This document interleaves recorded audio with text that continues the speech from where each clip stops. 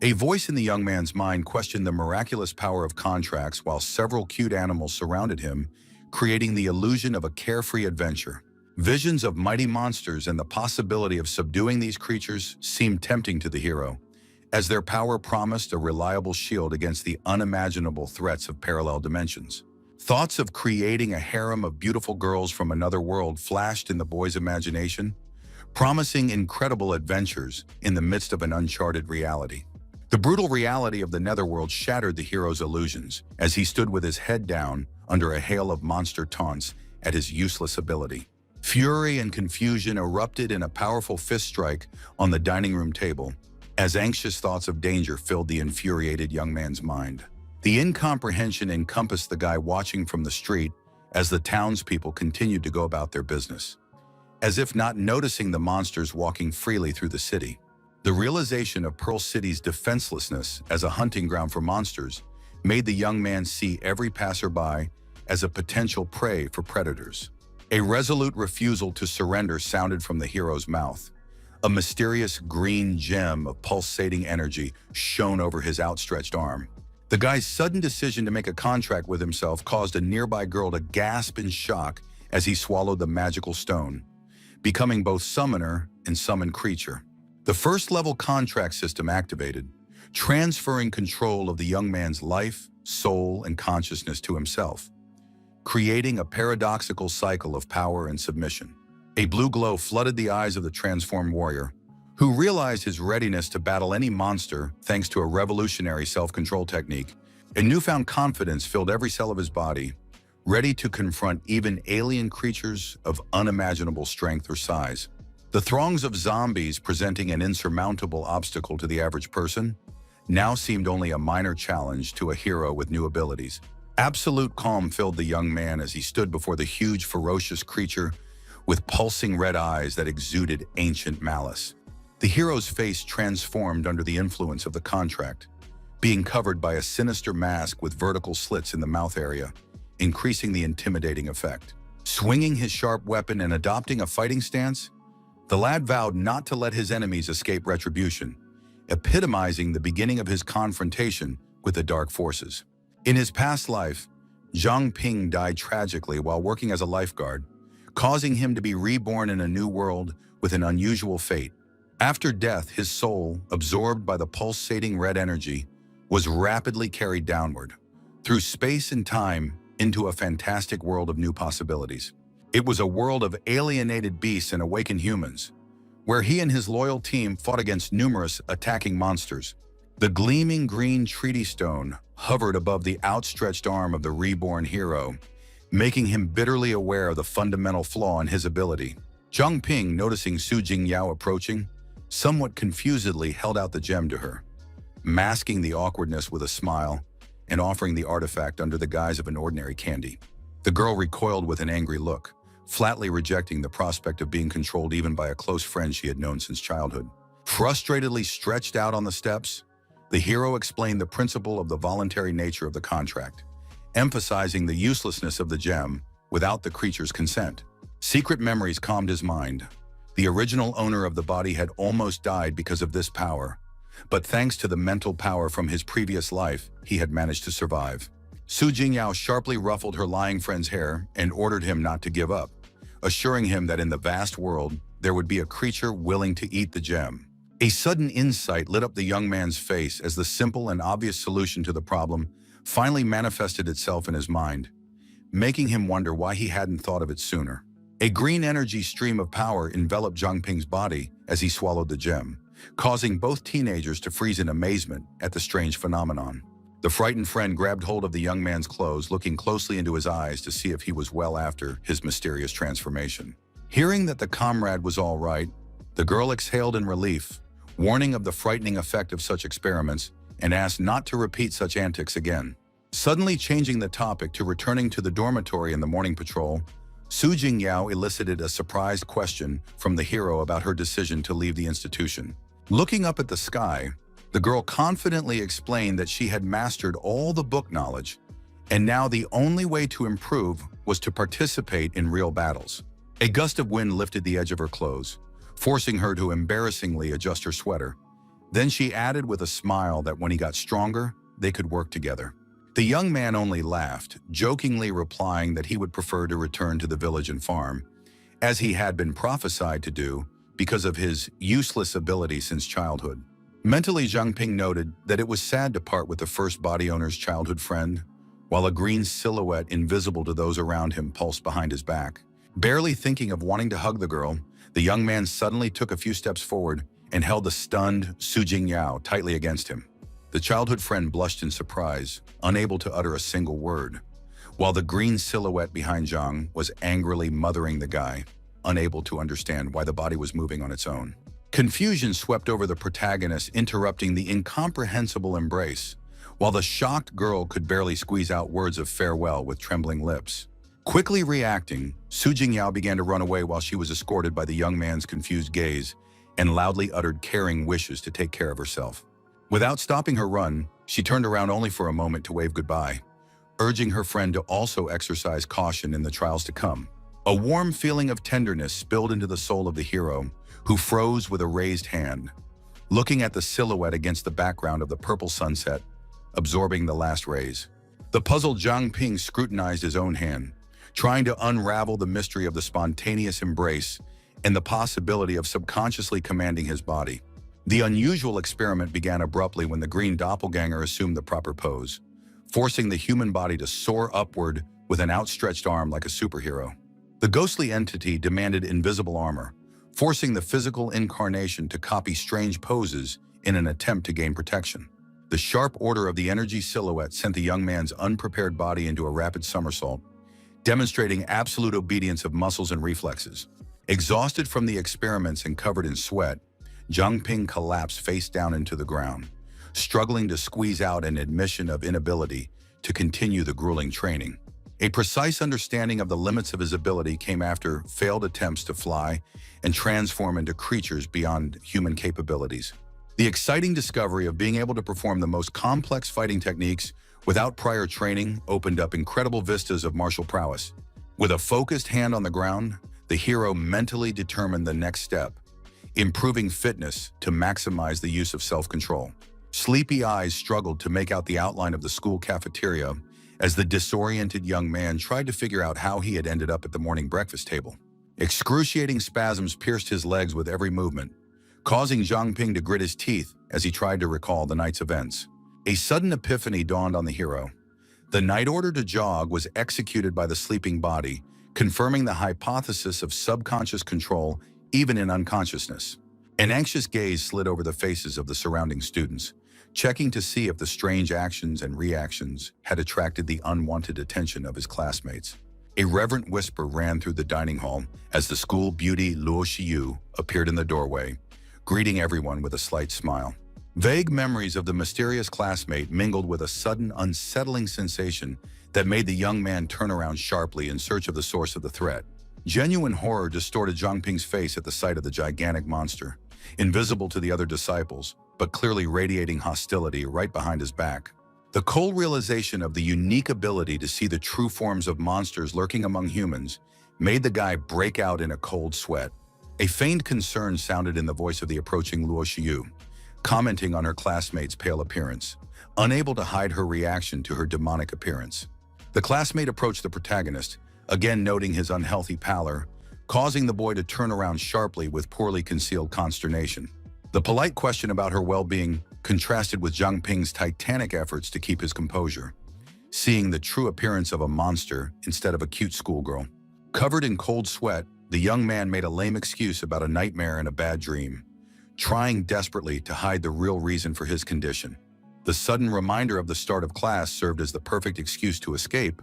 The boy jumped up from his seat and rushed towards the exit with a strained smile. The demonic essence of the classmate closely followed the departing figure, sensing the sharp scent of fear emanating from the hurriedly departing young man. Thoughts of the alienated beast's presence in the school swarmed in the hero's mind, advancing down the hallway with a growing sense of the surrealness of what was happening. An instinctive urge to report the danger to the teacher caused Zhang Ping to open the door of the nearest office, unaware of what awaited behind it. A nightmarish scene opened before the young man's eyes. A huge monster was devouring a female student lying on the floor, in an unnatural pose with a frozen scream. An uncontrollable shriek escaped from the guy's throat as he rushed away and collapsed on the nearest bench, continuing to make sounds of pure terror.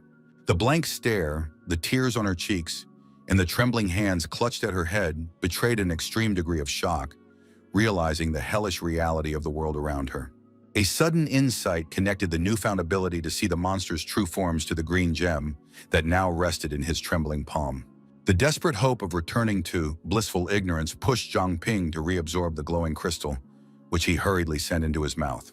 The green glow enveloped the young man's figure in an expanding cocoon of energy, frightening even the hero himself with the unexpected intensity of the crystal's reaction. A startled exclamation burst from the boy's chest at the sight of a red blur forming at his feet, accompanied by a system alert. The successful completion of the identification process coincided with the appearance of a new message, while in the distance another monster was finding and tormenting the next innocent victim. Astonishment reflected on the protagonist's face as he realized the awakening of an incredible identification ability, causing him to jump up and freeze in suspense. The confirmation of the new power was visualized by a grid of digital cubes that covered the young man's arm and showed detailed characteristics of his being. Many questions about the nature of the gem, its levels, and its connection to the suddenly manifested ability swarmed in the mind of the guy analyzing the changes that had occurred. A logical chain lined up in the mind of a student absent-mindedly twiddling his pen in class, a contract with himself, immunity to outside control, the ability to see reality. The shocking realization of the nature of the school monsters as high-level celestial foxes came with the realization of the illusion masking the revelers from ordinary humans. A glimmer of hope appeared at the thought of Su Jingyao's abilities, possibly of the spiritual type, and able to help solve the nightmare puzzle. Sunset rays colored the streets of the city, along which the young man walked leisurely, observing ordinary people, immersed in everyday concerns and conversations. Mental surprise at the number of monsters outside the school accompanied the hero, warily studying each one he encountered for their true identity. Instinctive caution was replaced by close attention to a pair of lovers, where the girl was sweetly clinging to the arm of the guy, completely unaware of the danger. The outwardly beautiful scene concealed a dark truth that only Zhang Ping could see. Beneath the mask of the beautiful girl was a monster waiting to happen. The patrol headquarters building finally appeared before the eyes of the determined young man, causing him to raise his head and appreciate the scale of the stone structure. A friendly staff member greeted the visitor at the front desk, inquiring about the purpose of the visit with the professional courtesy of a city guard. A resolute inquiry about Su Jingyao's whereabouts escaped Zhang Ping's lips as he mentioned her arrival today as a new member of the patrol. The employee's welcoming smile contrasted with her true appearance, which was revealed before the guest's eyes, a hideous monster in human skin. The shocking realization of foxes infiltrating even an elite patrol made the young man freeze on the couch, perplexed at the failure of seasoned fighters to recognize illusions. A familiar voice suddenly interrupted the gloomy musings, causing the hero to look up at the approaching figures led by Su Jingyao. Rising from the couch and scratching the back of his head awkwardly, the guy began to tell a made-up story about worrying about his girlfriend's adaptation to a new team. In response, the enthusiastic girl proudly pointed to the three men behind her, representing the caring teammates of her new combat unit. Fake joy was evident in Zhang Ping's voice as his childhood friend enthusiastically shared her desire to become stronger to avenge her dead parents. The offer to join the patrol brought a blush to the girl's cheeks, but met with a polite refusal from her comrade, citing farming's preference for combat service. The young man's swift retreat was accompanied by a careless gesture of farewell, leaving her friend frozen confused among her new comrades. The unperturbed gait of the retreating Zhang Ping barely concealed his inner terror at the presence of the many monsters drilling his back with scarlet eyes. Mental indignation bubbled in the hero's mind. Pearl City's main defense unit had vanished without a trace, perhaps victimized by devious creatures. His head lowered and tense veins ballooned on his clenched fist, realizing that even his newly arrived friend had already fallen into the claws of the mysterious monsters. The sharp and piercing gaze cast at the ordinary passers-by reflected a horrifying epiphany. The heavenly foxes had turned the entire city into their livestock farm. Zhang Ping's analytical mind systematized the identification data, Most of the creatures were of medium or high rank, ranging from the 10th to 29th level. An elite patrol with numerous high-level awakened ones should theoretically have presented an insurmountable obstacle to such creatures. An intuitive premonition told the young man that the monster that had destroyed Luo Xia possessed an identity-blocking king level of strength. A logical chain was building up in the hero's mind. The cunning foxes had reached high levels, consistently eliminating ordinary alienated beasts. The outstanding intelligence of the celestial creatures allowed them to perfectly camouflage among humans, creating the illusion of harmonious coexistence. Selective monster hunting focused on influential or socially prominent individuals who held a prominent position in society. The rest of the townspeople represented only a backup food supply, which was vividly confirmed by the picture of the 3 bound captives led by the monster. The internal conflict was tearing Zhang Ping's soul. A direct confrontation with the foxes meant certain death, but ignoring the deaths of innocents was becoming unbearable. A week later, the sleepy young man sat on his bed, realizing a surprising pattern. Physical improvement greatly reduced the necessary rest time. Intensive daily training brought tangible results. The level of physical fitness of the main character rose to the second step. The daily creation and absorption of gems did not bring the expected new abilities. All artifacts remained colorless after awakening identification. The evening ritual of creating another stone suddenly surprised with the appearance of a rich purple color, causing a wave of hope in the experimenter. Wrinkling at the unappetizing appearance of the crystal, the hero still resolutely sent it into his mouth, hoping for a positive effect of the long-awaited change. A strange glow illuminated the belly of the young man sitting on the bed, causing mixed feelings of anxiety and anticipation of an unknown transformation. An information panel appeared in front of Zhang Ping's gaze, reporting the awakening of the Night Scout talent and the improvement of the Pack Gem. Excitement swept over the guy, realizing the potential connection between leveling up and discovering new talents with each stage of development. An impatient desire to test his newfound ability made the hero leap to his feet, activating the Nightwalker's violet glow effect. The enhanced night vision was amazing in its clarity and detail, surpassing even daytime perception as the young man continued his training run. An unexpected find caught the runner's attention. A mysterious ring glistened in the grass of the stadium, as if waiting for its new owner. Stopping and picking up the mysterious object, Zhang Ping curiously scrutinized the perfectly smooth surface of the strangely heavy jewelry. Numerous attempts at identification finally succeeded, revealing the name and properties of the artifact, a killer ring with a subliminal ignoring effect. While researching information about the unique item, the hero suddenly received a system alert to replay, as if the ring held key memories. This allowed him to unwittingly witness the confrontation between the two creatures, instantly recognizing one of the silhouettes, a heavenly fox in the guise of Luo Xiu. His gaze focused on the second participant in the bout, whose pinky finger was adorned with the identical ring he had just found in the stadium. Confusion was reflected on the hero's face, trying to understand how a man could consider an outwardly ordinary girl as his enemy without seeing her demonic essence. An incredible insight struck Zhang Ping's mind. The mysterious owner of the ring, like himself, had seen the true nature of the monsters. A shocking realization flashed through the guy's mind. There was at least one other fighter in Pearl City secretly fighting the monstrous invaders. The approaching cry of a celestial fox broke the silence of the night, causing the hero to reprimand and instinctively run for some cover. The bewildered creature dropped to the grass and found the ring missing from where it had been lying a moment ago, raising suspicions of the presence of an unseen guest. Vain attempts to discover traces of the unknown observer led the fox to assume that the one possessed a medium or higher level of awakening. The decision to notify His Highness caused the monster to rush away, while a puzzled Zhang Ping watched everything from behind the stadium building. Doubts about the coincidence of finding the ring prompted the hero to keep the artifact, realizing that returning the item would only arouse further suspicion. The pre-dawn hour found the young man pondering at the table how perfectly his invisibility was provided by the combination of the Nightwalker and the assassin's ring. The blue energy that suddenly materialized in the room startled the boy, making him jump up from his seat and look around, interrupting his thoughts on the connection between strength and quality of equipment. A ghostly female silhouette emerged from the mysterious glow, clinging to the frightened young man and desperately whispering a single word: "Hide." The urgent warning of the approaching foxes had barely had time to sound when the first monsters had already entered the dormitory, heading for the right room.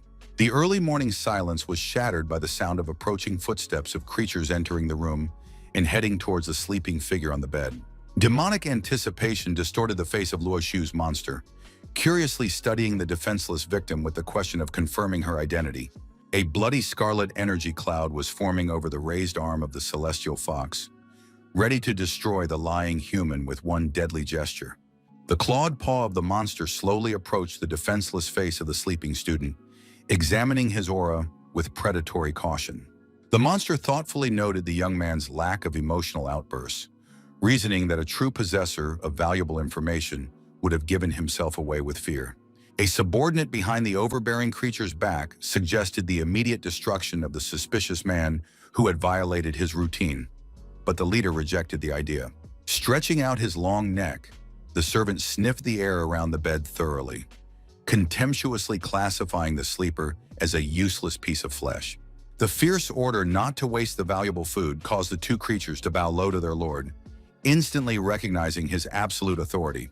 Sweaty palms, eyes wide open in terror, and a body frozen in a daze betrayed the extreme fear of the awakened young man. The abrupt jerk of his body upright was accompanied by a noisy exhalation of relief, the hero realizing the connection between his daily running and the interest of the monsters.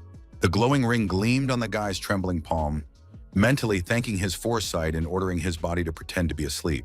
The vague memory of Su Jingyao's voice and the strange silhouette that warned of danger made the hero think about the possibility of an illusion. The sentimental determination to take revenge and the need to maintain a normal lifestyle solidified in Pin's mind as he scrutinized the magical artifact. Exciting rumors of a famous killer's decapitated body near the school spread among the female students in the cafeteria, attracting the attention of the listening hero. Details about the identity of the victim, the infamous Black Death that terrorized Pearl City, made the boy unwittingly link the event to the man in white. A cold analysis of the situation pointed to the demonstrative execution arranged by the powerful Luo Shiyu, a clear warning to all those who dared to challenge the foxes. A strategic decision to find a weapon for self-defense formed in the student's mind as he headed towards the exit of the dining hall, leaving behind excited voices. The afternoon bell let the streams of students loose, each rushing off to do their own thing, including the determined protagonist. The discovery of the monster in the guise of a blacksmith led the young man to make a disturbing discovery about the total control of the foxes over the city's weapons workshops. The alert of improved identification ability after 100 recognizations abruptly appeared in front of the young man's eyes, opening up new possibilities of analyzing opponents. The masked monster Smith invited the young man to enter the shop, unaware of his ability to see through his illusory appearance. The polite refusal was followed by a quick retreat by the hero, who realized the need to find a store that wasn't under the influence of predatory creatures. Delighted shouts of the superiority of the goods came from the nearby Spirit of Iron Forge, where a customer scrutinized a gleaming blade. The buyer waved the gleaming sword vigorously, checking the balance of the blade, and with a businesslike smile offered to make a favorable deal. The wily old salesman rose slowly from his chair, and exhaling a thick cloud of smoke directly into the customer's face, pretended to ask about his supposedly waiting daughter at home. Losing the last vestiges of patience, the enraged customer thundered his fist on the table and, almost touching the old man's face with his nose, shouted about his supposed deafness.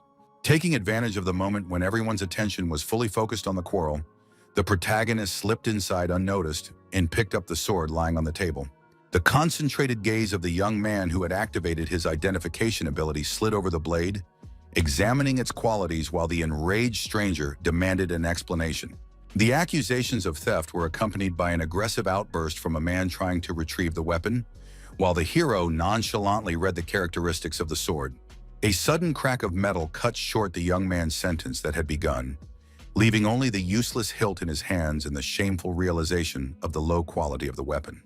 The buyer's growing rage transformed into visible electrical discharges, coursing through his body and causing his clothes to rattle at the seams. Straightening up to his full height, the man arrogantly threw out the question, "Do you know who I am?"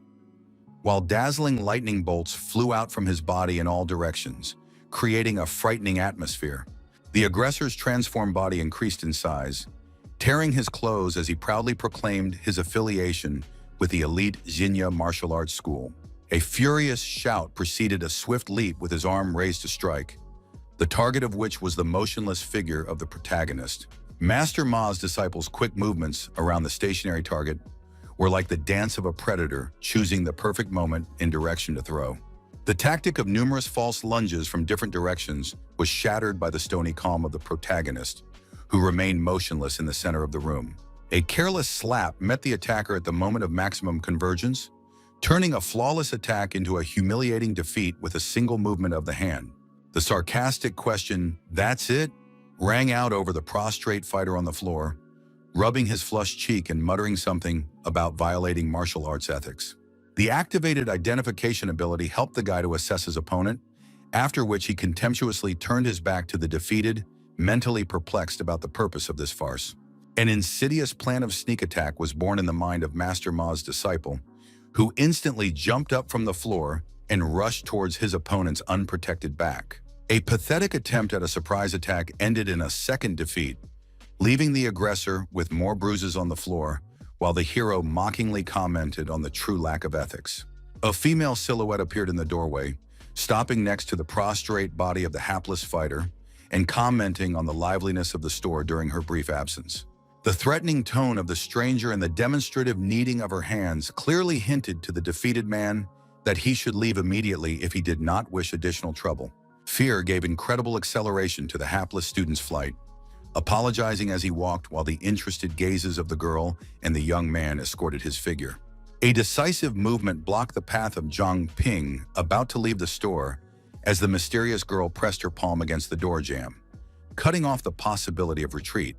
The suggestion to talk sounded like an order from the stranger's lips, gazing intently into the eyes of the puzzled and wary protagonist. The realization of the lack of escape routes brought a panicked question to the cornered young man, looking around confusedly for escape. The mysterious stranger came unacceptably close, pressing the boy into the wall with a tale of the plight of a lonely woman and her missing cousin. A sudden grasp of the young man's neck brought his face to the level of her breasts, while sweet speeches about a blacksmith's job with lodging and a paycheck sounded over the top of his head. A confused but calculating Zhang Ping evaluated the benefits of mastering the blacksmithing skill, noting the lack of threat from celestial foxes in this workshop. A sudden burst of self-confidence snapped the lad out of the embarrassing embrace with a resounding declaration of the impending title of King of the Blacksmiths, puzzling his interlocutor. The ringing laughter and compliment was suddenly replaced by a crushing slap that threw the aspiring blacksmith back into a small pool of his own blood. A painful realization of the real ordeal came to the young man lying on the floor, contemplating his laughing employer through a reddish veil of pain. The inexorable flow of days turned into an endless series of hammer blows in the blacksmith from dawn to dusk, tempering not only the metal, but also the character of the hero. Rivers of sweat covered the young man's naked torso, muscles aching from the incessant work, as the girl's encouraging shouts drove the tired student on. The enthusiastic praise accompanied the exclusive dough forging technique, which requires thorough mixing of all ingredients like bread kneading. Qiucheng adopted a provocatively seductive pose before leaving to go to the warehouse for the molds, diverting the work-weary student's attention away from the important instructions. The parting reminder to keep the fire going caused Zhang Ping to turn around to the bucket standing next to him, unaware of the impending disaster. A fateful uncertainty arose between two identical buckets, one with red snake scales, the other with the usual charcoal for a waning flame. An impulsive decision to save time led to a fatal mistake. The contents of both buckets flew into the fire at the same time, triggering an unforeseen reaction. The red-hot item plunged into the flames, enriched by the mysterious mixture from both containers, not boding well for the inexperienced craftsman. A deafening blast of yellow light instantly filled the forge, giving the impression of the epicenter of a small apocalypse inside the humble workshop. A unique sensation of his own death pierced the consciousness of the protagonist, frozen in the epicenter of a supernatural energy storm. A surreal picture unfolded on the young man's exposed chest. A fiery hole with scarlet edges opened like the mouth of a ravenous monster. The unbearable pain wrenched a desperate cry from Zhang Ping's chest, whose hand instinctively tried to cover the throbbing energy wound. The supernatural phenomenon ended as suddenly as it began. The monster was saturated with dark energy. The flames vanished, leaving the young man in a smoky room. The stunned fellow continued to press his hand against the unbearably hot area of his heart, trying to comprehend the inexplicable occurrence in the silence of the smoking forge. Feeling the area where the wound should have been, Zhang Ping activated an evaluation ability, discovering the increase in height and the interconnection between talents. The discovery of the unique prospect of unlimited development amazed the young man, who realized the rare ability to awaken multiple talents, unlike ordinary people. The guy's pragmatic mind tried to connect the morning absorption of a level 3 gem with the evening activation of abilities, searching for hidden conditions of the process. The sudden appearance of the returning mistress of the workshop made the young man turn around abruptly, interrupting his analytical train of thought about his altered status. Qiu Chang's anxious cry about the explosiveness of the red snake scales was replaced by excitement about the condition of the disciple whose hand she grabbed in genuine concern. The awkwardness of the situation led the guy to refer to long history instead of explaining the supernatural consuming of fire by a mystical creature. The unexpected change of topic to perfectly mixed materials avoided uncomfortable questions by directing the boss's attention to the young man's accomplishments. Recognition of the lad's hidden talent came through in the words of the girl who mentioned sufficient qualifications to join the 3 major organizations. An intrigued Zhang inquired about the name of the mysterious third organization, while his mentor demonstrated her skill with a huge hammer. A series of powerful blows turned the red-hot metal into a sleek blade as the story of the mysterious group existing in Pearl City continued. The unexpected offer to accept the gift of the newly created dagger took Zhang Ping by surprise, awakening mixed feelings of gratitude and embarrassment. A cautious remark about the likely high cost of the weapon flashed in the young man's eyes as he scrutinized the perfect lines of the masterfully forged weapon. The staggering sum of 100,000 made Zhang Ping's face contort with shock, and the realization of 3 years' salary paralyzed his thinking. The rapturous realization of the size of a month's wages burst out in an involuntary exclamation, eliciting a good-natured laugh from the mentor who announced the weapon as a reward. The sudden mention of going back to school accompanied Qiu Chang's gathering, leaving her apprentice to look after the workshop and the confused old master. Strategic thoughts of an undetected forge and increased patrols with the Nightwalker filled the hero's head as he followed the girl's figure with a glance. The gloomy night street contrasted with a cheerful girl on a swinging carefree in the darkness of a deserted park. Zhang Ping's sharp gaze unmistakably recognized the child as a third-level celestial fox equal to his own rank. Taking cover behind a tree, the boy clutched the purple glowing dagger tightly, pondering the possibility of defeating the monster and attracting the attention of the authorities. The sudden sensation of someone else's presence behind him and the cold that bound the hunter's hand with ice crystals interrupted his thoughts about the possible reward for the fox's body. The accusation of intent to kill a child and the death threat rang out behind the back of a young man paralyzed with fear, trapped by an unseen adversary. A mental assessment of the situation confirmed the worst fears. The opponent was superior, blocking the Nightwalker's talent in Assassin's Ring with a single touch. The mysterious appointment of a meeting on the orphanage's practice field, whispered directly into his ear, left the hero numb with mixed feelings of fear and curiosity. The vanishing blue energy and ice shattering into pieces accompanied Zhang Ping's relieved realization. The mysterious woman was not in cahoots with the heavenly foxes. Memories of his orphaned childhood and kung fu training in an abandoned park flashed through the young man's mind as he froze in front of the familiar massive gate. The unsettling feeling of surveillance increased with each step, pushing the hero to move deeper into the forest thicket, where he was deliberately lured by the mysterious woman. The monstrous figure that suddenly appeared activated his self-preservation instincts, causing Zhang to immediately use his identification ability. A blood-cold realization flashed through his mind. The creature's poisonous tail was twice his level, as evidenced by magical analysis. The cautious movements of the beast offered a chance for a slow retreat, but the hero's inner voice demanded decisive action against instinct. Thoughts of defenseless orphans playing in the park tomorrow overshadowed the fear of an inferior alienated beast with a glowing scorpion tail. The confidence of victory thanks to the equipment from Qiu Chang filled Zhang Ping with determination, guiding his dagger towards the approaching threat. Memories of fantasy novels with invincible heroes mingled with reality as the young man mentally ordered his body into battle. The unexpected leap of the creature, curled up in a ball above his head, took even a fighter trained by internal orders by surprise. Instinctively displaying his dagger in front of him, the hero activated his full defense, meeting the monster twisted into a deadly clump by the weapon's blade. The creature's sturdy armor resisted even the legendary blade of Beauty's tears, forcing the exhausted muscles to seek an unconventional solution.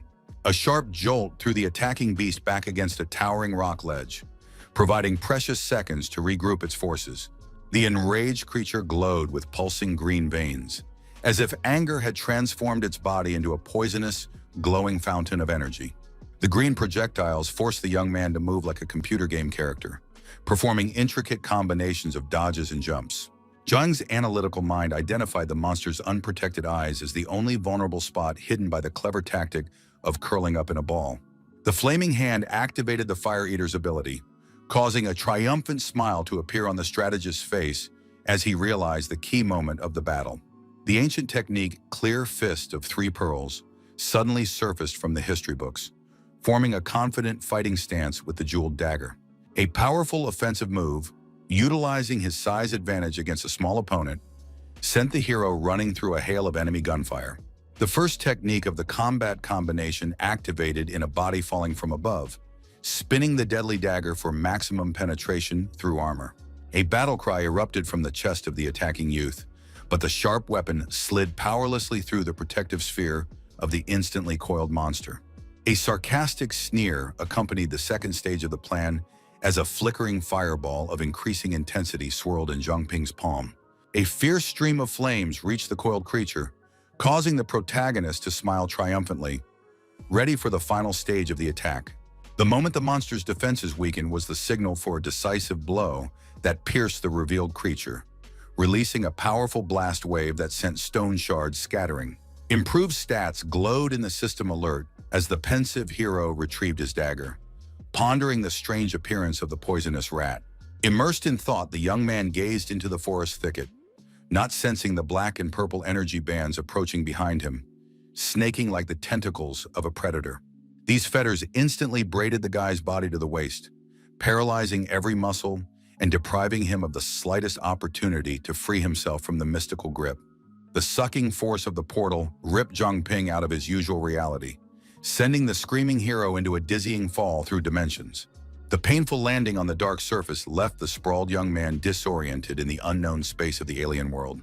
A cold female voice counted down the 5-minute limit as the blue energy lifted the terrified boy into the air with a strong grip.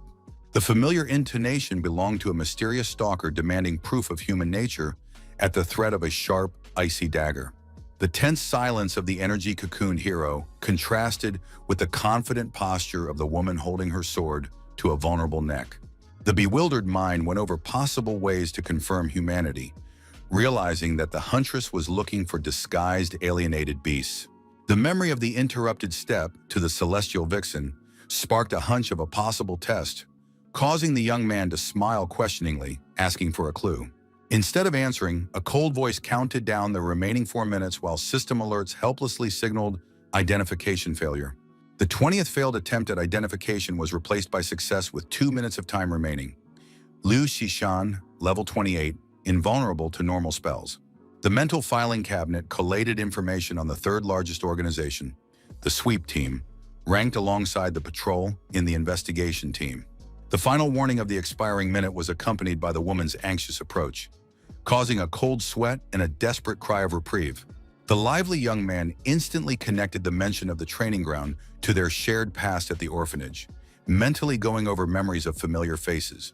The woman continued to hold the tip of her sword at the guy's throat as she methodically listed the names of the female students with the surname Liu, suggesting a name change.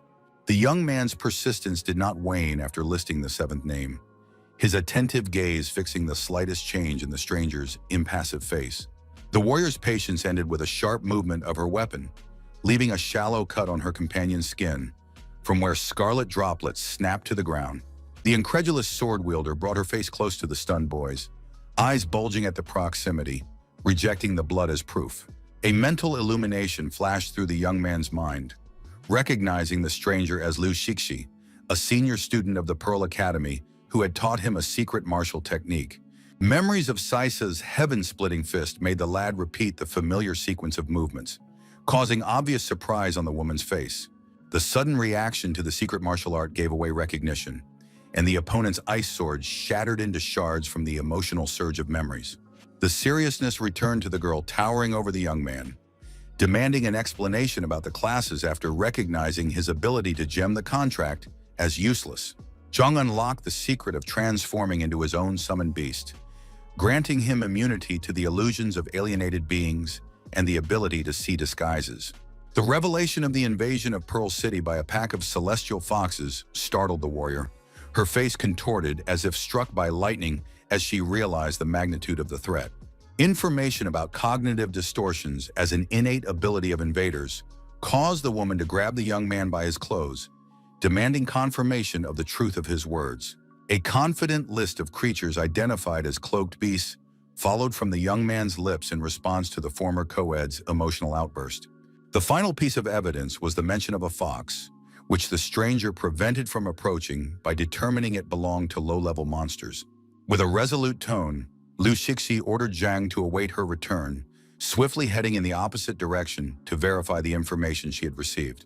The appeal through the pink stone to Jinbo was accompanied by a disturbing question about the validity of the information received from the strange kid with unique eyesight. The interlocutor confirmed that there were no similar creatures previously identified, recognizing the consistency of Zhang's described abilities with known data. Additionally, a secret operation to capture the closest suspects to verify information promising a soon-to-be-solved mystery was sounded. A deafening explosion suddenly interrupted the conversation, forcing everyone to turn around sharply in the direction of the bright flash that shattered the calm atmosphere of the evening. The tense team froze in anxious anticipation as they watched their fighters approach, running from the epicenter of destruction with an expression of horror on their faces. Continuing to flee, the warrior reported a frantic attack by the owner of a diner outside of town, behavior confirming a supernatural origin. Running closer to the captain, the woman abruptly changed her trajectory, rushing with her arm raised for a punch directly at the unperturbed Jinbo, who stood in the center of the group.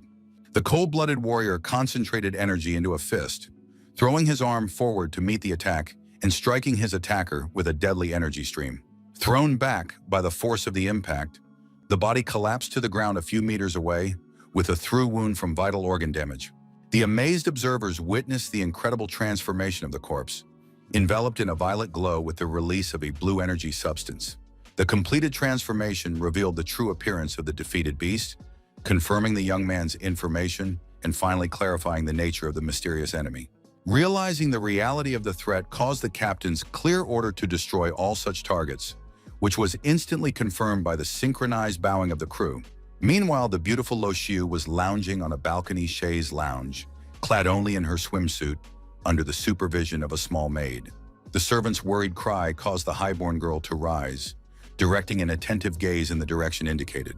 Her graceful body soared into the air from the balcony in one swift motion, her swimsuit flashing brightly against the evening sky as she leapt. The stream of disturbing news of destroyed kin caused a wave of irritation and misunderstanding as a purple glow appeared around her graceful silhouette. A furious cry of "Who the hell is that?" shook the air as a giant fox materialized behind the furious Luo Xiu's back, exposing the true nature of the school beauty. Lo returned to the shadowed space to the patiently waiting Pin, expressing residual doubts about the veracity of his sudden ability to see through illusions.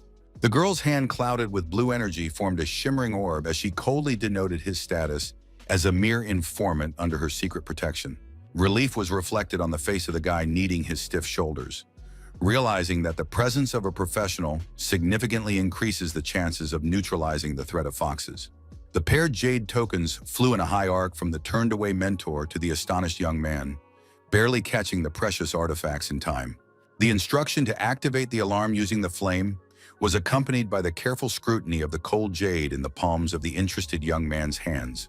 An insistent concern sounded in the voice of the girl standing behind him as the boy contemplated the flaming stone, burning his trembling fingers in amazement. A difficult financial situation clouded Zhang Ping's dreams of mastering martial arts, forcing him to awkwardly admit his inability to pay for training. Sister Cisa's generous offer to apply for funding lit up the hero's face with a happy smile. It was only a matter of choosing the right school. Zhang Ping's analytical mind noted the decline in the fox population thanks to the sweep group that his old acquaintance belonged to. The generous gift of 10,000 pearl coins was warming the young man's soul when his attention was caught by the call of an unfamiliar girl advertising the Beastmaster's fist. Decisively approaching her, the guy asked for an information booklet, causing sincere joy on the face of the representative bored by the indifference of others. The attentive eye glided over the lines of the booklet, appreciating the variety of techniques and the corresponding prices, raising doubts about their affordability. The girl's enthusiastic speech extolled the virtues of the Fist Beastmaster School, emphasizing the optimal combination of cost and quality of the glorified technique. The dejection of the high prices was reflected on the face of the potential apprentice, forcing the advertising agent to come close with an offer to show a few techniques. The girl talked about the three stances of the legendary Beastmaster's fist: the majestic stance of the Monkey King, the intimidating stance of the giant crocodile, and the deadly form of the Phoenix Claw. As he carefully studied the movements, the hero mentally noted the superiority of the Beastmaster fist over the Ming fist in both footwork and the power of the fighting stances. The girl's graceful movements showed countless variations of the Monkey King stance, devoid of a strict pattern as she easily moved on to the next position. Zhang realized the lack of skill of the demonstrator to reveal the true power of the ancient martial art when the clumsy movement ended in a loud fall. A gruff voice disrupted the training session with a question about permission to distribute flyers right there, while the protagonist helped a fallen acquaintance up. The embarrassed girl admitted her ignorance of the local rules with an apologetic smile, rubbing the bruised back of her head.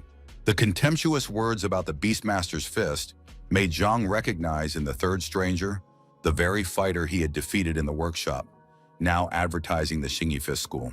A thirst for revenge blazed in the eyes of the stranger from the workshop, humiliatingly defeated with a few light blows as he recognized the offender among the newcomers. The anticipation of reprisal resounded in the stranger's voice, urging his comrades, nicknamed Bear, to join in the coming carnage.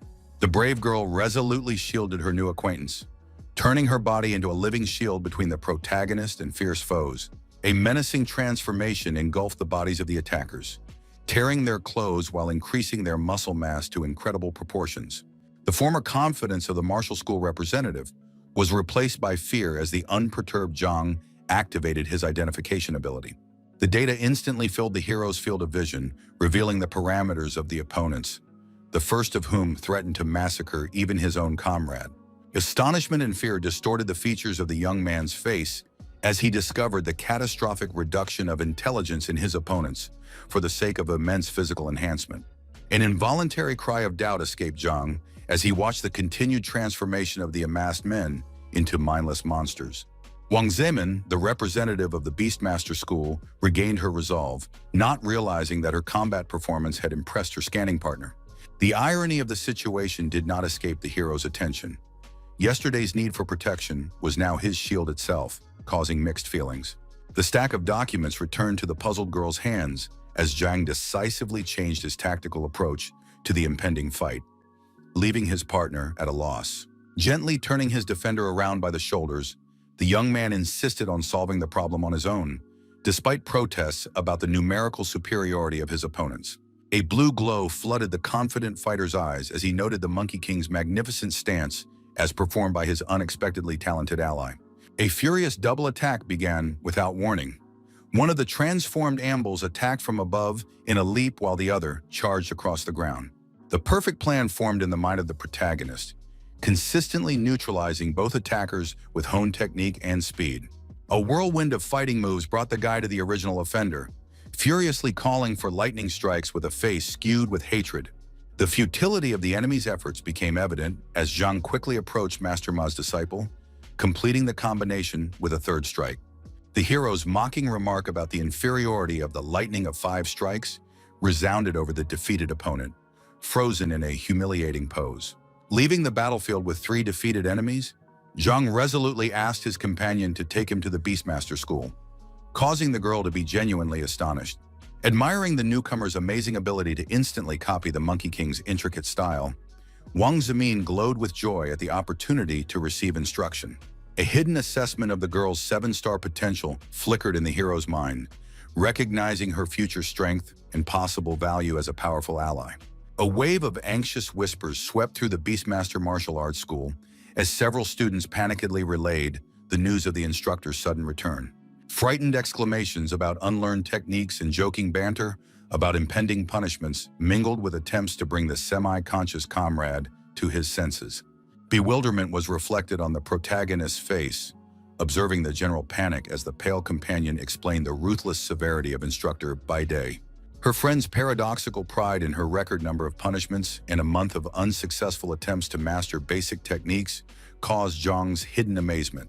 The sharp sound of the door swinging open instantly lined up the students, and the girl's face contorted with fear of her inevitable meeting with her mentor. The instructor's keen eye instantly detected irregularities in the stance, and the stern order for 50 laps of punishment was sounded before he stepped over the threshold. Pina's activated identification instantly evaluated the combat parameters of the incoming master, matching them with Sisa's strength level. Baidi's unexpectedly polite question about yesterday's incident at Qingyi High School was met with Zhang's careless reply, instantly changing the atmosphere of the conversation. The instructor's terrifying transformation, as if he had grown several meters tall with blazing eyes, made the young man involuntarily recoil. An instinctive protective gesture of the hand was followed by an attempt to retreat, while a note of incomprehension of what was happening slipped through the confusion and consternation. The desperate attempt to cry out for justice through his rookie status only increased the anger of the formidable master, fanning the flames of conflict to a critical point. Blazing energy enveloped the fists of the enraged instructor, who rushed at the young man, accusing him of being suspiciously fast at mastering a complex technique. Unconcealed horror was reflected in Zhang's eyes as he realized the inevitability of the crushing blow when the flaming fist came within millimeters of his face. The dramatic turn took the hero by surprise. Instead of striking him, the mentor affectionately ruffled the stunned young man's hair, expressing unexpected approval. Baidi's raspy laughter and confession of Baidi's newfound faith in his disciple's sanity only added to the protagonist's confusion. The instructor's condescending criticism of Wang Zimin's inept demonstration of the Monkey King's technique resounded in the face of her admiring gaze standing behind her. The promise of individualized adjustment elicited Zhang's sincere gratitude as he respectfully bowed to his mentor among the lined-up disciples.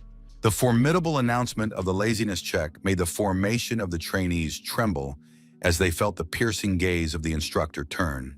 The harsh demands of the duel and cruel punishments were met with an understanding chuckle from the protagonist, who recognized the typical training method of the awakened. A light touch on his arm diverted the young man's attention, turning around to the confused Wang Zimin, clearly wanting to communicate something but unable to find the words. The embarrassed girl with flaming cheeks could barely manage her voice, begging for personal training after correcting the instructor avoiding further training. The hero's magnanimous agreement to train the petitioner in the spirit of iron caused a surge of joy on her face, revealing a secret fear of possible rejection. Studying the hidden parameters of the interlocutor, the young man discovered the true reason for the reluctance of the instructors. The girl's great diligence did not compensate for the catastrophic decline in learning ability. The days turned into a monotonous cycle of mistakes and apologies, while the patient Zhang forced Wang Zemin back to the basic fundamentals of the technique. Mentally assessing the effectiveness of his method of monkey-style separation, he watched as his ward collapsed to the hard floor with a clatter after a difficult element. A purple glow of energy was forming in the hero's fist. Practicing the Beastmaster's secret technique and noting significant progress over the past few days, the unexpectedly opened door and Chu Qiang's familiar voice instantly interrupted the young man's concentration, causing him to look anxiously towards the entrance. Leaving his apprentice to perfect the movements, the young man hurried towards the returning Sister Qiang, whose sudden appearance demanded immediate attention. The employer was anxiously pouring out her frustrations over a failed hunt, caused by a mysterious decline in the population of wild animals in the surrounding forests. A risky expedition into the northern wilds turned into a dangerous encounter with a pack of storm wolves with the deadly power of the natural elements. Worry for his sister's life was reflected in the young man's question, receiving a reassuring smile and a tale of salvation thanks to an improvised earthen shelter. The green gem sparkling on Chang's outstretched palm turned out to be a rare prey obtained through the successful diversion of wolves who were keen on hunting wild creatures. The identification ability instantly revealed the nature of the wind gem, confirming the young man's skill, causing the mentor to laugh approvingly. The tale of the simplicity of using the artifact, even as a child, was drowned out by the strange murmur of voices entering the boy's mind, heralding someone's doom. A radiant smile lit up Zhang's face as he realized the activation of a new talent through a gem of a pact, similar to what happened to the legendary Fire Eater. A chilling horror gripped the hero when he heard the celestial foxes discussing his presence in the store with Wang Zemin and the strange accusations. The monster's ruthless plan to eat human flesh confirmed the young man's worst fears. The store was under the watch of the celestial foxes. The cool jets of water washed over Lucisa's relaxed body, enjoying the rare moments of tranquility without having to rush anywhere. The peaceful atmosphere was instantly shattered when the warm jade suddenly glowed with an alarming radiance, heralding a deadly threat to Zhang Ping. The anxiety-ridden youth continued to burn the cold jade, sending a desperate signal to his protector, sensing the imminent approach of the foxes who had lost patience. The soft voice of Chu Chang, who crept up from behind, concerned about the strange behavior of the employee, did not disturb the hero's gloomy thoughts about the pointlessness of resistance. Instantly pulling on a mask of nonchalance, the boy smiled, suggesting that his sister visit Uncle Lu upstairs while he prepared dinner, stealthily making his way towards the exit. The employer's assent was accompanied by the mention of the wind gem, and her discerning eye picked up the assistant's poorly concealed excitement. Determination to save Wang Zemin and avoid danger to those close to him pulsed in the hero's mind as he waved his hand to the departing hostess. The practiced student's focused kick cut the air of the back of the forge as her gaze sought approval from the suddenly appearing teacher. Instead of the usual admonition, a sharp order came from the master's lips, his trembling hand grasping the wrist of the astonished girl, drawing her away from him. The silhouettes of two figures materialized abruptly in front of the fugitives, blocking the path to escape with a playfully friendly question about the direction of their strange walk. Incomprehension reflected on the student's face as she recognized her parents, while the teacher's determined gesture blocked her from danger she couldn't see. A bewildered Wang Zemin tried to peek out from behind the defender's back, assuring the safety of the situation, unaware of the true appearance of the loving parents. The hero's wary gaze scanned the demonic creature's property panel again, feverishly calculating the disappointing odds of a favorable outcome. The creature's human mass perfectly mimicked normal parents, wondering about the strange behavior and obvious fear of their daughter's companion. The young man's unreleased hand continued to serve as a shield while behind his back, a female student innocently introduced a friend from the martial arts school to her parents. The appearance of writhing dark streaks behind the fugitives signaled the arrival of long-awaited help. Dark space. The spatial vortex swirled around the astonished girl and the relieved young man as the enraged foxes leapt for the elusive prey. The growing power of the interdimensional tunnel pulled people out of reality, while the trembling Yemen was only soothed by the tight embrace in the guy's confident voice.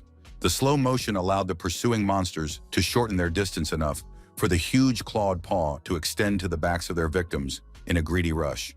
The instant reaction caused the hero to make a sharp U-turn, covering the girl's delicate body with his own and taking the impact of the demonic claws on his own flesh. The transfer ended with a hard landing on the black floor of the dimension, where the alarmed friend saw her mentor kneeling with a dagger. The pursuing foxes materialized in the same space, and while the girl continued to be perplexed by the strangeness of her parents, the boy's voice warned of their true nature. The monstrous creatures froze in surprise, their cold eyes narrowing at the realization of exposing the carefully crafted illusory disguise. The father's patience ran out instantly, his massive body soaring into the air in a swift leap at his exhausted foe. The creature's lightning-fast attack nearly missed its target. The hero managed to bring his blade out in time, realizing the critical difference in speed and strength against the higher class. The imaginary mother would sneak up on her confused daughter with deceptively gentle words, hiding a predatory desire to devour an innocent soul. The premonition of imminent disaster made the hero frantically search for a way out, seeing the mortal danger to Wang Zemin's incomprehensible situation. Exhaustion from the continuous blows of the second monster sapped the young man's strength, whose movements became increasingly slow in the face of the ruthless foe. Lucisa's familiar voice cut through the tense atmosphere, Her order to move away from the attack trajectory sounded like a long-awaited rescue bell. A powerful stream of icy bayonets erupted from the space behind the warrior, piercing the false mother's body and freeing the shocked girl from her death grip. A parallel attack of ice spears pierced through the second monster attacking the young man, completing the synchronized combination of saving intervention. Without wasting precious seconds on explanations, the defender prepared for the final blow, standing between the monsters and the rescued. The gleaming sword blades split the air in a series of deadly sweeps, scarlet splashes flying in all directions, completing the bloody symphony of retribution. The warrior's graceful landing was accompanied by the dissolution of her magical blade, while her quiet voice inquired about the state of her wards without turning around. Wang Zemin's hysterical scream tore through the silence of the space, her face contorted with grief, refusing to accept the reality of her parents' death. The young man's insistent explanations of demonic creatures disguised as kin were shattered by the girl's sobbing, denying the truth obvious to others. Wang Zemin's sudden fall on the guy interrupted the explanation about the powerful royal fox, amplifying the talents of low-level creatures to unfathomable illusion mastery. The realization of the unique ability to see through the disguise lit up the hero's mind as he resolutely approached the monster's motionless body and placed his hand on it. Touching the false parent's face dispelled the last vestiges of illusion, revealing the true face of the creature that had killed the girl's real family. The shocking transformation of the corpse before the student's eyes finally broke the barrier of denial, allowing her to realize the horrifying truth about the fate of her real parents. The gradual calming of the sobs was replaced by quiet bewilderment, the girl's confused gaze trying to assemble the shards of shattered reality into a new picture of the world. An anxious council of foxes discussed the deaths of 9 companions as the queen on the throne listened to proposals to wipe out the human population. The growing tension between the arguing subordinates was instantly broken by an imperious shout from the majestic lady demanding immediate silence. Cold logic sounded in the words of the lordess, who called the total annihilation of people senseless and suggested a methodical hunt for lurking enemies. The bowed courtier dared to suggest a strategy of inviting other races to create chaos, under the cover of which the strongest defenders of the city could be eliminated. The certainty of the enemy's presence in Pearl City was echoed in the counselor's words, mentioning 3 organizations and his suspicions of the fugitive lord's connection to one of them. Support for the idea of luring alien races echoed among the subjects present, eager for variety in a monotonous existence. The majestic figure slowly descended the steps from his throne, pondering the merits of the proposal in the context of the real king's ongoing dream. A deadly threat sounded from her lips, turning to the pale counselor with a warning of the consequences of any betrayal. The knee-jerk Wang Zemin hurriedly assured his lordess of his loyalty, blaming all the troubles on the incompetence of the former lord. A demonic red glow filled the eyes of the wily counselor, reasoning about the need for a strong government to prosper the slow-growing city. A devastated Wang Zemin sat on the cold ground of the dark dimension, her trembling fingers reaching for the pools of blood left by the destroyed monsters. The bloody marks on the girl's slender fingers caused another wave of sobs, her broken heart screaming the names of the parents she would never see again. Excruciating apologies for not understanding the situation burst out through sobs as Zhang Ping and Liu Shixi silently watched the grief they couldn't help.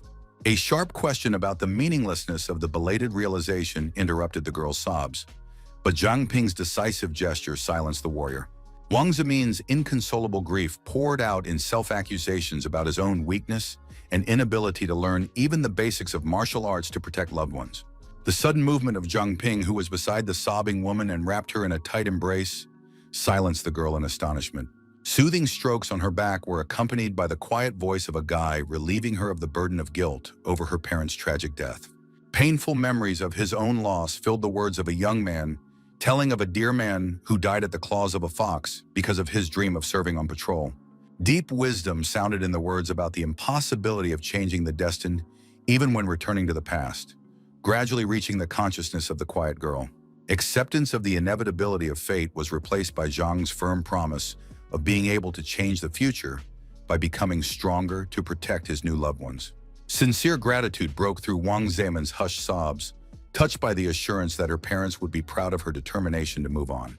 The vow to destroy all monsters in the city was cut short by a stream of blood gushing from the young man's mouth, causing both women to freeze in horror and surprise. Blurred silhouettes of two anxious female faces and desperate attempts to bring the wounded hero to his senses accompanied his struggle with his own weakened body. Finally, the picture gradually gained clarity in Zhang Ping's enlightening mind. The relieved voices of the girls smilingly welcoming him back. The instinctive attempt to rise from the bed was immediately stopped by Liu Shisa's strict order, fearing the possible opening of a deep wound on her back. Wang Zemin's decisive announcement of her intention to become stronger sounded unexpectedly loud, her slender fingers tightly gripping the hand of the still disoriented Zhang. The promise of joint retribution against the heavenly foxes was sealed with a gesture of two fingers from the girl and a sincere smile of support and faith from Pin. A practical suggestion to stay in a safe haven came from Liu Shisa, guaranteeing protection for Wang Zemin, who had lost her home and family. While the girls were talking, strange voices filled the hero's mind. Mentions of Huang Zemin and a suspiciously familiar timbre, reminiscent of schoolgirl Luo Xiu. The alarming warning of unusual activity by the Fox clan elicited an immediate reaction from the protector, who was surprised, demanding details of what she had heard. An explanation escaped Liu Sisa's lips about the treachery of the Vice Lord of Pearl City, who had allied with the demonic Fox King capable of amplifying illusions. The perfect moment to counterattack while the king was sleeping required Zhang Ping's special skills to detect cloaked creatures, which he immediately agreed to. Hungry Uncle Liu impatiently awaited the young man's return with groceries while his niece, Chu Qiang, comforted her relative with promises of a soon dinner. The mysterious manipulations were taking place at the base of the sweep team, where several girls were preparing to carry out the order to open the secret room and reveal the canopy. Mani and Chen Luowei's discreet comments about Sisa's powers of persuasion accompanied their movement towards the ancient mechanism's activation site. The abrupt appearance of the third member of the operation, with an offer of coffee before a long day's work, was met with a polite refusal by her already refreshed friends. Shujai's magic spell caused the room to instantly become covered in a thin layer of ice, marking the beginning of the mysterious ceremony. The solemn ritual of the three girls standing on the drawn circle awakened a dark energy formation, rising rapidly upwards. A majestic lighted canopy rose above Pearl City like a protective dome, ready to encompass the metropolis in its entirety for the upcoming operation. Secret information was slowly revealed to the protagonist, telling of a mysterious sweep team protecting his hometown from the foulness. The leader Mani, with the ability to create a dark space where Zhang Ping fell into, was leading the main three operatives of the secret organization. Xu Jai, with the gift of sunlight enrichment, and Chen Luowei, with the talent of shadow manipulation, completed the group's incredible arsenal.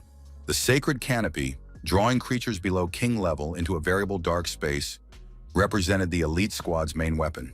Sissy took one look at the busy street and emphasized the fairness of the tactic of using their own methods of silent hunting and stealthy perception against the celestial foxes. The two cloaked monsters walked leisurely through the city, discussing the possibility of grabbing a few unsuspecting citizens. A cautious Minar cautioned his partner against hasty action, sensing the elusive danger lurking in the familiar cityscape.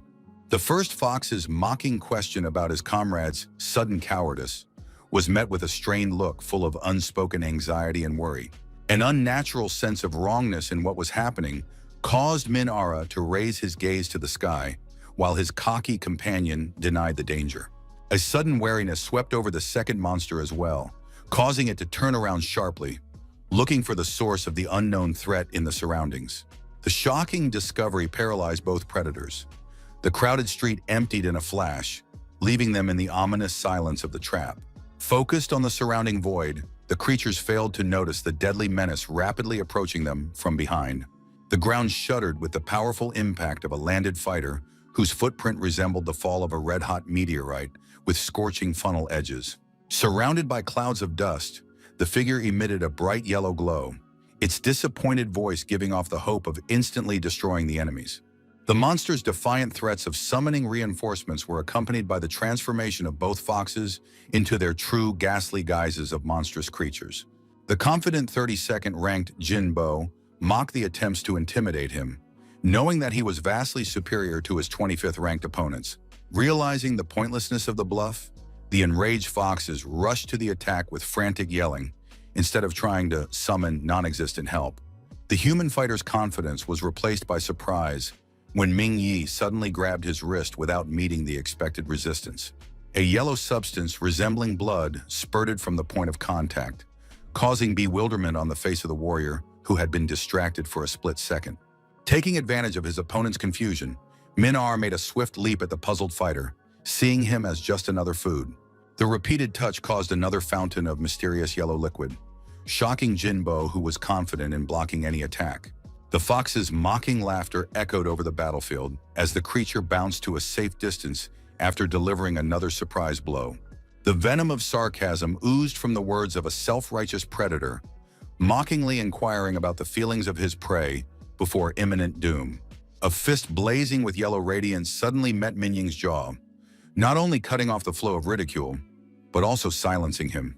A triumphant shout from the human fighter accompanied the powerful blow that sent the enemy into a long flight, eliciting a startled shriek from his partner.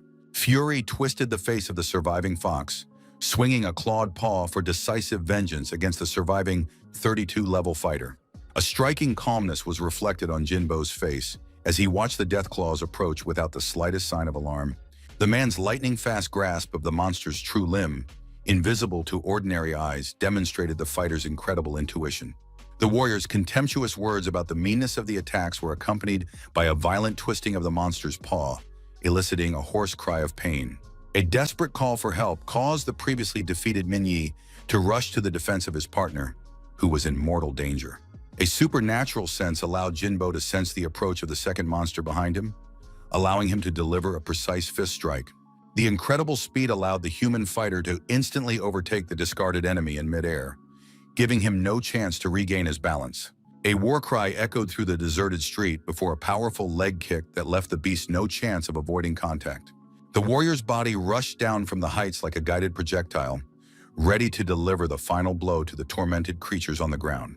Landing next to the defeated foxes, the fighter heard their frightened whispers of being instantly trapped in an invisible trap with no chance of escape. The exhaustion of patience was reflected on Jinbo's face as he brought his fist in for a final strike against the whispering monsters, preparing to unleash his full power.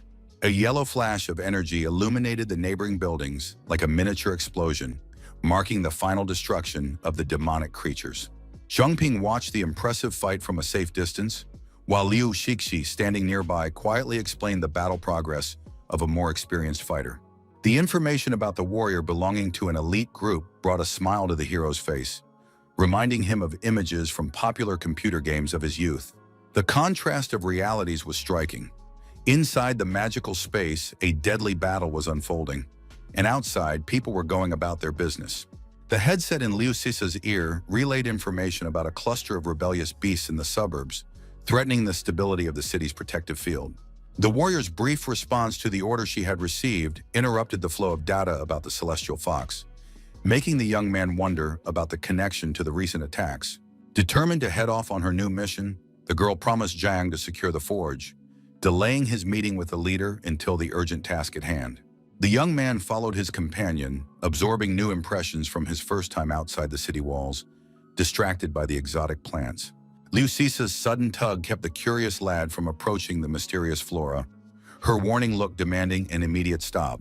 A deafening explosion caused the hero to turn around sharply, watching as a bright green ball of small size soared into the air from the strange plant. The air was filled with corrosive green spray as the balloon exploded like a firework, scattering dangerous hydrogen chloride acid in all directions. Sissa pointed to the ominous remnants of the green substance, explaining the seasonality of the ripening deadly fruit exploding at the slightest contact. An additional danger lurked in the alienated beast that fed on the hydrochloric acid grass, adapted to its destructive effects. The first potential adversary revealed itself in the form of a seemingly harmless rabbit munching on dangerous plants, while the companion went off to explore the riot. Activating the identification ability revealed the true nature of the little creature, a water slug rabbit superior to poisonous rats. The decision to be proactive caused the young man to throw his dagger at the unsuspecting animal, trying to end the fight before it began. The beast's lightning-fast reaction saved it from premature death, the weapon slamming into the ground behind the rabbit, fleeing in panic.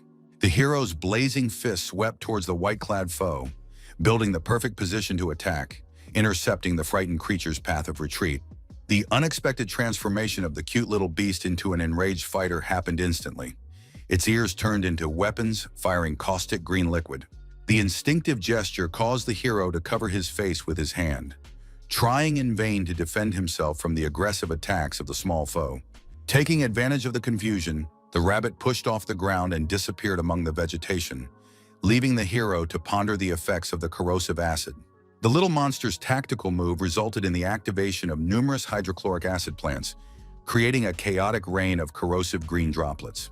The hero's decisive movement towards the thrown dagger preceded the actual chase, while the brain analyzed the enemy's revealed characteristics of keen sniff and reflexes. The third key aspect is to first spray an acid barrier against approach, then lure in the exploding fruit for maximum damage.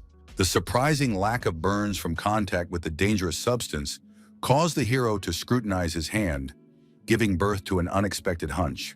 A sudden insight into the protective properties of fire against acid caused the young man to summon flame magic, watching his hand become enveloped in bright flashes. The water slug rabbit jumped up sharply, releasing powerful jets of caustic green liquid from its ears, screaming its sour soup for the uninvited guest. The newfound confidence allowed Zhang to stand calmly before the attack, rhythmically moving his flaming hand in front of him, neutralizing every drop of acid. A simple physical phenomenon turned the deadly threat into harmless vapor as the hero drew his dagger with his other hand, realizing the reason for Saisa's calmness. Fury distorted the beast's appearance, red eyes blazing with anger, body radiating negative energy due to the uselessness of its favored acid weapon. The rabbit's desperate cry for a non-soup-drinking enemy preceded the swift attack, triggering the hero's gut feeling about the monster's second form. The enemy's lightning-fast movements deprived the young man of time to think, forcing him to concentrate on repelling sudden attacks from all sides. Several painful wounds below the shoulder revealed a new threat. The beast's claws also contained a corrosive substance that penetrated human skin. Pius reminded his opponent of the futility of ranged attacks, noticing the deep bleeding wound on the angry rabbit's back from the previous blow. Completely covered in a protective cocoon of fire, the warrior clutched the dagger in a tense hand. Realizing the necessity of this measure against corrosive attacks, the strategy required quick action because of the rapidly depleting energy reserve, showing a critical 43% of maximum. The mental order to create a fire trap materialized into action as the young man rushed forward with a rabbit challenge of his own tactical skills. Rapid running allowed to realize the plan. The hero's fiery sword created a closed ring of flame around the confused enemy. A triumphant cry of no escape route accompanied the final blow, as the warrior's energy reserve dropped to a dangerous 3%. The deceptive downward motion of the blade caused the rabbit to dodge, causing fleeting confusion for the hero who had not expected such a reaction from his victim. A sly smile slid across the young man's face as he realized the perfection of his plan, which now required the activation of the Flame Eater's special ability. A mental order to the beast to consume the flames created instantly started the process of restoring the magical reserve for the decisive attack. The energetic sweeps of the dagger continued with renewed vigor, accompanied by the certainty of his opponent's inability to dodge the firestorm in the air. A powerful wave of flames completely engulfed the water rabbit, turning it into a charred mass falling to the scorched earth of the clearing. The lack of immediate performance enhancement suggested the need for a finishing blow to finally eliminate the tenacious creature. A killing blow with the blade on the motionless body brought the reward of 2 characterization points, though the coveted level increase remained elusive. A pleasant surprise in the form of a system alert about the improvement of the Fire Eater's ability caused a wave of excitement for the battle-weary hero. The joy was short-lived when a disturbing rustle from the side made him turn around warily, instinctively sensing a new danger. A daze gripped the young man at the sight of a huge pack of angry water rabbits bearing down on him alone, forcing him to utter a short curse. The catastrophic discovery made the young man's situation worse. The Fire Eater was showing 2% energy after using up its entire supply on a single hit. Hopelessness gripped the frozen hero before the avalanche of fleeing creatures, his inner voice noting the overwhelming numerical superiority of the ferocious rabbits. The leader of the pack braked sharply in front of his victim, ostentatiously opening his mouth full of sharp teeth in an intimidating scream that was instantly echoed by the entire pack. The salvific idea zipped through the hero's mind, causing him to frantically fumble around in his inner pocket, searching for the only hope of salvation. The residual energy of the flame should have been barely enough to activate the Jade token, and the realization of the need for immediate escape came at the same time as the stone was being fumbled.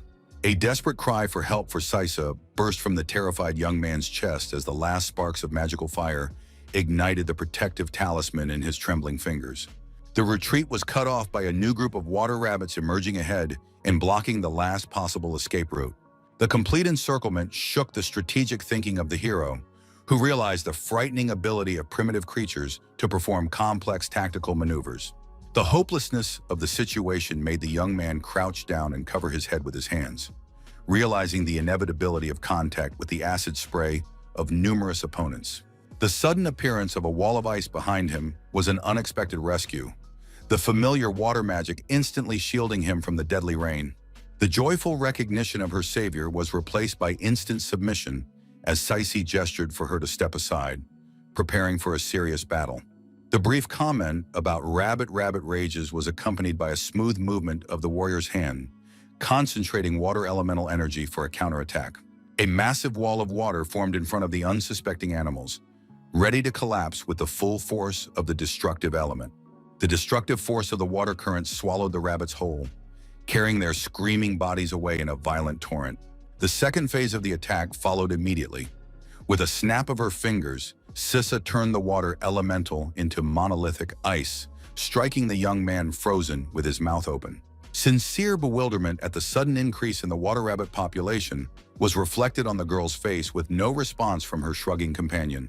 The alarming warning of the infinity of enemies was accompanied by the appearance of a new stream of creatures, forcing Liu Shixi to summon the ice sword. Instead of the expected attack, the monsters rushed towards the frozen block, trying to free their leader from the icy captivity, causing bewilderment to the observers. The strange ignoring on the part of the rabbits led Saisi to assume there was an attracting factor controlling the beast's behavior.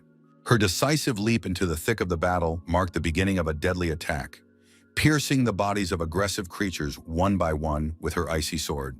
A satisfied remark about the last opponent was followed by a final sword strike, ending the active phase of the battle. An intuitive hunch about a hidden cause lurking inside the leader's body led the protector to a huge ice block with a frozen giant beast. The touch of his hand on the cold surface caused the ice to instantly melt, freeing the monster's body to investigate the cause of the mass insanity. A methodical inspection of the remains of the ice culminated in a sudden exclamation of joy when a trained eye discovered the artifact hidden within. The small blue ball raised on Saisa's outstretched hand emitted a strange glow. The pill of soul attraction appeared before his eyes.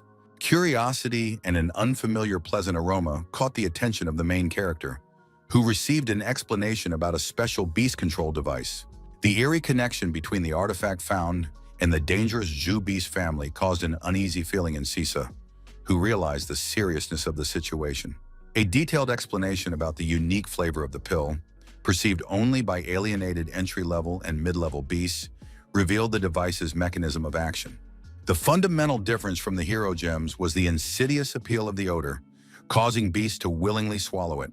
The tragic fate of the animals that consumed this artifact included losing their minds and being enslaved to the will of the Zhu family, who control their domesticated monsters. The non-degradability of the pill in the stomachs of the victims prevented the natural completion of the process, increasing the danger of uncontrolled spread of influence.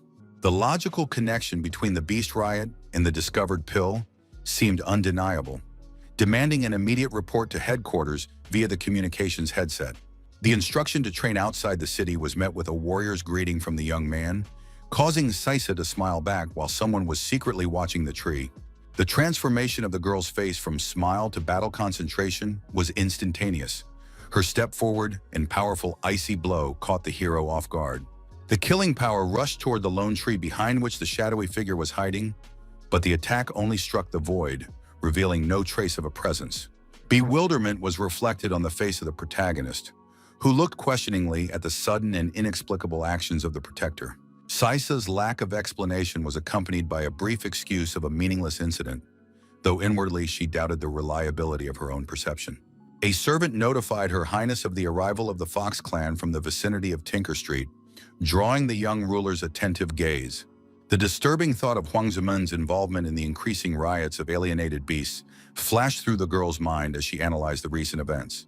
The determination to act on her own without complete trust in humans was reflected on the face of the princess, rising from her throne before the worshipping creatures. A red energy aura enveloped Her Highness when she mentioned the tragic losses in people's ability to overcome mental manipulation.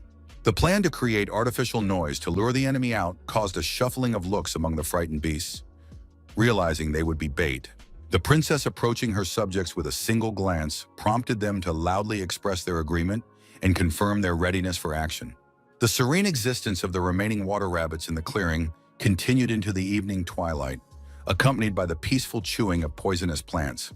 The danger went unnoticed until the last moment, when the hero's dagger glinted, pointing at the unsuspecting victim.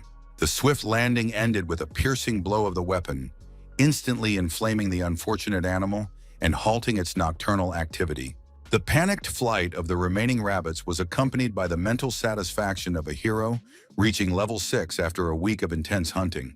The confidence in his own strength allowed Zhang to stand nonchalantly under the hail of green poisonous liquid, knowing all the attack patterns and vulnerabilities of his opponents. The fire barrier instantly neutralized the acid attacks, turning the deadly substance into a harmless vapor that did not reach its target. The tactical observation about the behavior of provoked rabbits covering their bodies in acid for close combat was confirmed right before the guy's eyes. The efficacy of burning acid burning not long enough to kill required additional measures for final destruction.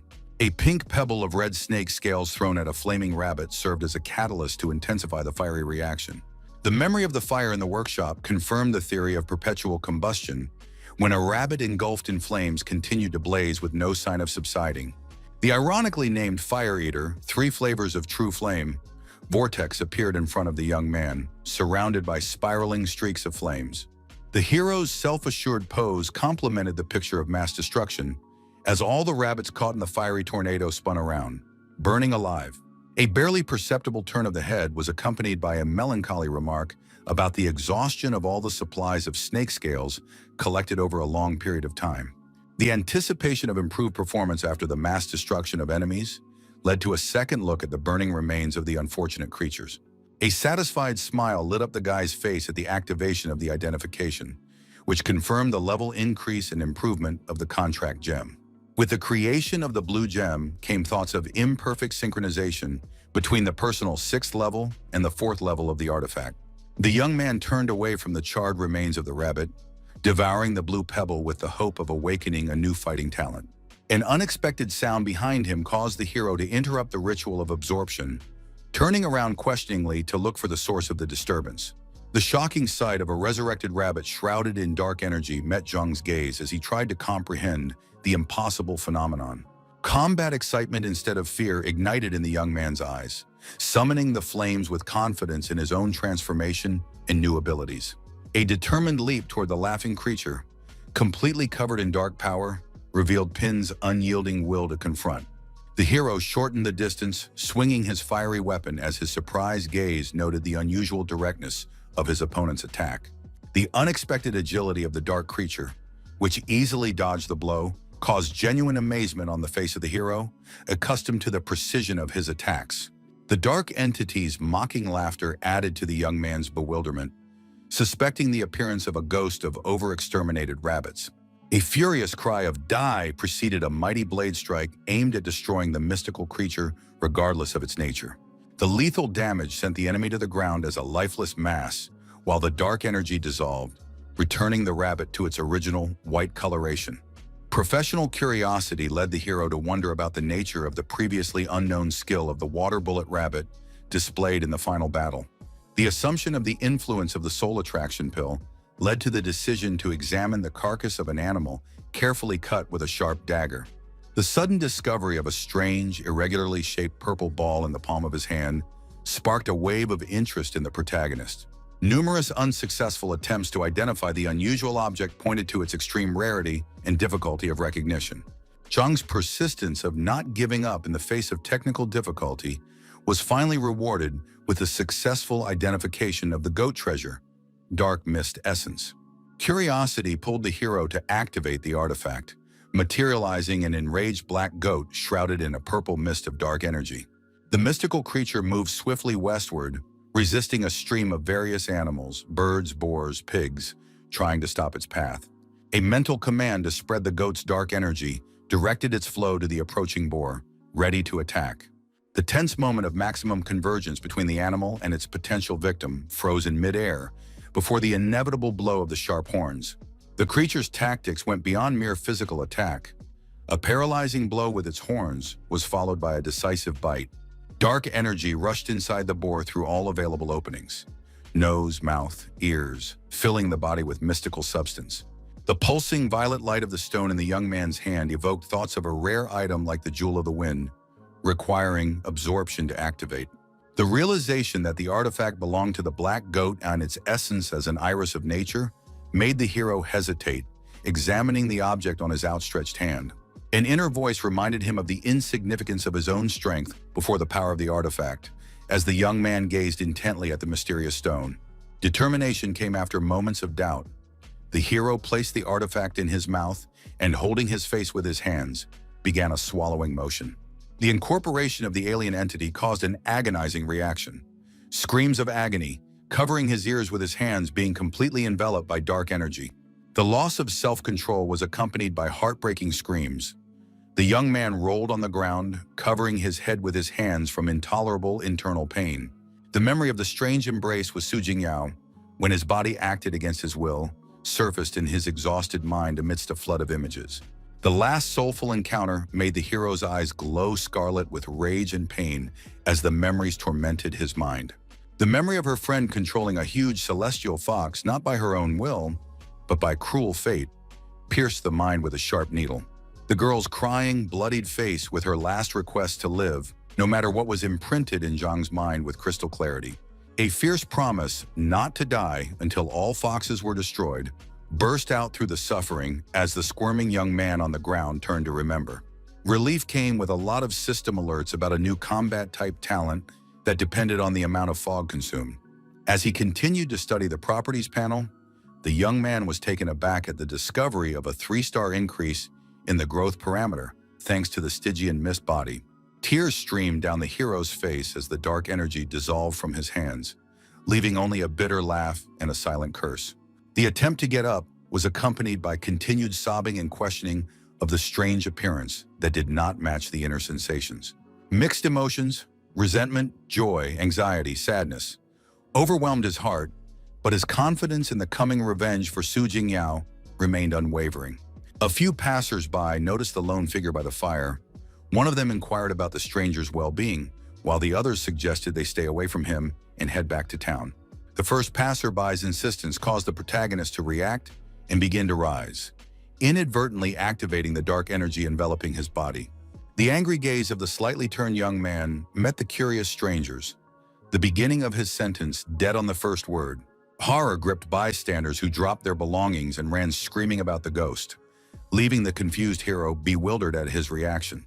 The potential of absorbing another's fear and transforming it into a mist different from normal energy lit up the smiling young man's consciousness.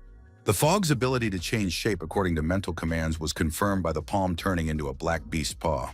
Curiosity about the power of the new ability led to the formation of a dagger of dark energy materializing in his hand after the mist cloud dissipated. The first test at minimum damage level sent the energy dagger straight into the trunk of the nearest tree, testing the effectiveness of the new weapon. The flawless cutting of the thick trunk in two came from a single blow as the young man caught the returning dagger, marveling at the strength of the first reserve item. Encouraged by the result, he decided to continue experimenting, aiming his level 1 energy weapon at the flying tree fragment. A series of lightning-fast blows turned the massive trunk into neat wooden cubes, leaving only the green crown floating in the air. A black energy shield materialized in front of the hero, reflecting the falling wood splinters and revealing the dual purpose of Stygian mist. Strategic thinking suggested the value of the new ability against high-level alienated beasts with the support of a sweep team. Mesmerized by the violet glow in his own palm, the hero did not immediately hear the familiar voice of Saisa, rapidly approaching the training area. The girl's lightning-fast appearance next to the young man was accompanied by a close inspection of the surroundings. causing perplexed looks from the confused boy. The troubled question about the misty beast made the hero smile awkwardly as he prepared to tell his mentor about his ill-considered experiment. The furious exclamation of the swallowed essence of dark mist reflected the warrior's deep concern, realizing the deadly danger of the act. Coming close to her ward's face, an angry Sisi was reprimanding him for the recklessness of consuming an unknown substance that had nearly cost a life. The offended turn emphasized the mentor's displeasure, while the young man justified himself with the ability to identify and the possibility of getting rid of the essence. Sis's skeptical question about methods of removing the parasite emphasized the pointlessness of the inexperienced experimenter's presumptuous assurances. A blue stone materialized in the half-turned girl's hand, accompanying a stern warning about the possible parasitic nature of the find. Fear was reflected on the young man's face as he realized the potential danger of the absorbed substance posing an unknown threat to his body. The gravity of the situation was emphasized by information about vague alienated beasts of unknown origin, devoid of permanent form and inhabiting alien bodies. A shocking revelation about a black goat and a bullet rabbit as likely puppets of the foggy beast has prompted safety concerns. The sinister tactics of the parasites were revealed in the explanation. After the host dies, they infiltrate the organ and wait for a new host to emerge. The Stygian mist's ability to manipulate infected creatures raised panicked questions about Zhang's own possible infection. A sudden realization connected the excruciating pain after absorbing the essence to the mist's attempt to retake control of his body, raising the question of why the parasite failed. The uncertainty of the situation was reflected in the girl's words about the young man's peculiarity, a possible inner monster or a unique ability for complete self-control. The threat of immediate reprisal in case of change caused a startled cry from the young hero, who realized the seriousness of his mentor's warning. Admitting the mistake was the only possible reaction under the pressure of a formidable warrior who did not tolerate reckless actions. The unexpected appearance of a small spider on the web between the disputants and his mate made no impression on the young man, who was accustomed to more serious dangers. The striking contrast of reactions was evident in Liu Shisa's panicked fear of insects, who screamed at the sight of a tiny insect. The chaotic waving of weapons and the panicked leaps of a girl fearless in battle made the astonished hero freeze as he watched the frightened spider flee. An abrupt fall into the arms of a confused young man completed the scene, revealing the surprising vulnerability of a strong friend to a tiny creature. The memory of a childhood phobia lent warmth to the moment as Zhang's soothingly stroking hand soothed the embarrassment of the frightened mentor. A vivid image from the past surfaced in his memory. He was small with an insect in his hands, running toward Liu Sisa, reading under a tree, interested in his find. The bug shown to them caused Liu Sisa to react hysterically, desperately screaming and waving her hands, begging for the insect to be removed immediately. The boy's frustration only increased when his friend's panicked heaving forced him to release the bug, and comforting words did not replace his lost friend. The drooping head of the little pupil gave away his fear of future loneliness after the inevitable departure of possible friends from the orphanage. A warm embrace and a vow of eternal friendship came from the lips of one who tried to dispel the gloomy premonitions of her friend. Mutual promises had joined their fates, although a shadow of disbelief still lurked in the back of Zhang Ping's mind, doubting the eternity of such vows. The abrupt transition from memory to reality brought the protagonist back to the present, where the embarrassed girl was still in his arms. The panicked detachment with his hands out in front caused a surge of elemental magic. An ice trap instantly bound the body of the confused young man. A stern lecture on vigilance and the dangers of unknown objects sounded from the Liu Shisa standing back, who had just freed the boy from the ice captivity. A categorical demand to memorize the lesson from the smiling mentor received a short affirmative from the still recovering from the freeze of the young man. A warm smile flashed across the hero's face as he realized that his companion's coldness and aloofness after joining the team only masked her unwavering concern. The sudden glow of warm jade in Sisa's hands and her anxious conversation on the headset interrupted the flow of nostalgic thoughts. The emergency termination of the investigation was necessitated by Commander Jinbo's serious injury, requiring an immediate return to Pearl City for support. Shock at the vulnerability of the strongest leader and reluctance to enlist outside help led to the girl's promise to explain the complexity of the situation during the return trip.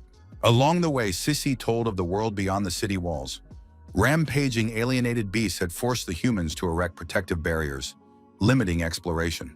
Numerous villages and savage settlements huddled in safe zones with minimal monster presence, while the distant seas were swarming with high-level creatures. Upon reaching her destination, Sissy questioned the current situation, discussing with a team member the effectiveness of the sacred canopy for detecting anomalies among the creatures. An alarming report of foxes from Tinker Street revealed an insidious trap involving an enemy prepper, where the brave Jin Bo was seriously injured. Chuing Zhang offered his assistance, but was explicitly instructed to return to the Spirit of Iron and await his mentor's further orders there. The hero stopped at the gate and looked at the silhouettes of the troop, mentally wishing safety for the brave Jin Bo and the cunning Sisa. The relief of completing a tiring day in the desert elicited a well-deserved yawn and a stretching of tired muscles, finally relaxing after the exertion. Immersed in his thoughts about Wang Zimin, the young man walked past the shop without noticing the strange behavior of the vendor who was trading with the customer. A sudden chill ran down his back, making the guy stop in mid-step as if an invisible wall was blocking the way.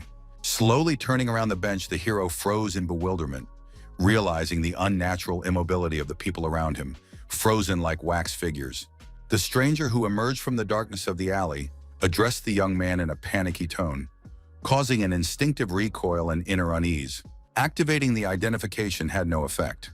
The mysterious old man noted with a chuckle the hero's unique ability to use the skill indefinitely. Cold sweat broke out on his forehead at the realization. The wanderer was somehow aware of the internal mechanism of endlessly ordering his body to make the identification. The old man's peaceful appearance contradicted the sinister aura that evoked primal fear and made the young man instinctively bare his battle dagger. The stranger's red eyes narrowed in mock questioning reluctance to fight, radiating almost palpable hostility with every word uttered. The hero's hesitancy to contemplate escape is epitomized by his words about the lack of reason to fight, met with a caustic question about strength and motivation. The mention of Su Jingyao instantly shattered the barriers of caution. A fierce dash with a dagger at his side was the only response to the violent provocation. Determination to fulfill his opponent's wish filled the young man's mind as he rushed toward his target with a flaming dagger for the killing blow. An unpleasant surprise ruined the attacker's plans. The air in front of him cracked like glass with visible cracks, hinting at a temporal rift. A quick self-correction led to an understanding of the enemy's spatial skill, causing him to turn around sharply and find the enemy behind him. The fist thrown forward froze in midair, stopped by the hand of a stranger whose calm voice advised him to improve the speed of his attack. The young man's sarcastic reply dissolved into an unexpected silence. The fiery auras vanished, leaving only the old man's questioning gaze. The sudden cry of a fire-eater's flame broke the silence. A hand with a smoldering flame shot out from behind his back towards the old man, instantly activating the defense. The complete lack of damage from all attacks puzzled the protagonist, making him questioningly gaze at what was happening with growing suspicion. The calm announcement of the move moving to the enemy revealed the truth. The real old man was in the distance, controlling the blue silhouette in front of the young man. The epiphany about the water elemental doppelganger came as the distant silhouette shot a blue arrow through its water projection, causing the hero to dodge. Curses and amazement at the enemy's many abilities burst from the fleeing hero's mouth in a hail of icy sharp balls. The critical reserve level of 18% Stygian fog did not prevent, but only prompted a risky decision to save a life. The shield of fog reflecting the icy attacks allowed them to move on the enemy without fear, giving them confidence in the possibility of a counterattack. A tactical plan to create a rupture with the first blow formed in his head, instantly translating into a swift attack on the motionless man. The strategy of using the Nightwalker to penetrate the enemy's defenses completed the mental preparation during the decisive throw. Unexpected praise of mental ability with a caveat of efficiency came from the old man, causing a bright flash of light to blind everything around him. A powerful invisible wave threw the unprepared guy off, causing him to land painfully on the cold asphalt of a city street. A philosophical remark on the rarity of such power resounded over the prostrate body of the young man, mentally questioning the honesty of mind reading. The old man's departure was interrupted by a question to his lying opponent, whose attempt to rise was accompanied by an admission of inability to move. Mentally recognizing the stranger's superiority over Jinbo and Sisa led to a guess about the leader of the mopping up group, while his gaze followed the disappearing silhouette. A respectful bow and a question of address came from the young man, who finally found the strength to approach the table of the mysterious old man. An enigmatic smile and a counter-question about knowing the name put the hero on edge, causing even more surprise on his face. Inner thoughts about the goals of the mop-up group and meeting Seydu in person flashed through his mind as the young man lowered himself into the chair opposite the legendary leader. The sharp warning about the uselessness of unnecessary thoughts in the face of telepathic ability silenced Zhang with obvious amazement. The bicentennial absence of the possessor of boundless powers from Pearl City explained the old man's personal interest in the unusual young man. A perplexed, almost shouting question about the meaning of limitless abilities and the limits of human talent burst from the lips of the shocked lad. The difference between an awakened with one talent in a lifetime and a limitless level with constant awakening of new skills came through in Seydu's explanation. His eyes shone with an ominous blue light as the elder inquired with daunting seriousness about the possibility of copying the contract gem through his own way of man. Seydu assured his appreciation and willingness to answer any questions, while a pensive Zhang Ping cautiously inquired about the possibility of rejection. The persistent old man offered to look at the gift first before making a decision, holding out an open box with a shimmering gold piece. The ancient golden vault bracelet, Zitu's main equipment in the early years, contained a storage skill that was very valuable even to the uninitiated. Sincere joy and gratitude swept over the young man, who realized the immense value of the generous gift while his hands involuntarily reached for it. A sudden seriousness appeared on the old man's face as he demandingly extended his hand, emitting pulsing blue energy for inspection. Without hesitating for a second, Zhang Ping put out his palm, allowing the blue radiance from Xietu's hand to completely encompass their joined limbs. Deep concentration plunged the leader of the sweep team into silence with his eyes closed, mouthing something to himself. And in a moment, he opened them and lowered his hand. Surprise flashed across the young man's face after the abrupt end of the procedure, sensing no change. The elder recognized the uniqueness of the young man, explaining the inability to reproduce or copy even the derivative talents of the unusual guest. The gesture of handing over the gift was accompanied by the simple words, "It's yours," as the closed box slid across the table to its new owner. Gratefully accepting the gift, the guy immediately opened the box, took out the mysterious bracelet, and applied the identification ability to it. A shocking vision of a girl suspended by ropes by her limbs and suffering in agony appeared before the young man's eyes as part of the artifact's history. The next picture showed a brutal murder through the pouring of glowing gold, confirming the use of human lives in the creation of equipment. The horror of realizing the cruelty of the process gripped Zhang as he continued to hold the bracelet and ponder the bloody price of magical artifacts. A disturbing question about the similar brutality in creating all the special equipment was directed to Mr. Sai Tu, who clearly knows the answer. Despite the banning of the practices 2 centuries ago, some continued the sacrifices, though the proper use of artifacts gave the souls of the dead peace. Zhang's curiosity demanded information about Pearl City's past, whether the city was full of people killing each other like this. An affirmative "exactly" was accompanied by the sound of a cup being placed, followed by a worried look before the narrative began. The Zhu family's tyrannical power over ancient Pearl City made them kings of the city, allowing them to follow every whim and caprice with impunity. The hopeless slavery with no hope and no future forced men to labor day and night for meager rations of food, performing grueling physical labor. The humiliating fate of women, turned into slaves and playthings for the men of the ruling dynasty, deprived them of all human rights and dignity. The systematic suppression of children's will through the constant indoctrination of loyalty to the Zhu family created generations of obedient and thoughtless servants. The horrifying fate of old men, incapable of labor, was to become fodder for the domestic alienated animals of ruthless owners. The fate of those awakened with abilities was sealed, either to be enslaved by the Zhu family or to be used as raw materials to make magic equipment. Numerous atrocities finally sparked resistance. A few men who had amassed strength united to overthrow the family's brutal tyranny.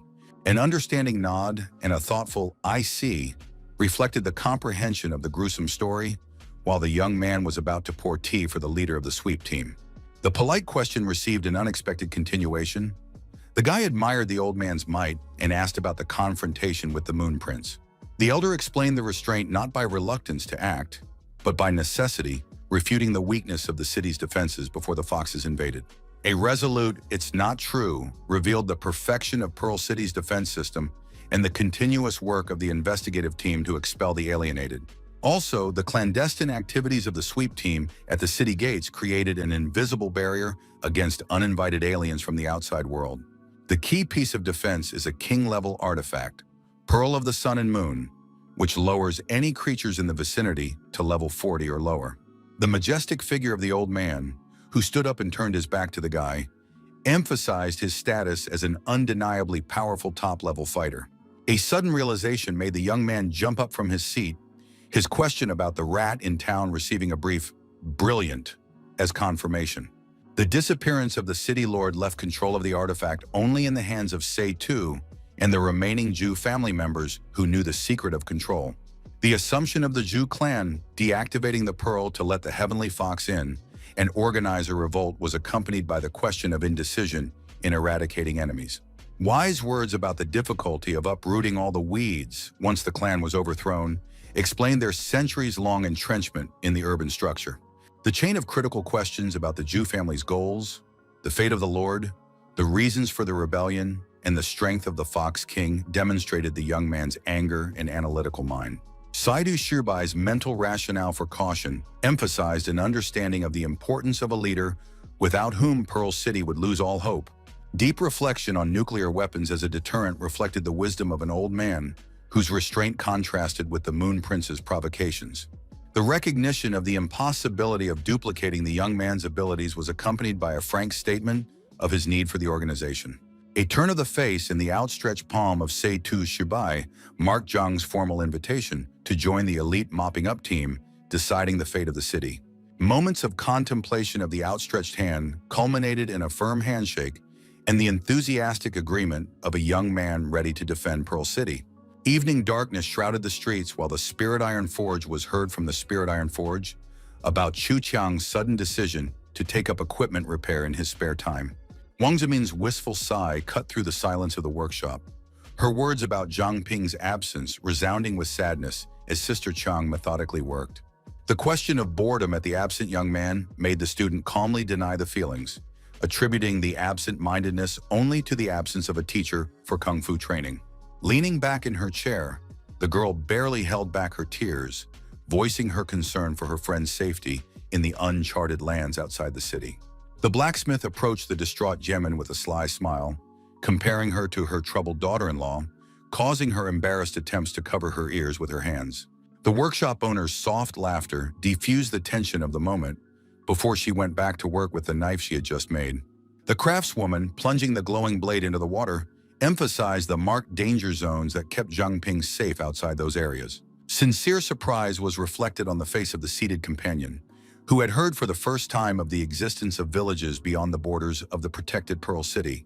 Qiu Chang continued her cryptic knife manipulations, describing the isolated settlements as closed and inhospitable enclaves of hermits.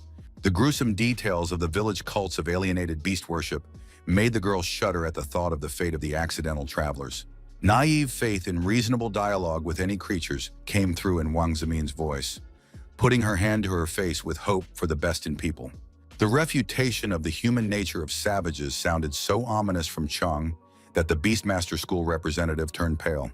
The eerie description of creepy masks and the ability to appear silently behind her back was accompanied by an ominous display of dark energy behind the narrator herself. Wang Zemin's sudden scream interrupted the narration as the sinister entity grew to an incredible size, taking on the outline of a demonic face. A leisurely turn of the craftswoman's head and meeting the monster's glowing red eyes elicited only a quiet remark about the striking similarity to her story. The belated realization of the reality of the threat turned the woman's relaxed figure into a frozen statue with eyes widened with shock. The Stygian mist created by Pina's prank made such a strong impression on the school representative that she rushed to flee with a blue face. The disguise was so perfect that no one recognized the Joker, but fearless Sister Chang reacted with a sharp and strong kick between the legs of the uninvited monster. Incredible pain pierced the young man's body, whose face contorted in an agonizing grimace, requiring a colossal effort to maintain even a semblance of dignity. The internal monologue about the need to ignore pain was in stark contrast to the pitiful moaning to Chu Chang, accusing her of overreacting. Being addressed by name alerted Sis, whose fighting stance betrayed a readiness to defend herself and the frightened Wang Zemin from the unknown creature. The disappearing mask revealed the identity of Zhang Ping, who was crouching in pain and protecting the injured area between his legs after the powerful punch. Relief was reflected on the faces of the girls, whose chaotic thoughts made it impossible to utter a word after the sudden discovery. The feignedly indignant Sister Chang grabbed the trickster by the neck, ruffling his hair and calling him a trickster for deliberately frightening innocent victims. Smiling even in his grip, the Joker explained his desire to add to the atmosphere of an overheard conversation about ancient savages, not anticipating a painful reaction. Released from his friendly grip, the young man exhaled heavily in response to the question about the results of his training, deciding to continue improving his skills in the urban environment. The sudden news of a clue about Shan Shan and the imminent departure of Chu Cheng, who was already dressing, took the hero by surprise without giving him a chance to get a word in. The meaningful mention of someone awaiting his return was preceded by the embarrassment of a quickly turned-away blushing student. The embarrassed girl hurried toward her room on trembling legs, carefully avoiding the gaze of the returning boyfriend she secretly longed for. As she reached the doorway, she froze, uttering the hero's name but not finding the strength to turn toward the source of her heart's awe. Gathering all her courage after a lingering pause, Wang Zemin turned around with a radiant smile, expressing her sincere joy at his safe return. A warm feeling of home first gripped the soul of the young man, who had wandered so long in this world, prompting a simple silent wave of his hand. The sudden appearance of the old man in the midst of his secluded musings made the relaxed hero jump with frightened surprise. The serious request to pass on a message to his niece about her serious illness caused Zhang Ping's face to show fear and excitement for Uncle Liu's condition. But instead of understanding, the irritated old man unleashed a series of light strokes of his stick on the head of his perplexed interlocutor, thunderously confessing to the pretense. The smile didn't leave the hero's face even after the blows, but his attempt to ask a question was interrupted by the grim report of the missing Shanshan. Climbing into a chair with his legs, the elderly master revealed his stratagem. The fake illness was to prevent his niece from dangerously searching for his daughter. Philosophical reflections on the girl's boundless devotion to any cause became grandfather's chief argument against unnecessary risk, while he pensively lingered over his pipe. The recognition of talent in forging was accompanied by a promise to pass on the unique art of the Liu clan to the protagonist, demanding perfect mastery of the technique. Resolutely pounding his chest with his fist, the young man vowed to live up to the master's high expectations and diligently study the secret craft. Mysterious blue energy began to materialize around him, filling the room with ghostly whispers, uttering the surprised young man's name. The smiling silhouette of Su Jingyao, dear to his heart, appeared in the flickering glow, greeting his friend and whispering important words of encouragement. The guy's incredulous look expressed doubt about the reality of what was happening, while the ghostly image of the girl promised to faithfully await his return. The only evidence of the mystical encounter remained a small magical feather that had landed in the street outside the forge after the vision had disappeared. True to Uncle Liu's request, Zhang Ping secretly trained in the ancient art, while the distrustful Chu Qiang stayed in the city, forcing the cancer-stricken old man to give up smoking. Masterful application of a secret forging technique has transformed the hero's Stygian mist, giving it a more precise shape and greatly enhancing its mystical power. The diligent Wang Zemin has made impressive progress in mastering the first three styles of the Monkey King, and her combat level has risen to +1. Memories of Su Jingyao's mysterious voice did not leave the young man's mind. The vivid image of the night ghost continued to haunt him, even in his daytime thoughts.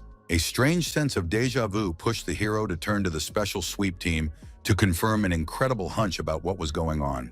Zhang Ping's excited voice boomed over the magic radio, informing the captain of the Heavenly Fox's apparent presence near the forge. An annoyed Seitu categorically rejected the possibility of foxes appearing in the cleared area, confidently declaring that the elimination of all otherworldly creatures was complete. Troubling questions about the nature of the mysterious phenomenon and Su Jingyao's status strengthened the hero's resolve to personally tear the mask off the mystical creature. An ominous silence enveloped the building 3 days later, as an unknown figure froze at the front door, waiting for the right moment. The cracked door silently let the stranger into the Holy of Holies, the bedroom of an unsuspecting girl sleeping peacefully on her bed. A satisfied grin contorted the attacker's face, convinced of the efficacy of the drug that had put the victim into a deep sleep. A greedy gaze slid over Miss Sue's figure after the blanket was abruptly torn off, leaving the girl in only a thin nightgown before the pervert's gaze. The anticipation of pleasure oozed from every word of the scoundrel as he gingerly reached out his hand, trembling with excitement, to the sleeping beauty's naked shoulder. A blood-chilling voice that said the name Zheng Xiaofan sounded behind the criminal's back at the same time as the cloying dark silhouette appeared. A startled exclamation burst from the chest of the man caught off guard, turning sharply toward the source of the frightening voice and demonic energy. The mystical silhouette mercilessly enumerated the embarrassing details of the life of Shorty Teddy, whose eyes darted around the room in horror, searching for the unseen accuser. The ghostly voice continued to expose the dark sides of the twisted soul, listing decades of crimes against women to the growing horror of the villain. The fatal announcement of intent to take a life paralyzed Zheng Xiaofan, his wide-open eyes expressing primal terror before the inevitable punishment. Panic gripped the mind of Short Teddy, rushing away from the ghostly assassin, perplexed at the failure of his stupefying potion against the Sue family. The desperate escape was accompanied by frantic thoughts about the nature of the stalker, blurring the lines between real person and otherworldly ghost. A swift arrow pierced the fugitive's leg just below the knee, stopping the fugitive's futile attempt to avoid retaliation and forcing him to collapse face first into the ground. Cold terror made his heart pound at an incredible rate as the inevitably approaching dark silhouette mockingly commented on his pathetic attempts at resistance. Desperate pleas to stay away were shattered by the vigilante's relentless determination, slowly closing the distance to the fear-shriveled pervert. The once self-confident criminal had become a pathetic sight, a shaking, crying creature, covered in snot and tears in the face of imminent retribution. A contemptuous laugh accompanied the passing out of the serial killer, who peered in horror at the sight of the dark entity, disappointed at the ease of victory. The completion of the first mission was marked by the dissipation of Stygian fog around the protagonist, who was hiding behind a dark energy mask. The gaze on the face of the defeated villain was accompanied by the activation of the identification ability, exposing the true nature of the pervert. The unique ability to reproduce revealed to the vigilante a gruesome picture of the past, a sobbing mother begging for her daughter's mercy. Cruel memories revealed cynical mockery of the patrol's uselessness in failing to protect the citizens of Pearl City from predatory villains. The hero's shuddering soul watched as the scoundrel turned his attention to the helpless daughter reaching out her hands to the defeated mother ahead. The disgusting actions of the perpetrator, grabbing the girl by the hair and licking her face, made her inwardly vow to avenge herself in the name of justice. Xiaofan's devilish laughter at his toys exposed the abyss of moral fall of a creature in human form. Silent anger overwhelmed the observer of the monstrous pictures unfolding through the magical mask removed from the worthless man. The waking pervert stared irritably at the unmasked man holding the removed paraphernalia of his dark deeds, losing his recent paralyzing fear. A magical wind burst from the exposed hand of the rebounding villain, accompanied by a cocky laugh and aimed directly at the face of the standing young man. The thunderous rain heightened the drama of the street confrontation, while a cloud of dust enveloped the scene of the clash with an attack that could put a large beast to sleep. A violet glow enveloped the determined figure, pronouncing a well-deserved death sentence on the perplexed rapist with unwavering certainty. Bewilderment and the first drops of fear distorted Zheng Xiaofan's face, not understanding the reason for the ineffectiveness of the strongest sleeping spell. A sharp blow from an invisible magical palm made the villain howl in piercing pain, leaving no time to comprehend what was happening. Streams of tears mingled with the rain on his face, distorted in pain, as the vigilante further intimidated the self-righteous pervert. A glittering ball of energy formed in the protagonist's hand, concentrating the power of righteous retribution for the protective mother. A barrage of magical attacks rained down on the writhing body of the scoundrel, each symbolizing the memory of the girl who preferred death to dishonor. The warning of another blow elicited a preemptive cry of terror from the outlaw, anticipating the agony of the blow in memory of the heroic patrolman.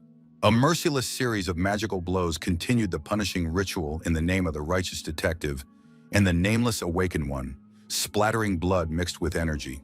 The broken shell of a man, covered in bruises and torn clothing, barely squeezed out an accusation of insanity through lips swollen from the beating. The ominous silhouette of a vigilante against the swirling purple element offered the only chance of survival through timely medical attention. With his hand pointing in the direction of the gate, the young man mentally vowed to repay the bastard tenfold for the suffering of the innocent victims of his lust. The last chance of escape suddenly revived the prostrate wretch, his face contorted in a sinister smile of anticipation of possible escape. The recoiling pervert mentally vowed to skin the cocky avenger, barely recovering from the humiliating defeat. Memories of the torment of the victims gave determination to the vile creature who convinced himself of the impossibility of death among a multitude of unrecognizable women. Joyful excitement swept over Xiaofan when the escape gate was only a few agonizing movements away from his trembling fingers. The bloody hand reached forward with incredible effort. The opening of the door seemed the only boundary between life and deserved punishment. A trail of blood marked the creep's path, his hand reaching ever harder for the lock with desperate determination, demanding a heroic effort. Powerless rage seized the wretch, unable to overcome the last inch of salvation, forcing him to pound his bloody fist against the merciless ground. The vigilante's patience wearing thin from contemplating the pathetic attempts, the young man approached with a merciless comment on his inability to open the simple door.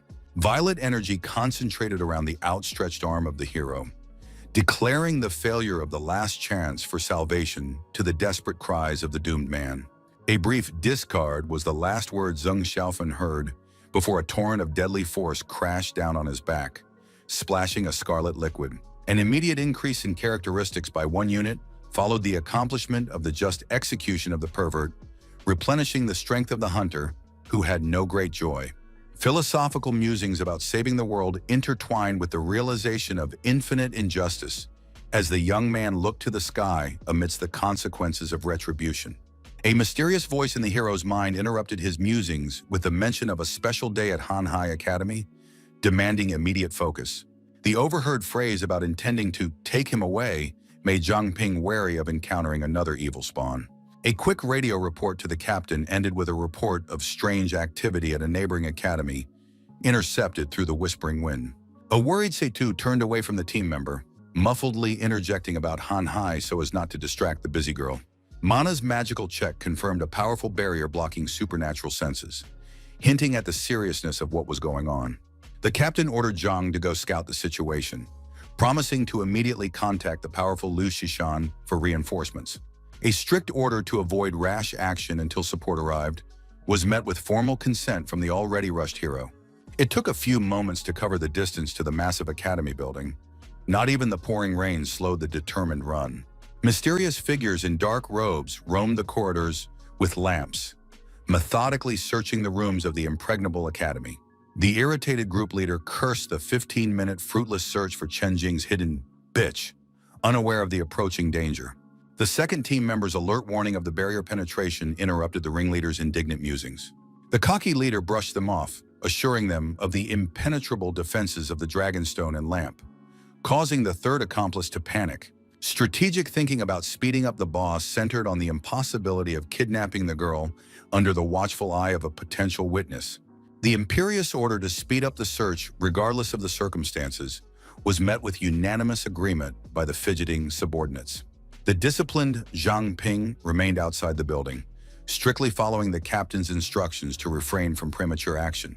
The hero's attention was drawn to a mysterious pillar with a dragon statue whose ruby eyes glowed with an otherworldly light in a shroud of heavy rain.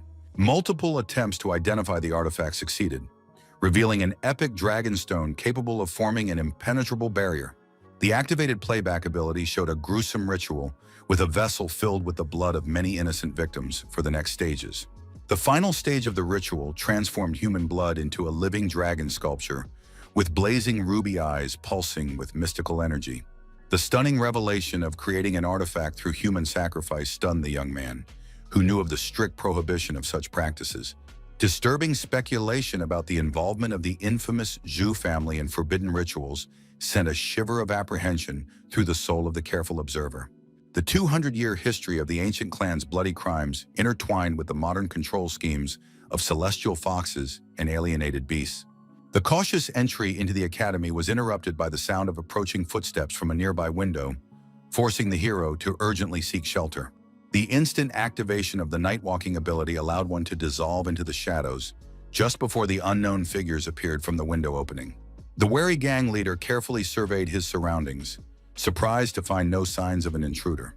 A condescending order to extinguish the lantern to conserve energy was accompanied by a stare at the subordinate holding the unconscious captive.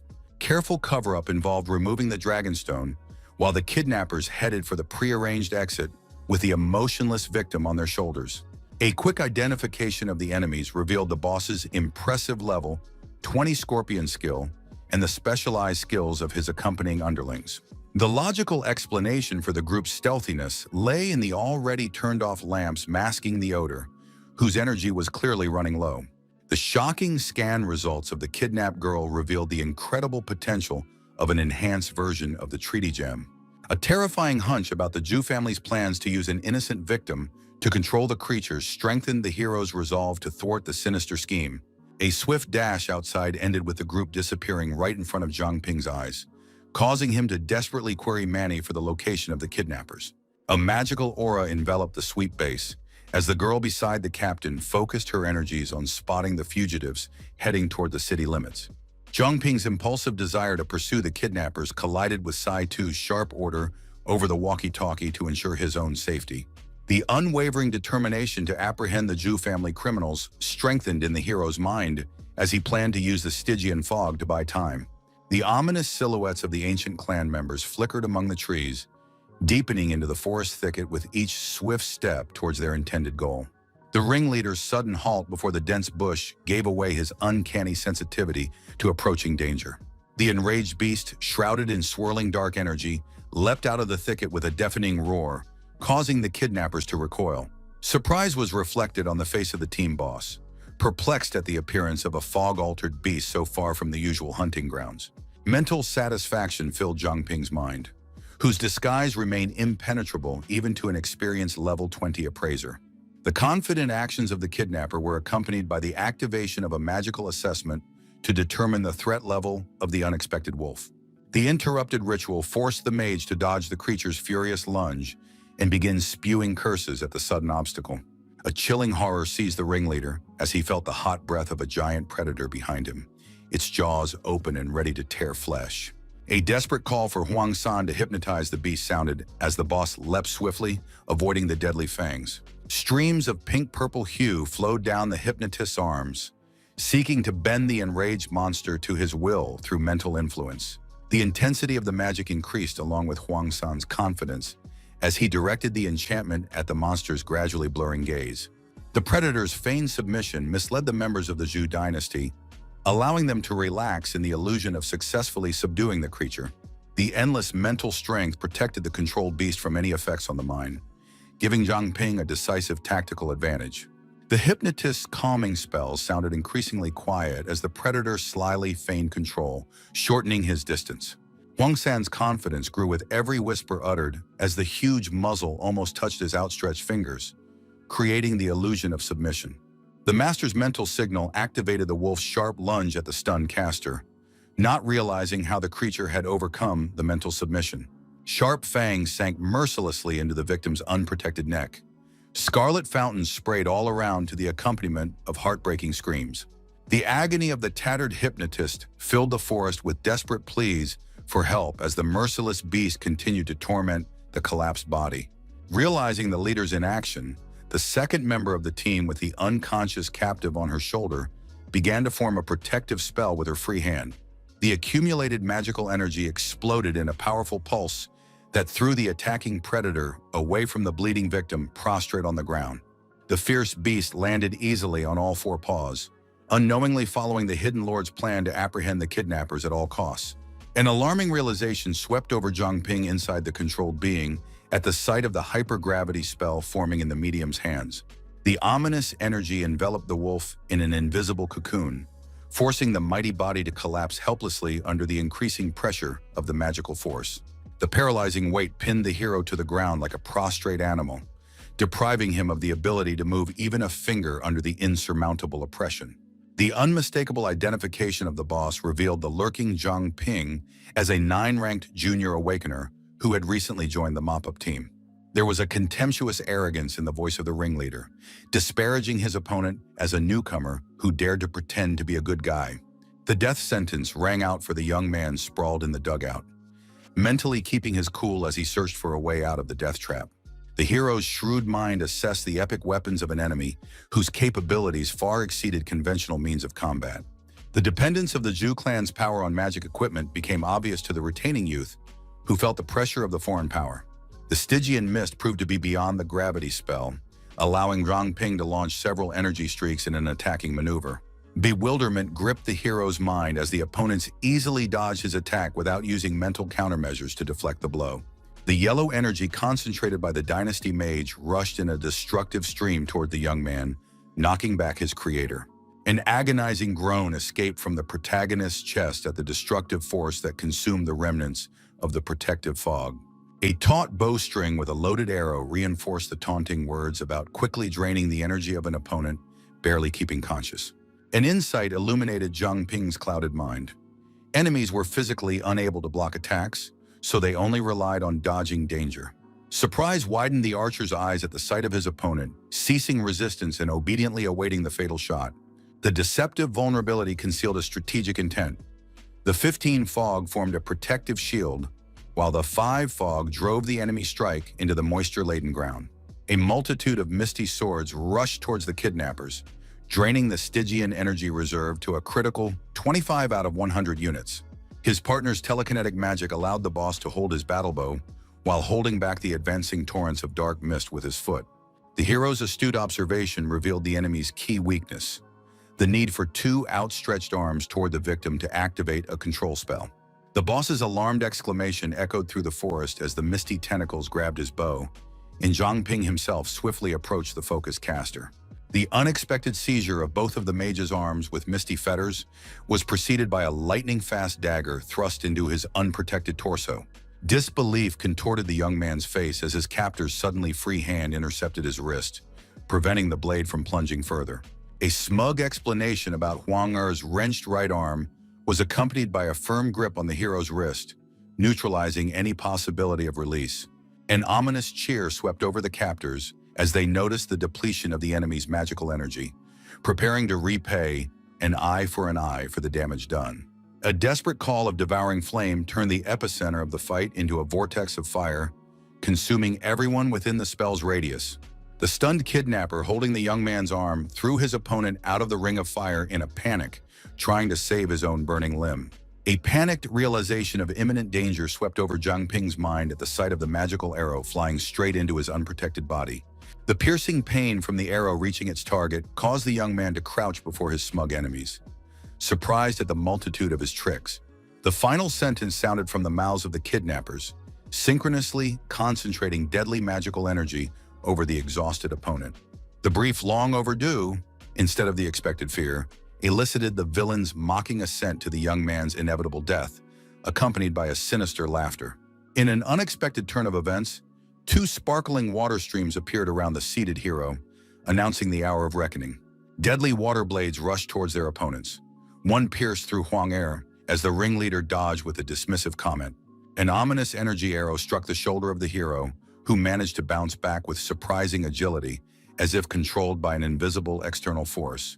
Sisa's shocking appearance with his sharp sword drawn behind the ringleader's back instantly changed the balance of power on the battlefield. The boss's shocked gaze swept over the dead body of his comrade in arms, instantly realizing the deadly prowess of the unknown female warrior. The savior's powerful kick threw the kidnapper backward as his thoughts frantically tried to identify the unexpected deadly threat.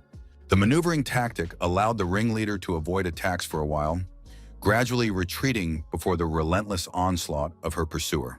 The realization of wasted time distorted the kidnapper's face with a grimace of fierce hatred and a desperate determination to change the course of events. The mental decision to activate the forbidden artifact materialized with the appearance of a mysterious ring floating in the air in front of the retreating mage. Rapidly slipping the artifact onto her finger elicited a puzzled look from the approaching Sisa, trying to assess the nature of the strange object. Dazzling yellow lightning suddenly blossomed between the opponents, spreading deadly branches in every possible direction.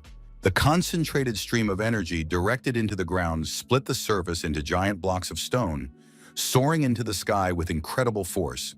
The experienced member of the mop-up team instinctively retreated while pulling the injured Zhang Ping out of the epicenter of the destructive spell. A huge crater gaped at the collision site as the silhouette of the enemy dissolved into the distance, leaving only the bitter regret of a failed capture. Lu Cisa's gaze on the disappearing figure contrasted with the absolute exhaustion of the prostrate hero beside him, who had completely exhausted his reserves. A sudden alarming command through the communications headset interrupted the contemplation, demanding that the exhausted young man be brought to his senses immediately.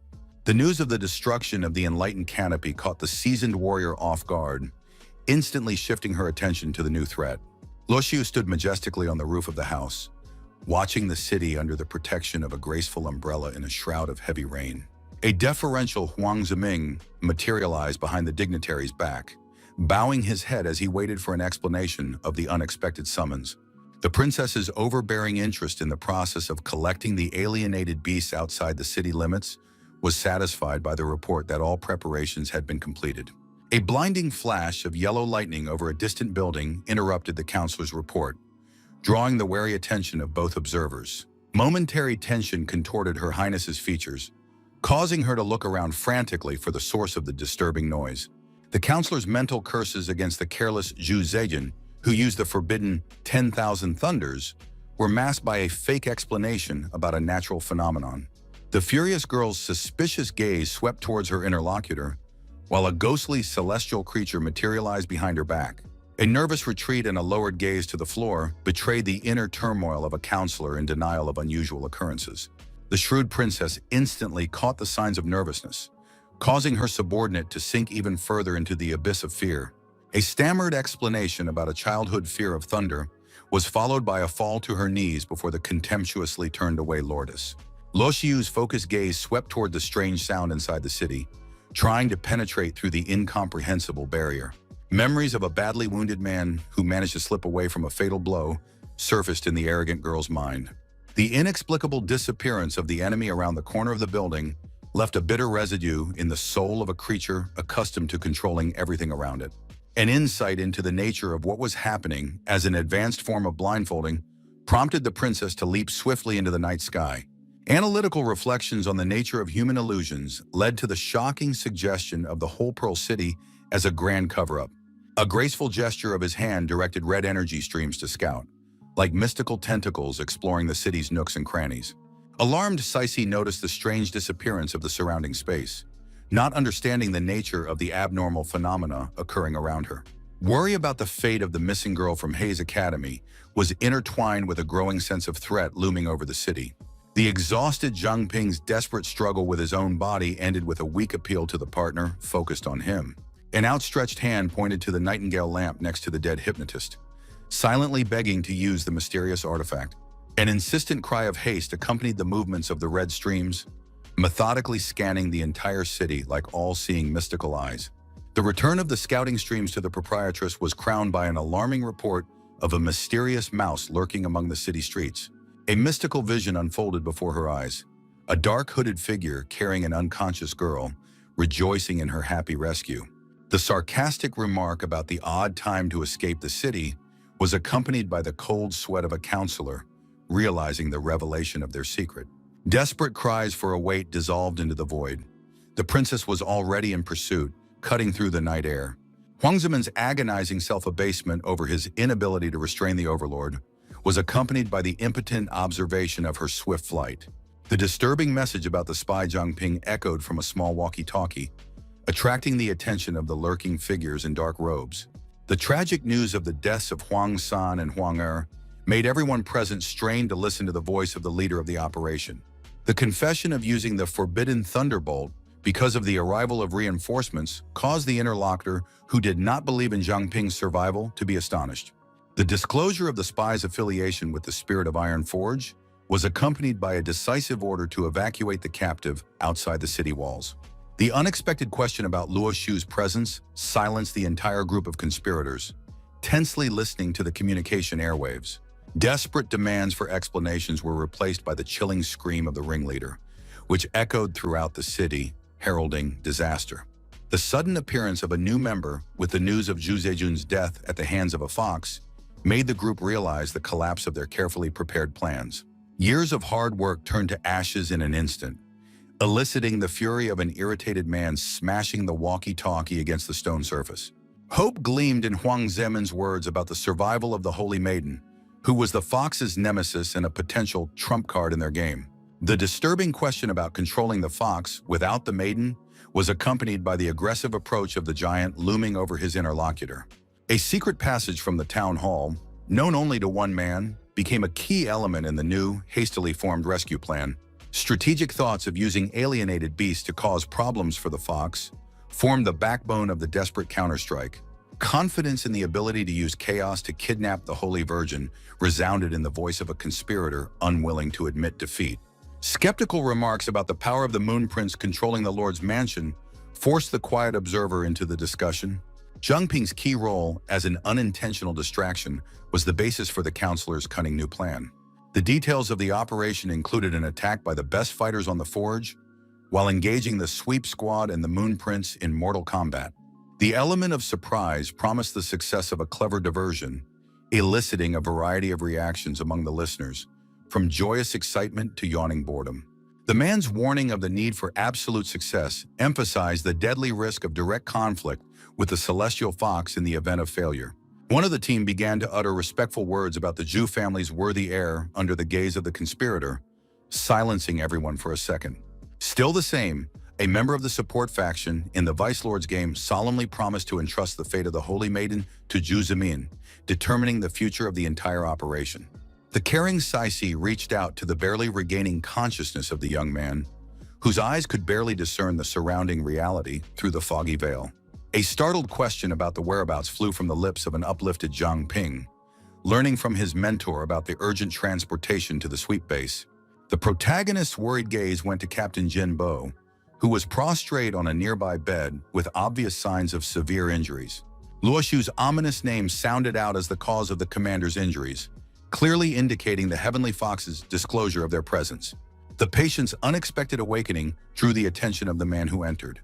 Noting with surprise the amazing ability to recover, Xu Jai's rapturous admiration for the young man's ability to defeat 3 opponents, surpassing him by 10 levels, made the hero remain silent. The young man's confused gaze met Cisa's explanation of the healer of the enrichment of sunlight, who had brought him back to life with her magical powers. The grateful words of salvation hid the hero's mental surprise. The healer's stern reputation contrasted with her outward friendliness.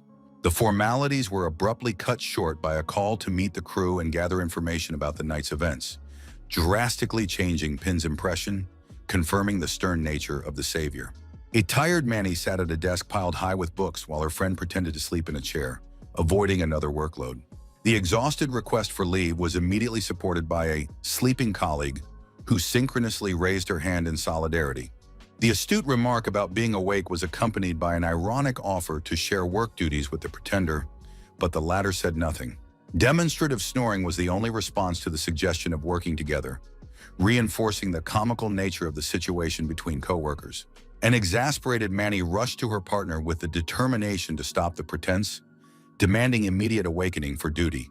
A mock scuffle with waving hands unfolded between the girls under the watchful eye of the amused Seitu. The captain commented with a smile on the low number of personnel at headquarters, urging patience in the current shortage of manpower. The approaching footsteps interrupted the fun as the entrance turned to the captain, forcing Manny to end the altercation with her newly asleep friend. Shuji's caring promise to do her partner's work caused the latter's childlike joy to jump into her big sister's arms. The captain's businesslike tone steered the conversation toward the assumption of the Zhu family's fake partnership with the Heavenly Fox to eliminate opponents. Analysis of the protective boundary established by the clan indicated hiding information about the equipped canopy from the creatures, suggesting other uses. The proud character of the Zhu clan ruled out submission, but the lack of strength to confront the fox made the kidnapped girl the key to the fight. Severe Sister Shu was reading out a report about the only son of the head of Hanhai Academy who had passed away 14 years ago without heirs. Chen Junting's mysterious granddaughter, suddenly announced as a relative in the year of her son's death, did not belong to Pearl City's famous lineage. The girl's 14 years of isolation from the outside world left her civil file clean, without a single record of awakening or ability. The excited intervention of the protagonist with information about the identification of the blood of the Holy Maiden made everyone present hold their breath. The mental connections between the Holy Maiden, the sacred ancestral village, and the kidnapped girl were lining up in the captain's mind in a disturbing chain. The kidnapped Chen Junting was serenely enjoying a tea party with the mysterious mistress of the City Lord Mansion, not suspecting anything wrong. The enthusiastic devouring of the donut was accompanied by naive questions about the size of the palace and the length of time the new acquaintance had lived in the luxurious place. The tense Luo Shu could barely contain her irritation as she briefly answered questions about her well-being, denying her obvious ailment. The thoughtful girl, remembering her grandfather's admonition to eat during sadness, happily poured hot tea for her frowning companion. The sudden transformation of the fox with blazing red eyes exposed the true nature of the hostess, directing deadly energy at the young guest. The red streams that distorted reality rushed towards the innocent girl still holding the teapot in her hands with a serene smile. Incomprehension and rage distorted the face of the great Luo Xiu, observing the futility of her power against the academician's calmly sitting granddaughter. The carefree laughter and the outstretched cookies with the offer of a treat only increased the inner frenzy of the back-transformed hostess. The unceremonious shoving of the cookies into the mouth of the dazed fox was accompanied by enthusiastic recommendations about the delicious taste of the treat. Chen Junting's joyful laughter at returning to the table coincided with the unexpectedly submissive eating of the cookies by the smiling Luo Shu. A strange feeling of shame for attacking an innocent girl caused an inner protest in Her Highness, who had never felt guilt towards people. The blonde girl's insistent offer of a sip of tea resulted in the unexpected spitting out of the drink with loud exclamations of its awful taste. The vehement criticism of the quality of the tea contrasted sharply with the fixed smile of the interlocutor, calmly accepting the accusation of incompetence. An energetic promise to brew a new pot of tea followed from the academician's rapidly disappearing granddaughter, leaving the fox alone with her thoughts. An inner struggle with an inexplicable sense of regret tormented the mistress left alone, increasing her irritation and sadness. His status as Prince of the Fox Clan demanded absolute control over his emotions, directing suspicion toward the strange nature of the enigmatic human girl.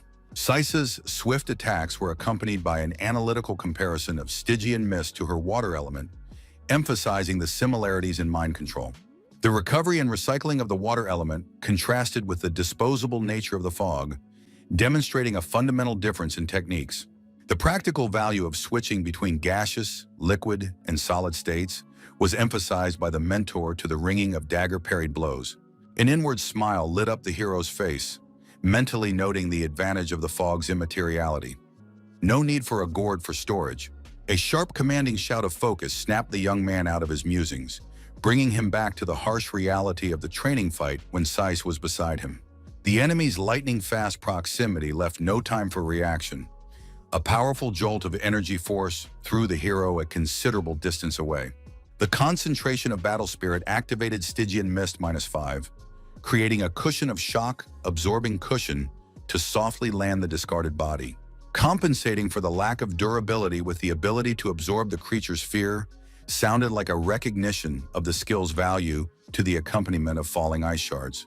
Amazement at his own dexterity filled the young man's mind as he successfully dodged the deadly ice projectiles, slamming into the ground. Premature joy was replaced by alarm at the sensation of strange changes at his feet, causing the hero to lower his wary gaze. The disturbing realization of a trap-pierced consciousness. The water from the melted ice had turned into living tentacles, immobilizing every limb.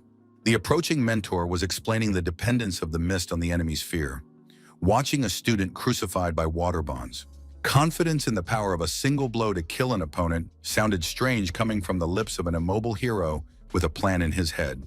A concentration of 50 units of Stygian mist materialized into an energy blade that rushed towards the mentor from the back with murderous precision. Lucisa's lightning-fast reaction created a protective water dome around her body, imprisoning the warrior in a transparent dungeon in the face of danger. A whirlwind of deadly currents swirled over the dome, concentrating energy for a decisive strike that could overcome the water defenses. The piercing force of the attack pierced through the dome wall, releasing a spearhead straight toward the surprised face of the girl who hadn't expected such a breakthrough. The triumphant declaration of victory over his mentor came from a still immobile young man whose mind had transcended physical limitations. Lucy's theoretical speculation about the origin of Stygian mist from the royal wonder beast explained the unusual destructive power. The admission of a lack of combat experience was accompanied by a cryptic reference to a ripe strike, causing bewilderment on the student's face. An unexpected painful scream burst from the hero's chest as the restraining water currents suddenly boiled over, burning defenseless skin. The importance of a deep understanding of one's own abilities was emphasized by a mentor observing a student blowing on burned hands. While explaining about the transformational properties of water into ice, boiling water or steam, the mentor did not notice the hidden preparation of the student concentrating energy in her hand. The young fighter's sudden U-turn with the display of the Stygian mist-created spider in the palm of his hand caused his mentor to be genuinely amazed. The realization of the hated insect made Sisa instinctively recoil, exposing her hands with a powerful stream of water elemental against Zhang. The jet of water rushed straight into the open mouth of the frozen pin, completely filling his insides with the mystical liquid. The anxious fear instantly evaporated from the mentor's face at the realization of what was happening and the possible consequences. Running up to Zhang, she shook him violently, warning him of the danger of the poisonous, pure water, almost suffocating the frightened young man. A strange sensation of weakness and loss of control gripped the hero a moment before his pants fell down, exposing his lower body from the water. Horror contorted the boy's face at the sight of his own hand turning into a transparent, watery substance, eliciting an identical reaction from the frozen Sisa. Keeping his composure in spite of his panic, the young man activated his identification ability, mentally pondering the awakening of a new mysterious power.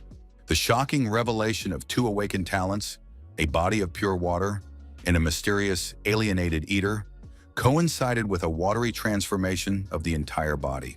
Concerned questions from the mentor about possible poisoning were met with confident assurances from the apprentice about the new shape-shifting ability. The mental connection between the principles of Stygian mist and pure water allowed the hero to focus, closing his eyes to deeply feel his body.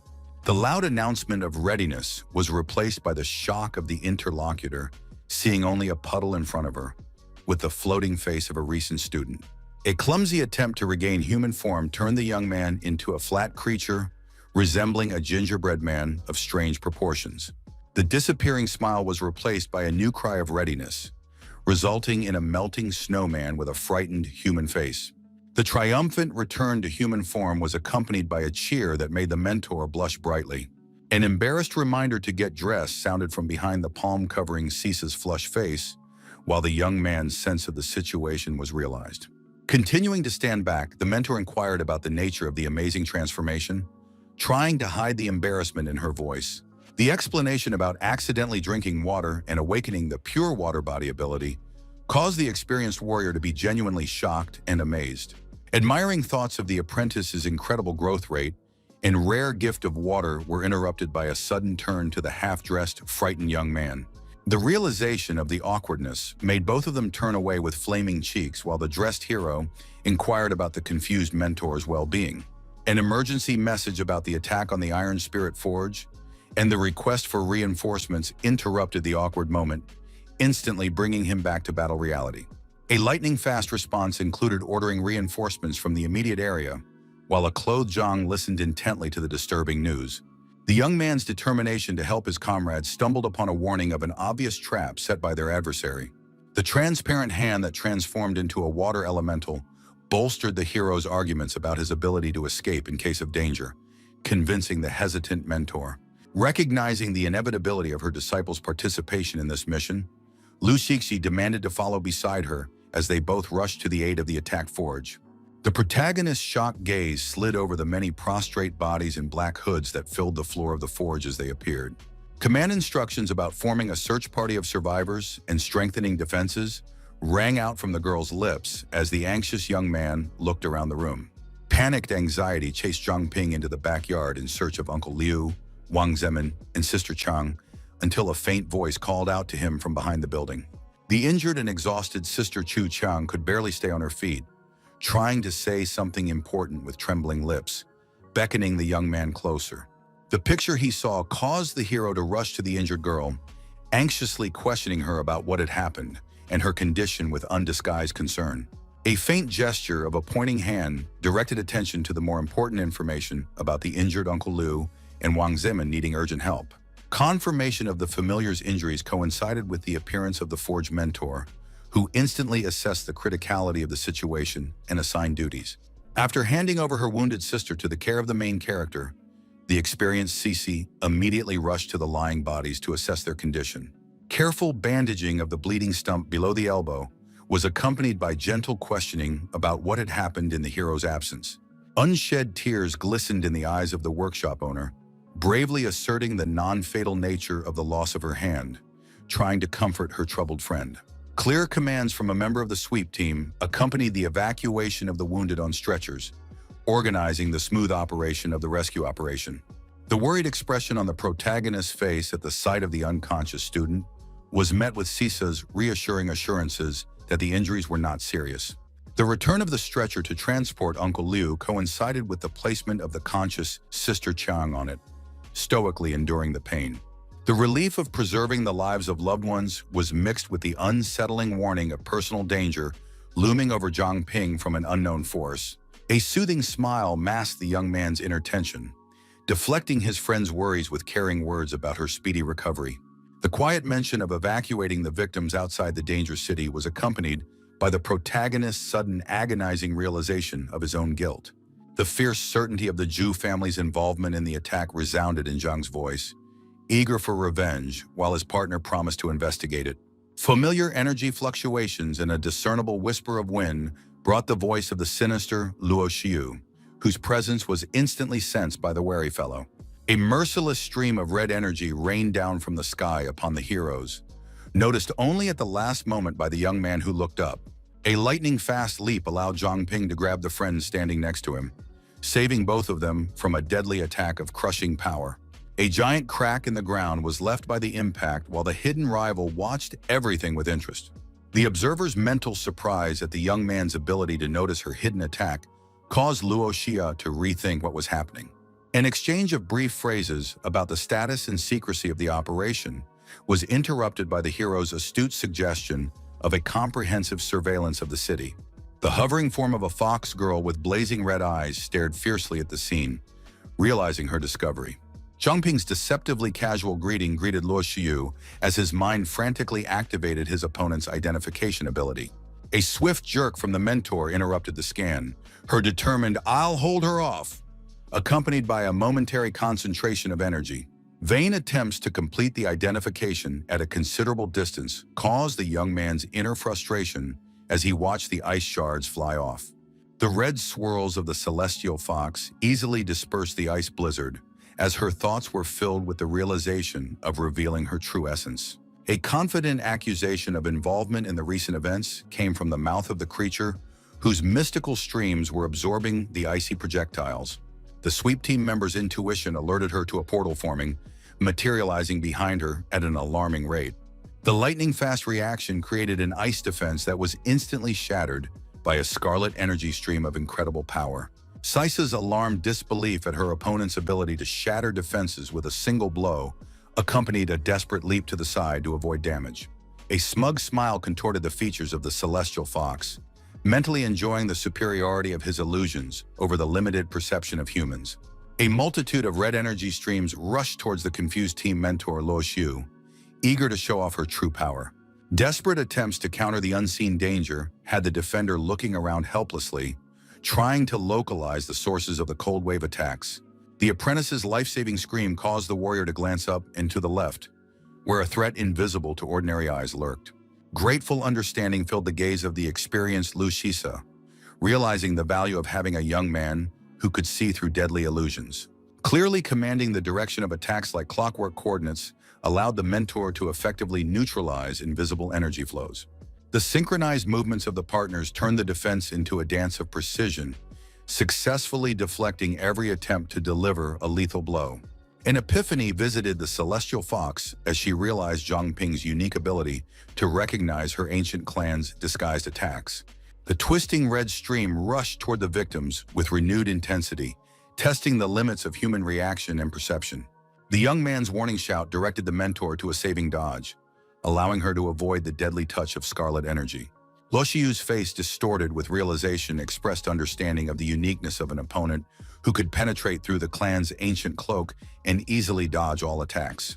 The fierce threat of immediate death was followed by a challenge to test endurance, while the sweating young man realized the impossibility of defending himself and his mentor simultaneously. Mentally commanding his own body 3 circles left, 3 circles right, allowed the boy to get behind his mentor for a joint defense.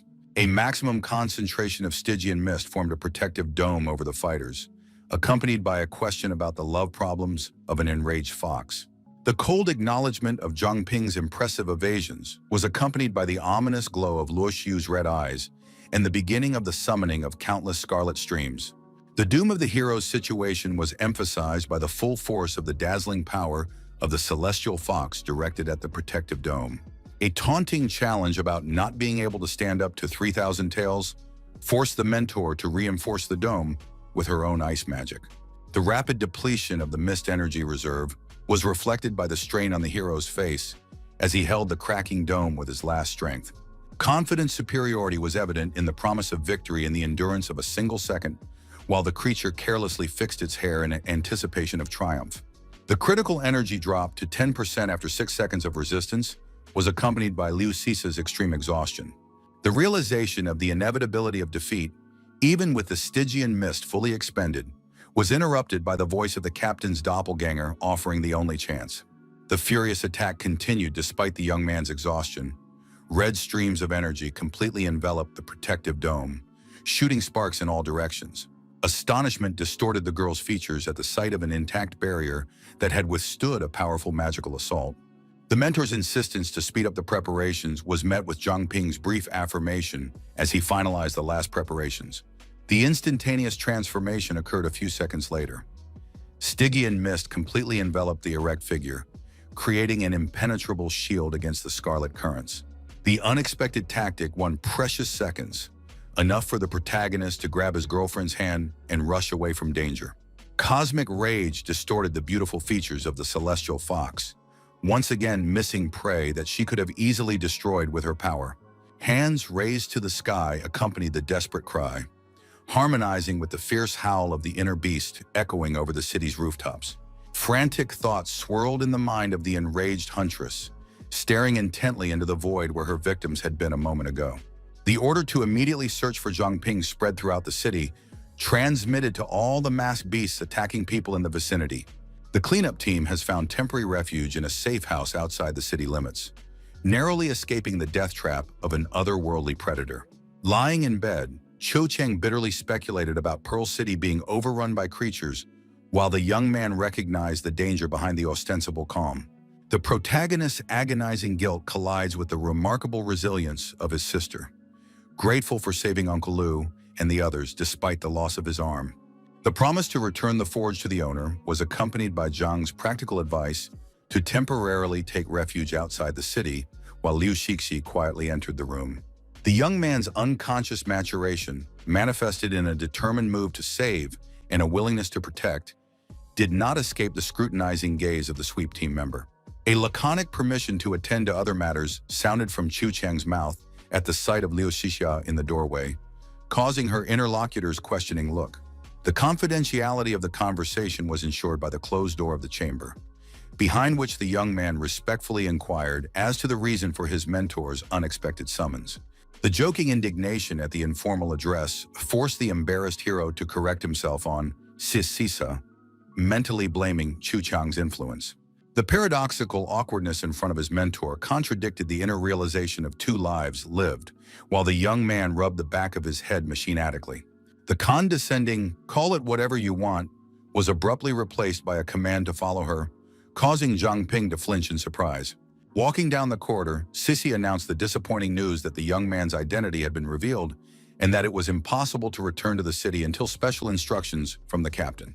High praise for the intelligence on the Holy Virgin and flawless execution of the flower-picking mission was rewarded with a vial of yellow liquid. Gazing intently at the shimmering substance, the hero directly asked about its origin, suspecting the presence of the legendary golden blood. The mentor explained the healing properties of Jinbo's periodically collected blood, offering to test its potential of unlocking new abilities. She also warned of the danger of harassment by unscrupulous women, as golden blood is the power of ancient kinship and could be passed on to future generations. Zhang Ping's rational view of the probabilistic nature of inheritance was complemented by philosophical reflections on the uncertain marital future.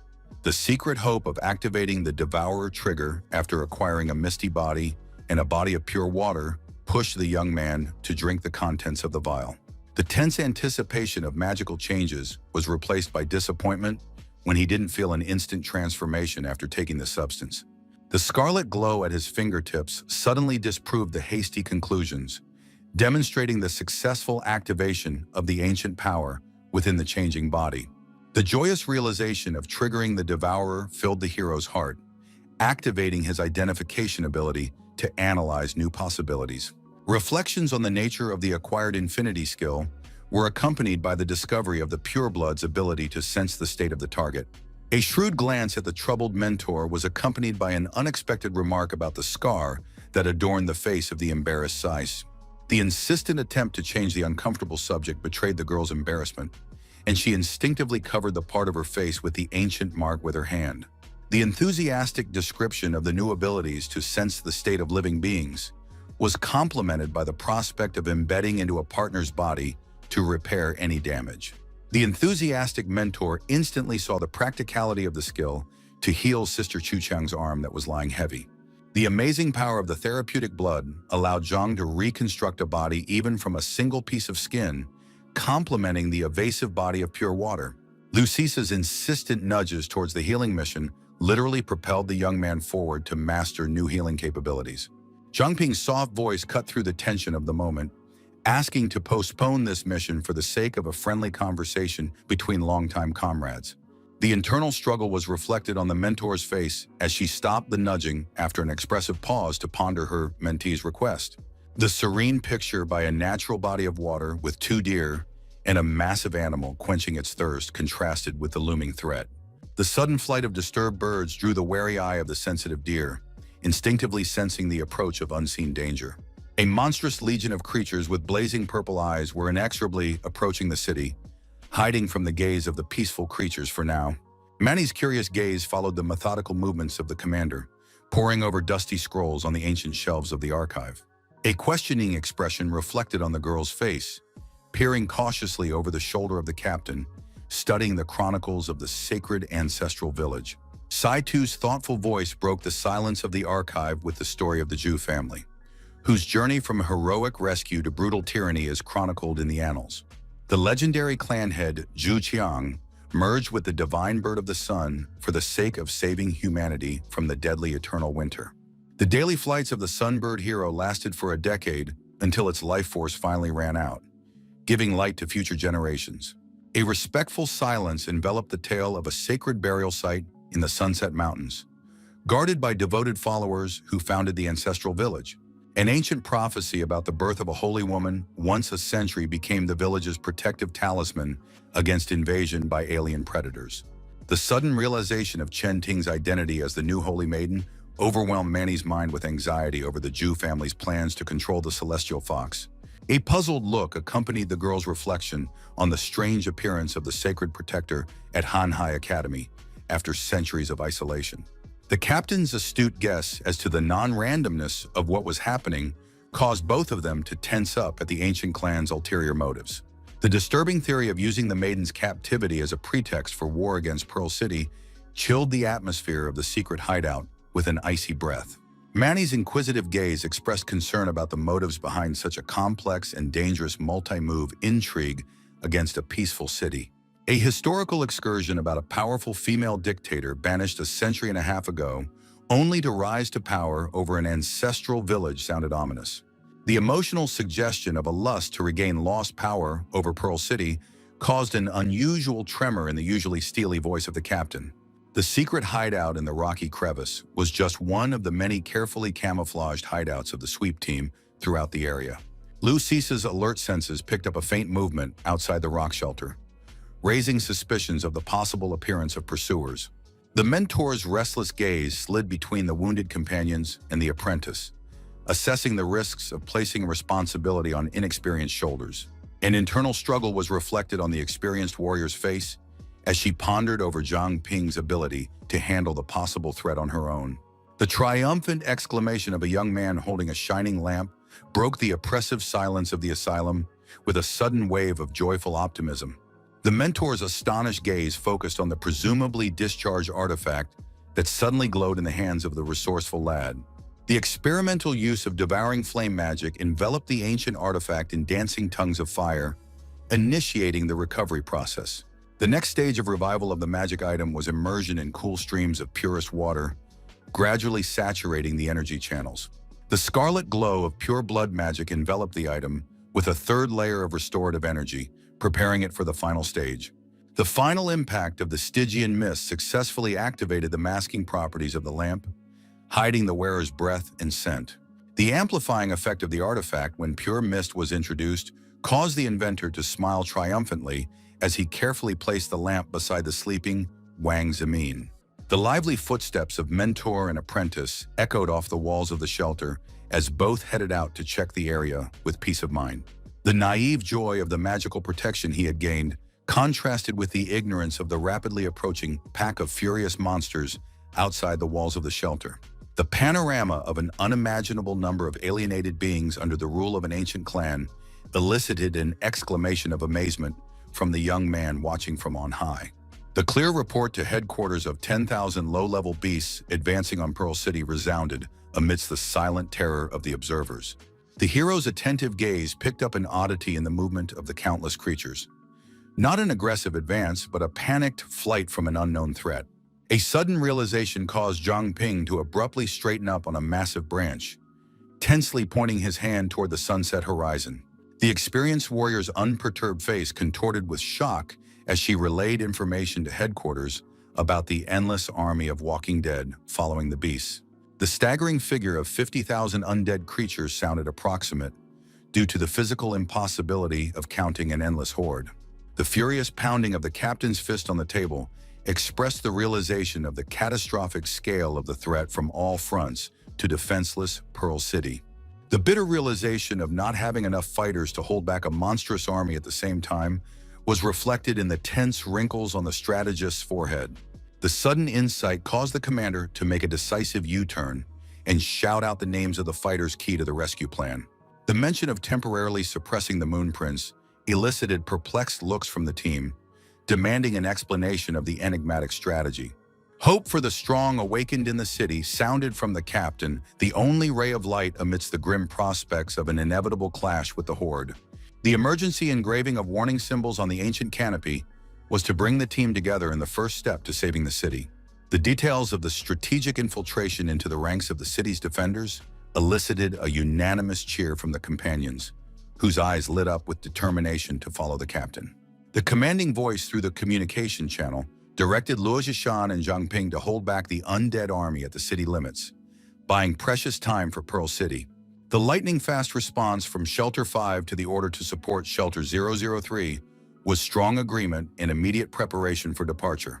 The leader's rousing cry awakened the fighting spirit of the rest of the warriors, who rushed to the epicenter of events with a sense of the historic moment.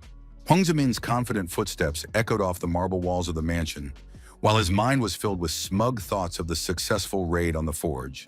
Satisfaction reflected on the advisor's face, informing the team via walkie-talkie of the Moon Prince's presence and readiness to move on to the next phase. The unexpected report of beasts out of control and an army of undead outside the city walls made the man stiffen with an expression of absolute shock.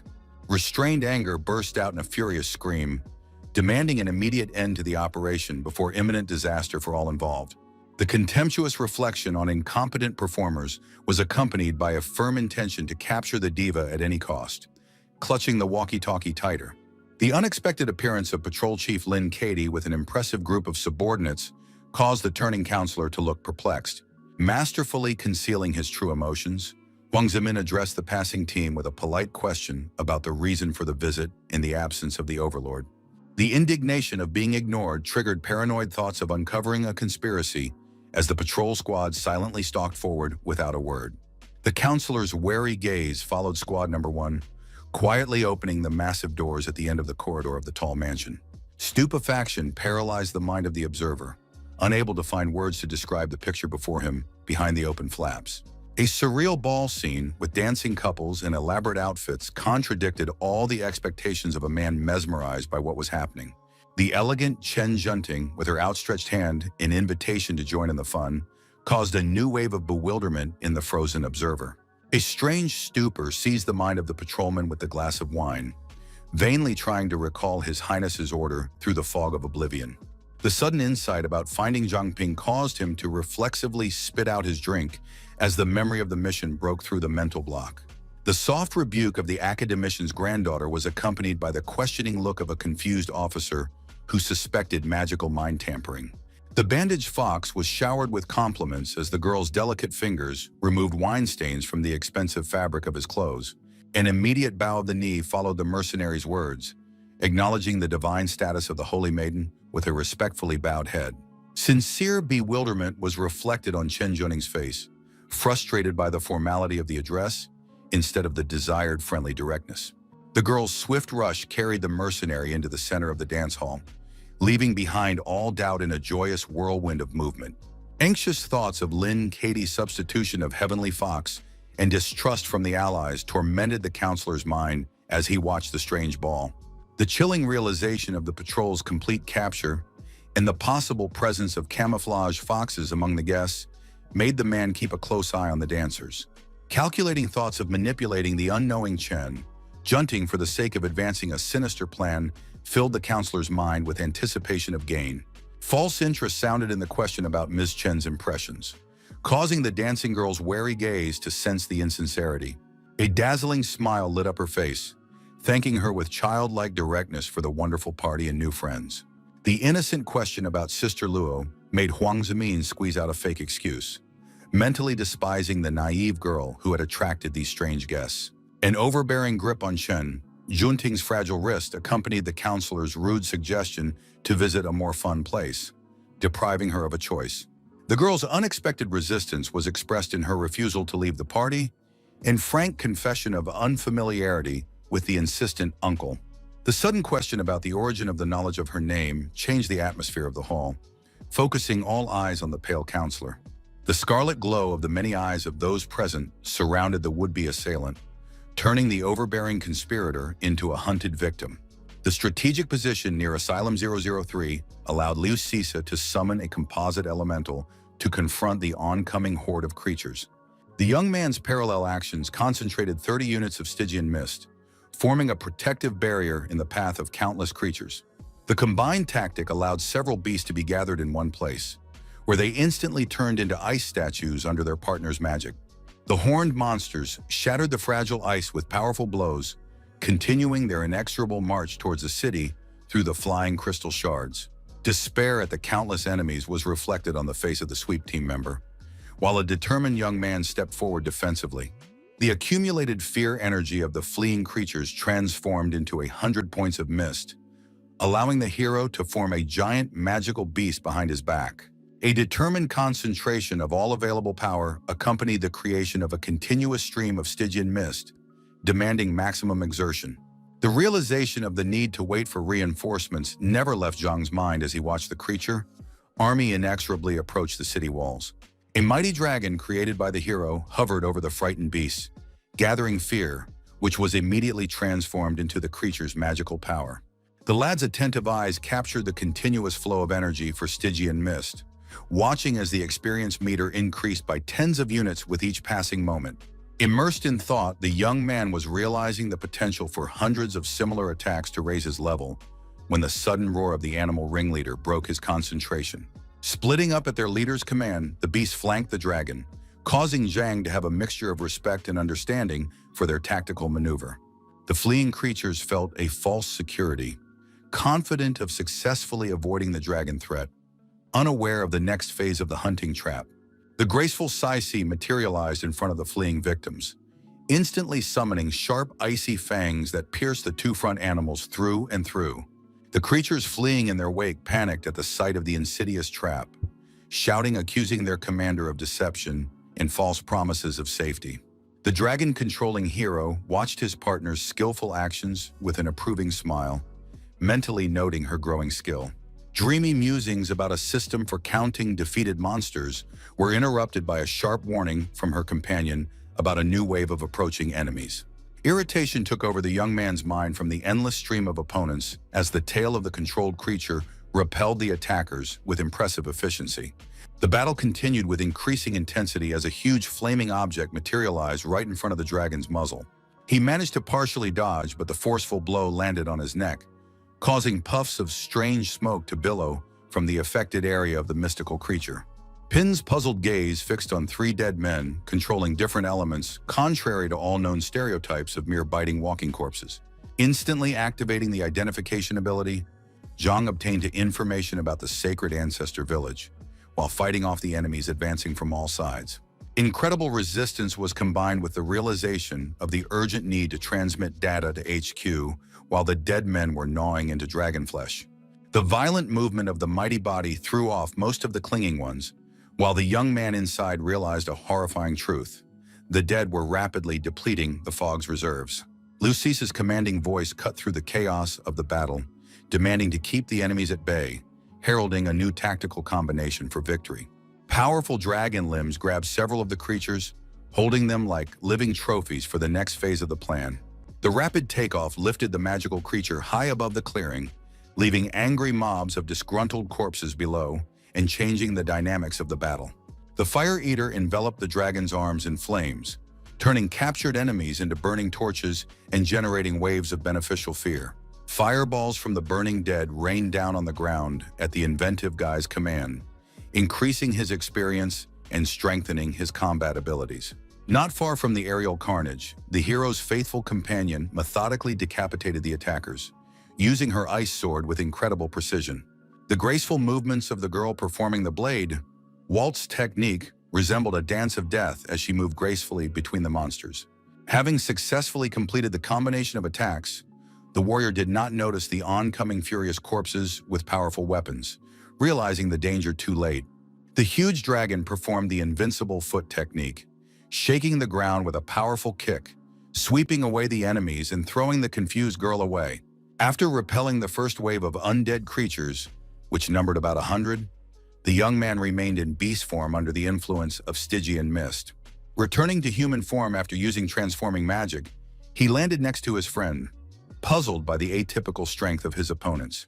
The partner reasoned about the meanness of this tactic, suspecting the Zhu family, but the young man, gazing into the distance, determined the true origin of the creatures from the sacred ancestor village. The captain over the radio confirmed this version, noting that even the cruel Zhu family honors beasts as a religion, not stooping to manipulating the dead. The original version of the incident was fully supported by Zhang Ping's identification, indicating the involvement of the mysterious village. The shocked girl from the sweep team couldn't hold back an exclamation of surprise at the mention of the legendary village known for its forbidden practices. Cece voiced through her teeth a guess as to the real culprit, blinded by rage so much that she stopped noticing the changes around her. Memories came in an avalanche. Her kneeling figure, her hand covering her face, and the ominous girl towering over her. The evil person who sought to rule Pearl City emitted such a dark aura that even the air around her seemed soaked with hatred and darkness. Noticing the danger, Cece covered her nose with her hand, ordering the young man next to her to repeat the protective gesture due to the poisonous gas surrounding them. Covering his airway and holding his breath, Zhang mentally analyzed the familiar scent, trying to recall a previous encounter with a similar substance. Recognition flashed through the hero's mind. The smell of rotten eggs indicated hydrogen sulfide.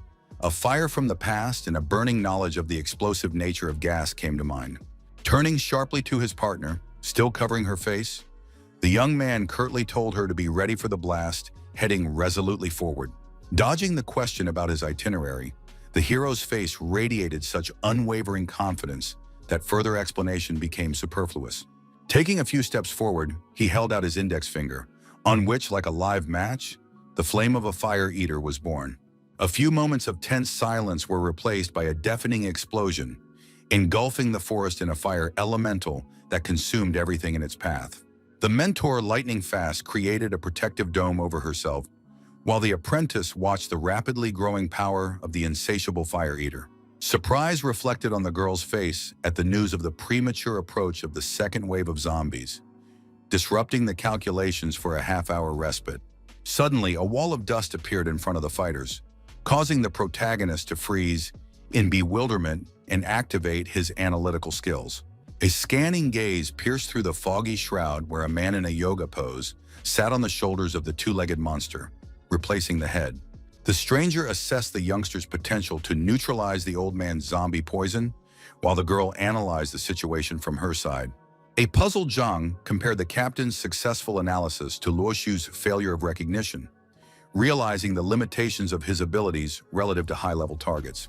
The system conducted 16,888 successful analyses, greatly expanding the range and accuracy of the scans, revealing that the enemy was a supremely awakened Zuo Xiangming, whose radiation subjected the zombies to his will. The ancient enemy carelessly gave orders to the huge green-colored creature to deliver the enemies dead or alive, having more pressing concerns. Zhang explained to Sisa that the creature was a 39th level fallen, causing his partner to look surprised as she assessed the high-ranked threat. The girl explained the evolutionary process of awakening abilities gradually transforming into their optimal form depending on their application.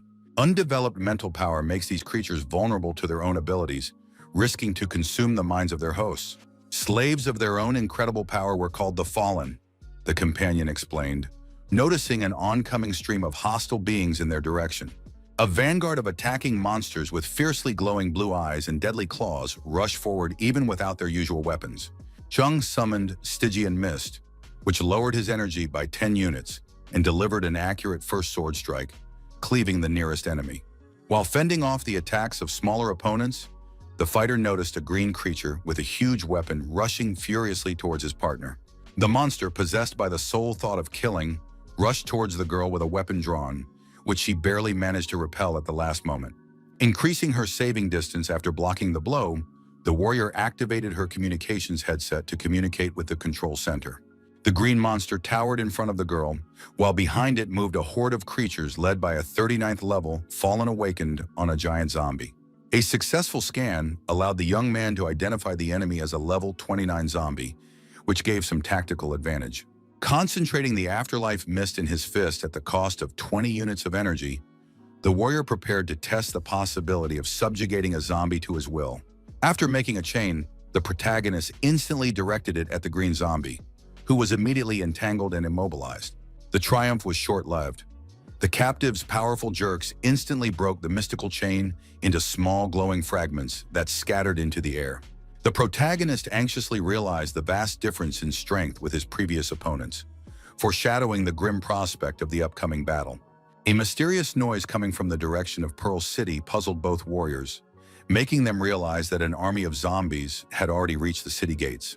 The northern gates of the majestic city were met by an endless stream of fleeing creatures, never pausing for a moment in their deadly march.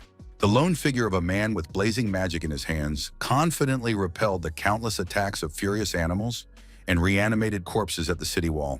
The legendary master of the Beastmaster martial arts school, Feng Leixian, exuded absolute confidence as he prepared for the decisive confrontation.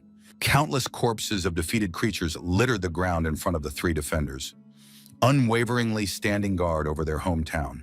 Encouraged, the arriving fighters rushed towards the monsters with confident clicks, determined to prevent the monsters from penetrating beyond the sacred walls. The warriors, acting even without weapons, effectively repelled the attacks of the water rabbits and other creatures with their bare hands and honed foot strikes. First among the new wave of zombies ran the creature with a green glow enveloping its deformed brush, radiating a clear threat. Master Feng Leixian put out his arm vertically to block, meeting the blow directly with his wrist, noting the unusual movements of the attacking zombie. Blood trickled down the defender's wrist, and his arm trembled under the pressure of his opponent, holding his grip with inhuman strength. The dead man's eyes shone brighter with incomprehension as the victim suddenly jumped back, breaking contact with an incredible maneuver. Landing on his feet, the warrior instantly adopted a characteristic stance, reminiscent of the legendary Monkey King style from the ancient Svarilov school. The zombie with the pulsing green magic in its hand rushed to attack again, while the puzzled master tried to comprehend the true nature of the strange foe. Feng Lengxian resolutely accepted the challenge of fate, rushing towards the attacking opponent with the firm intention of putting an end to his existence. The zombie silhouette, shrouded in an ominous green glow, displayed an unyielding will to win, delivering powerful blows that the master masterfully dodged. Taking advantage of the moment between attacks, the fighter crouched down lightning fast and soared upwards, using the legendary technique of lifting the Beastmaster's fist. Reaching the perfect distance in the air, the wizard activated a new spell, sending a blob of blazing energy and the enemy enveloped in it to the ground. The grandiose hyper-regeneration technique filled the space with a fiery glow as the master descended down, floating majestically in a blazing aura. Landing on his feet, the experienced fighter took a close look at the prostrate figure on the ground, noticing an unexpected object. A strange feeling of recognition swept over Feng Lengxian as he picked up the mysterious object lying beside the defeated zombie. Shock reflected on the warrior's face as he turned the find over and was able to recognize the token of Lin Benxi's older brother, who had disappeared years ago. The realization of the terrible truth struck the master as the victim thought to be dead began to rise. Astonishment restrained the fighter's movements at the sight of his rebellious brother, with a green glow around his mutilated body, who had become a zombie after disappearing during a dangerous investigation. Rage boiled up in the man's heart, filling his fist with deadly magical energy directed at his once beloved relative. The rival's magical streams collided in the air as precious memories of the past with his mentor brother surfaced in the warrior's mind. An image of youthful training arose in front of his inner gaze as his older brother demandingly pushed his student to master a complex martial technique. The mentor's wisdom about the free, uninhibited nature of the Monkey King style resounded in his mind, contrasting with Feng Lengxian's fall from the missed punch. Kindness was reflected on the older brother's face as he extended his hand to the defeated apprentice, noting his incredible progress against the doubts of the other masters. Memories of his promise to wipe the smug expression from the old man's face after training together pierced the warrior's heart with the sharp pain of loss. Snatched from the flood of memories by a real blow from his once-beloved brother, the master instinctively put up a block, preventing a crushing attack.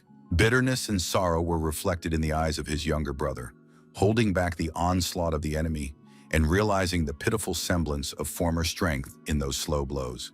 The furious scream of the Beastmaster School's honored defender shook the air as his crushing blow threw the defiled body far back. An oath of vengeance escaped the master's lips as a circle of fire manifested on his naked back, symbolizing the awakening of an ancient power. The legendary blood ignition technique activated in the fighter's body, raising temperature, mana, strength, and agility to incredible limits. The warning to retreat sounded a moment before the master rushed towards his opponent at a speed indistinguishable to the normal eye. The flame-shrouded silhouette struck blow after blow, each time pushing the zombies farther and farther away like ball lightning. Tears streamed down Feng Lengxian's face as he continued to ruthlessly attack the creature that was once his beloved brother and mentor. The zombie's body, accompanied by a fiery trail of blows, continued to fly farther away, losing parts of its mangled flesh. The tattered clothing and damaged body did not prevent the creature from uttering parting words about its younger brother's strength, mirroring the last glimmers of consciousness. Turning away from the pitiful sight, the martial artist mentally wished for peace for his brother's soul, unable to see the result of someone else's sinister experiment. The mysterious voice assessing the potential of the new masterpiece made the warrior turn around warily, preparing to face the true enemy. Anger boiled in the heart of the master, who had adopted a fighting stance and was shrouded in flames at the sight of the one who had turned his brother into a soulless zombie. The sinister figure of Zuo Xiangming sitting on top of the creature surrounded itself with a pulsating pink energy, or exuding an aura of absolute evil. Disdain glittered in the blood-red eyes of the monster, pointing at the countless army of the dead, inexorably moving towards their target with ruthless determination. The group of followers moved through the ancient ancestral Saint Village, following unquestioningly towards the mysterious figure of their leader. The kneeling messenger respectfully reported the full readiness of the assembled warriors, addressing the back of the majestic figure. The clan head turned to the followers, proclaiming their mission to foment chaos in the city at the hands of low-level zombies and spread the teachings. The strict instructions to immediately retreat after the Zhaoxi brothers kidnapped the saint sounded like an immutable law to the assembled warriors. The kneeling follower, having been allowed to continue, dared to ask a question of the approaching lordess. Concern over the possible interference of a royal-level mutated beast in their plans was evident in the questioning servant's voice. Logical doubts about the advisability of retreating after declaring war and capturing a saint required clarification from a wise leader. The mention of the old fox recently awakened and waiting for the mysterious Shirbai to manifest cleared up part of the puzzle. The rebuke of the riskiness of the offensive came in a question from a subordinate concerned about the safety of their army in the face of an unknown threat. The head's self-assured reply dispelled any doubts about the ability of even a royal-level mutated beast to resist the influence of an unawakened holy maiden. Strategic analysis revealed the main obstacles to Pearl City's capture: the enigmatic Shuribai and his cleanup crew, and the mysterious fox. The insidious plan included an arrangement with an undercover agent to open the gates of the city early to create chaos within the defended walls. Using the holy as an excuse for war and flooding the city with zombies should have forced the sweep squad to activate the Pearl of Sun and Moon. The brilliant strategy involved waiting for the Foxes and Saitu's team to mutually exhaust each other for the perfect moment to attack a weakened Pearl City. The kneeling warrior's last question was about the possible interference of the Zhu family, also hunting for Chen Junting's power. The leader's confidence in the impossibility of manipulating the confusion of the Holy Family was due to the Zhaoxi brothers' special blood connection to the target. The aloof position of the Zhu family heads was perceived as an attempt to cover their tracks, while the leader looked down from the cliff at the city wall in the distance. The unwavering confidence in the superiority of the Zhaoxi brothers over any encroachers on the Holy Maiden resounded in the words of the majestic lordess. The deferential servant recognized his mistress's wisdom as he followed her up the winding mountain path to the next stage of the elaborate plan. The protagonist continuing the battle against the endless stream of undead, channeling the remnants of Stygian mist onto his dagger, amplifying its deadliness. The smashing blows accurately struck target after target, while the warrior's partner paralleled the destruction of enemies with her shimmering weapon a few steps behind. Despair crept into the heart of the fighter, surrounded by endless waves of enemies, realizing the futility of his attempts to turn the tide of battle. A sudden realization flashed through the young man's mind during another attack block, making him instinctively sense the deadly threat behind him. A sharp U-turn revealed a horrifying sight. A giant zombie with its weapon drawn was preparing to attack her unsuspecting partner. Zhang's warning shout allowed the girl to put up a protective block that took the brunt of the fierce creature's blow. The destructive power of the attack shattered the warrior's weapon, throwing her like a helpless puppet several meters back. The monster, seeing the opportunity, lunged at its defeated opponent, leaping into the air with its axe raised for a final strike. The protagonist's desperate dash to the rescue was stopped by two opponents, one clawing at his back and the other blocking the path in front. Paralyzed with fear, the girl froze in the face of imminent doom as the deadly axe approached her in slow-motion horror time. Powerless to prevent tragedy, the hero could only shout a warning, realizing in advance that his words would come too late. The ringing of metal instead of the expected sound of flesh being cleaved baffled the ferocious creature whose axe had collided with the unexpected obstacle. The sudden appearance of a warrior with a family shield, coming between the girl and death, was accompanied by the recognition of the savior as Zhang Shoujun. A multitude of shadow balls suddenly cut through the air, striking the zombies that surrounded the protagonist, marking the arrival of long-awaited reinforcements. The deadly shadow spheres continued to multiply, casting the creatures aside in powerful blows of invisible force, clearing space. The elegant warrior displayed impressive hand-to-hand combat skills, sending her opponent into oblivion with one precise leg kick. The graceful Chen Shuijie, after repelling another attack, uttered an apology for being late with a slight note of amusement in her voice. A new wave of shadow swords rushed towards the giant enemy that still posed a threat to the sweep team member. The deadly projectiles landed between Shoujun's shield and the attacker, creating a shockwave that threw the giant back several meters. Shadow Arts Master Chen Ming, who was standing beside Lu Shisa, was coldly ordered to shut up instead of answering the question about swordsmanship. The wary member of the sweep squad continued to warn his comrade to remain vigilant as he continued to attack the enemy. A disappointing conclusion about the futility of physical attacks ripened in the minds of the fighters observing the monster's undamaged body after many powerful blows. The protagonist, as he approached his companions, exuded an unexpected confidence in his knowledge of an effective way to defeat the invulnerable zombies. The brief request for tactical cover made to Chen Ming received the immediate consent of the warrior, standing with his back to what was happening. An instantaneous dash to attack followed the arrangement as the man rushed towards the approaching green creature with incredible speed. The zombie, without releasing the huge axe from its tenacious fingers, abruptly tried to cleave the attacking man with the deadly blade, but the man managed to repel the attack. A mental analysis of the situation about the toxins controlling the creatures and their ability to ignite flashed through the young man's mind as he flew behind his opponent's back. Bright red pebbles of snake scales flew into the zombie's back, while Zhang parallelly formed a huge hammer of fog to ignite the toxins. Absolute confidence in his ability to dispel the monster's control accompanied the strongest blow of the hammer, punching a hole in the green-skinned creature's back. Igniting the embedded scales required the use of Fire Eater magic through the blade, which should have the desired result. Fully engulfed in flames, the guy directed all his accumulated power at the green zombie standing behind him, preparing for the final attack.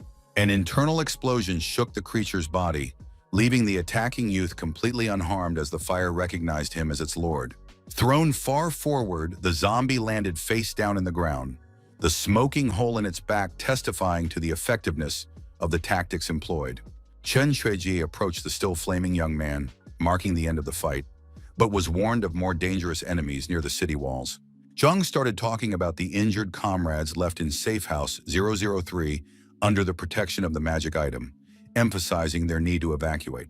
Chen Ming's calm assurance of receiving information from the captain and willingness to take care of the wounded accompanied the recognition of Zhang's fighting abilities. The experienced warrior urged the hero toward the city where his skills were needed, promising to take care of the remaining problems himself. The swift run in the opposite direction caused surprise even to the unperturbed Sais, who had frozen in place at the unexpected turn of events. Sishanyu's suggestion to also return to the city was accompanied by confidence in the sufficiency of the remaining forces to deal with the current problems. The girl accepted the instruction without objection and rushed after the young man, asking him to wait for her to return to the besieged city together. The northern gate of Pearl City was surrounded by countless creatures, living and dead, ready to continue the endless confrontation for the coveted goal. Feng Lengxian activated the unshakable emperor body technique with hyper-regeneration, his flaming figure towering among the many burning corpses. Bai Dai, using the hunger mimic in wolf form, had time to not only attack, but also warn his companions to cover the healing head. Chaotic cries of retreat mingled with battle cries as the lone creature abruptly turned around, sensing something behind him. The recovered head immediately created a fireball, aiming it at the enemy, which exploded, scattering burning remains. Trailing behind, a master of the Beastmaster martial arts school challenged the approaching Zuo Shangming, demanding to show all of his abilities without secrecy. The creator of the toxin pondered the strange coincidence of frequent encounters with fire-type awakened ones, continuing to sit in place of his head on his host. The younger brother, eager for vengeance, soared into the air with a flaming hand, heading towards the old zombie man, promising retribution for Lin Benshi. The crushing blow threw the old man off his ghastly throne, causing him to fly into the air as a helpless puppet under the onslaught of the furious attack. The younger brother's unquenchable rage spewed out in a series of consecutive punches, causing blood to flow from the injured Zuo Xiangming's mouth. Staying in the air, the Avenger continued to deliver blow after blow, turning the enemy into a source of bloody rain falling to the ground in small particles. The Master's triumphant declaration of the leader's defeat and its effect on the zombie army rang out as he noticed a huge hole in his opponent's body. The triumph was instantly replaced by wariness at the piercing scream of a zombie behind him, causing the victor to turn around sharply. The bewilderment at the continued movement of the seemingly decapitated army was reflected in the bewildered exclamation of a confused warrior. The loss of vigilance turned out to be a terrible mistake. The defeated opponent suddenly came to life, stabbing the smug Feng Lengxian in the stomach. The ancient corpse usurper technique allowed an old zombie to be revived by sacrificing a subordinate undead, causing the master to marvel at the sight of a recoiled opponent. The heart of the head of the Beastmaster school beat with unnatural force, signaling the intrusion of an unknown danger into his mighty body. Horror contorted the warrior's face as the impact site took on an ominous purple hue, indicating the severity of the damage. An ominous green light filled the old zombie man's eyes, and a satisfied smile stretched across the creature's gaunt face, enjoying the effect of the attack. The deadly toxin was spreading through the fighter's veins, threatening to turn him into the likeness of an ancient zombie, despite his desperate attempts to burn off the poison. Overcome with rage, the wounded warrior concentrated on activating the second stage of the unshakable emperor's body, surrounding himself with a blazing halo. Zhu Shengming's sarcastic smirk accompanied a mocking remark about the futility of trying to get rid of the toxin by self-immolation. The ancient necromancer pointed at the surrounding creatures, clarifying the radical difference between the basic poison and the special variant for controlling the undead army. Ignoring his subordinate's alarm, the master listened to his opponent's boasts about the invulnerability of blessed creatures with a special toxin. The green monster near Safe House 003 suddenly rose up with a battle cry, throwing the heroes who were certain of its demise into a state of shock. The elders' mocking shouts resounded through the air as the hulking creatures and the infected brother approached the exhausted warrior with snide comments. Feng Lengxian's furious vow to make the enemy pay at any cost cut through the air filled with invisible attacks from all directions. Purple magic enveloped the controlling hands of the main zombie as he mockingly pointed out the victim's complete lack of understanding of the gravity of the situation. A powerful counterattack allowed the master to drive the small undead away, ignoring the elder's ominous offer to reunite with his transformed brother. Determination to destroy the enemy contorted the face of the fighter, who rushed forward with a raised fist, intent on ending the lingering nightmare. The collision of the master's fist with the monster's strike generated a powerful shockwave that threw all the surrounding creatures in different directions. The battle cry was accompanied by a torrent of blood flowing from the man's lips as he put the last resources of his body into a deadly blow of incredible power. The opponent's thrown back left the exhausted hero standing on buckling legs, exhaling heavily after the colossal exertion. The hunched silhouette of the tired warrior continued to breathe hoarsely as the invisible transformation gradually enveloped his once healthy body. The sight of his own hand, stained with a bluish hue, filled the fighter's heart with the chilling horror of realizing the infection was spreading. The creatures rising again rushed towards the weakened defender, realizing the insufficiency of the measures taken to finally win. Mentally recognizing the lack of energy for the final transformation, the warrior continued to fend off the attackers, ignoring the progressing symptoms. The gravity of the possible fall of the northern gate pressed on the mind of the hero, who cast a despairing glance at his fighting companions in the unequal battle. The bowed head in the face of Pearl City's possible collapse sank lower and lower until the surrounding monsters, hearing a loud scream, turned around in bewilderment at the sound. The rapid appearance of the protagonist and his partner Liu Sisa brought hope of reinforcements for the exhausted head of the martial arts school.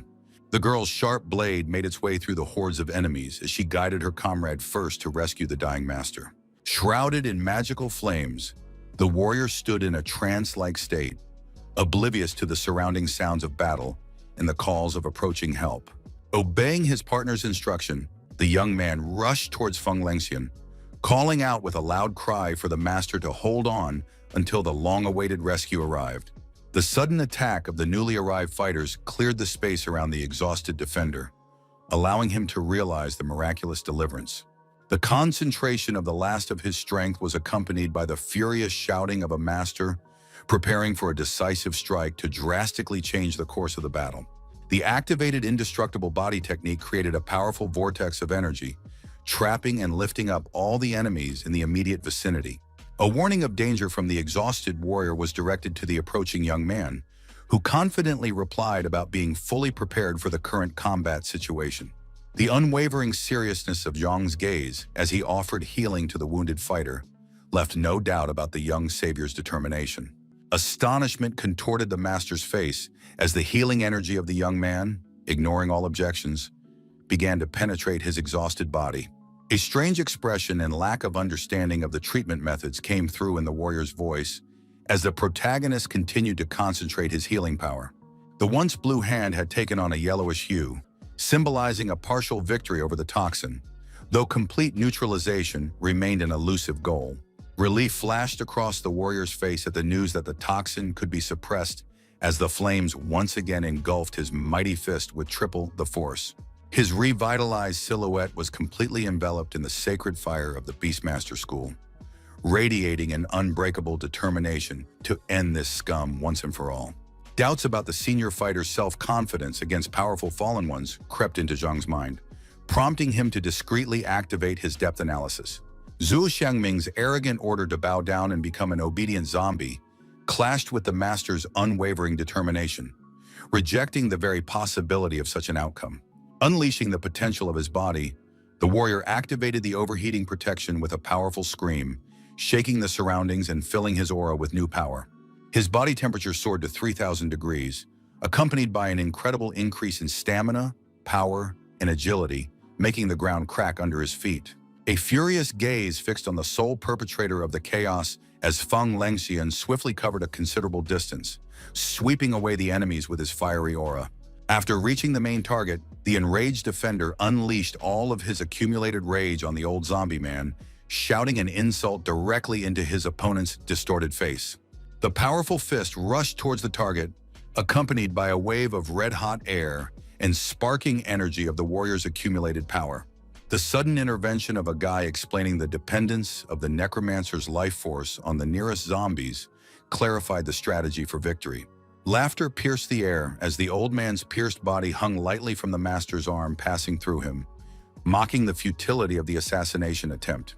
The surrounding army of undead rushed towards their enemy at the silent command of the ancient lord holding the limb that pierced him. The increase in body temperature to 4,000 degrees was accompanied by the activation of a special overheating defense designed for a specific battle strategy.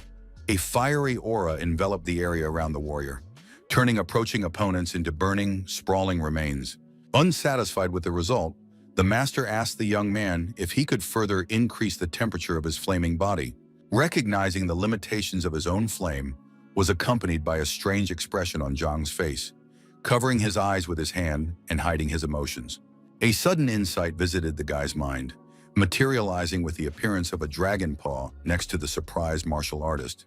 Instead of the expected gratitude for the red pebbles sprinkled on his palm, the young man received only a question about the reason for the delay in handing over the scales. Wasting no time, the warrior sent the contents of his hand into his mouth, eliciting a delighted exclamation from his aide about a true fire eater. The sudden fading of the flames was accompanied by a rising wind and the approach of screaming zombies, sensing the supposed defenselessness of the enemy. A blue force, like lightning from the heavens, pierced through the master's body, creating a powerful shockwave that repelled all the surrounding creatures.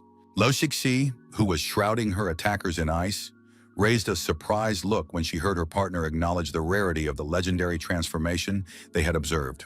The leader's unwavering body summoned solar fire, raising the temperature to 6,000 degrees, instantly destroying all toxins.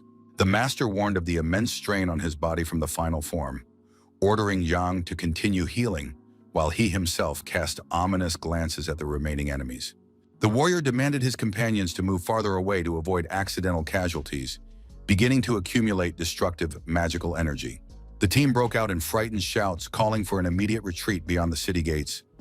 Realizing the monstrous power of the forthcoming machinery, Zhu Xiangming's face contorted in bewilderment at the sight of the toxin being completely destroyed, and his body began to disintegrate into glowing green particles.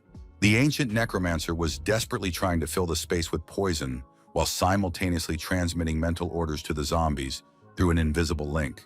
After the command to destroy the enemy, the army of obedient undead rushed towards the martial artist, ready to meet the last wave of attackers. The activation of the secret technique, Beastmaster Unification of Primal Chaos, began with a thin trickle of breath that instantly enveloped the warrior with mystical energy. The originally thin energy jet transformed into a huge wave, engulfing all approaching creatures with an inexorable force of primordial destruction. Captured by the wave of energy, the zombies let out inhuman cries of agony before finally dissolving into the void in a split second. As the technique ended, 20,000 undead turned into handfuls of gray ashes around a mighty figure maintaining a transformed appearance in the middle of the battlefield. Lo Shixi, watching the battle from the wall, mentally recognized the incredible power of the fighter, definitely among the top 3 strongest warriors she knew. The triumphant moment was interrupted by a screaming messenger with the horrifying news of the betrayal of the other 2 schools that had opened the west and east gates. Feng Lengxian's face expressed shock and disbelief at the mention of the names of the traitors, Ao Dunhai and Wu Ruoyu, once considered the city's trusted defenders. The sweep team froze in a daze at the sight of a new wave of undead rising straight up from the ground to the sinister laughter of the puppeteer. The opponent, seated on a living throne, acknowledged the master's temporary superiority, promising a more epic battle the next time they met. The warrior roared an oath to not let the enemy leave alive in the future, while realizing the priority of defending the besieged city at the current moment. The commander gave a clear order for the team to return and help the rest of the defenders, addressing the warriors frozen in anticipation on the city wall. The lack of a toxic threat served as an argument for sending the protagonist back to the city as well, causing the young man to immediately agree to fulfill the assignment. Panic gripped the townspeople at the sight of the mutated creatures bursting through the gates. Desperate cries for help mixed with calls to form a line of defense. Huang Zemin watched from a high rooftop the rising smoke and chaos below, gloatingly enjoying the panicked flight of the doomed townspeople. The counselor continued to chuckle as he pondered the fact that Pearl City should see its true situation without the patronage of the great Zhu family. The strategist's attention was caught by the appearance of 2 companions who silently approached from behind, and he immediately inquired about the progress of the plan he had devised. A nearby subordinate reported 1,000 creatures successfully infiltrating the city limits and taking complete control of the situation. Satisfied, Huang ordered the attack to be directed at the mayor's mansion, causing the aide to be perplexed about the presence of the powerful Chen Junting there. The blood of the goddess flowing in the veins of the town leader had an inexplicable effect on the mutated creatures, turning even the celestial foxes into loyal servants. Irritation distorted the face of the leader of the conspirators at the sight of his subordinates' misunderstanding of the incomplete awakening of his rival's powers. Junting's mind was in an infant state, unconsciously controlling the surrounding monsters through passive mental impulses. The man was certain that a large gathering of creatures would inevitably overwhelm the unformed abilities, causing chaos in the mansion and creating the perfect opportunity for a kidnapping. The girl's happy laughter echoed around the room as one of the monsters held her gently in his arms, tickling her delicate skin with a clawed paw. After laughing, the young lady leisurely wiped away the tears of merriment with her little fingers, unaware of the danger. Surprise reflected in the heiress's eyes as she found a host of unfamiliar awakened beings scrutinizing her every move. Her distorted perception painted her a completely different picture. A crowd of snow-white creatures she affectionately called snowballs. Curiosity flashed across the girl's face as she turned to the creature holding her, not recognizing it as her formerly familiar pet. Giggling, the girl slid off her strong paws, calling everyone cute, not noticing Juan's lurking companions in the distance of the room. The Zhu family's secret agents watched closely, noting how the huge number of creatures were gradually undermining the victim's mental strength. The academician's granddaughter, having played, decided to get some air and casually headed deep into the shadowed corridors of the mansion. Puzzlement distorted the features of the young face as the girl noticed through the high window a strange array of imaginary snow friends. The overloaded consciousness could not bear the strain. The frail figure sank to the marble floor, clutching her temples and screaming desperately for the hated snowballs.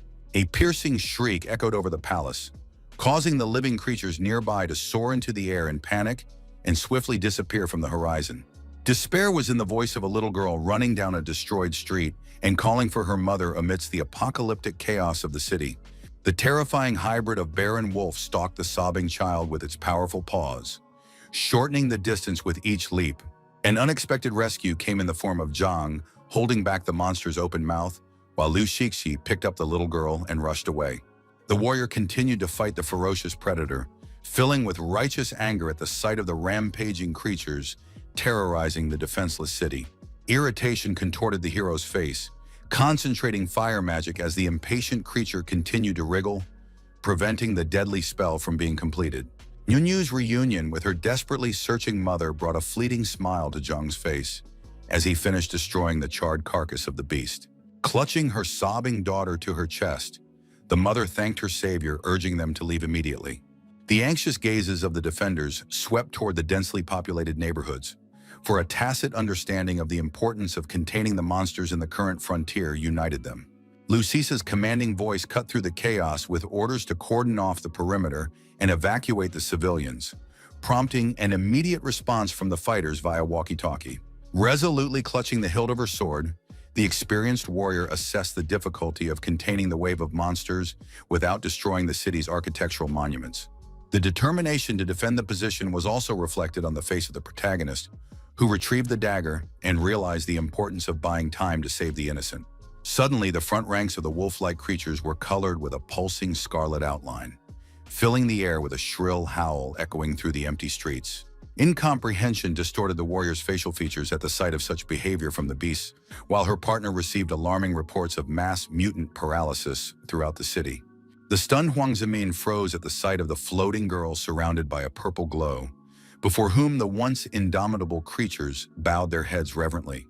Shock distorted the features of the imperious face, and his jaw dropped involuntarily at the realization of the impossibility of the mystical scene unfolding before his eyes.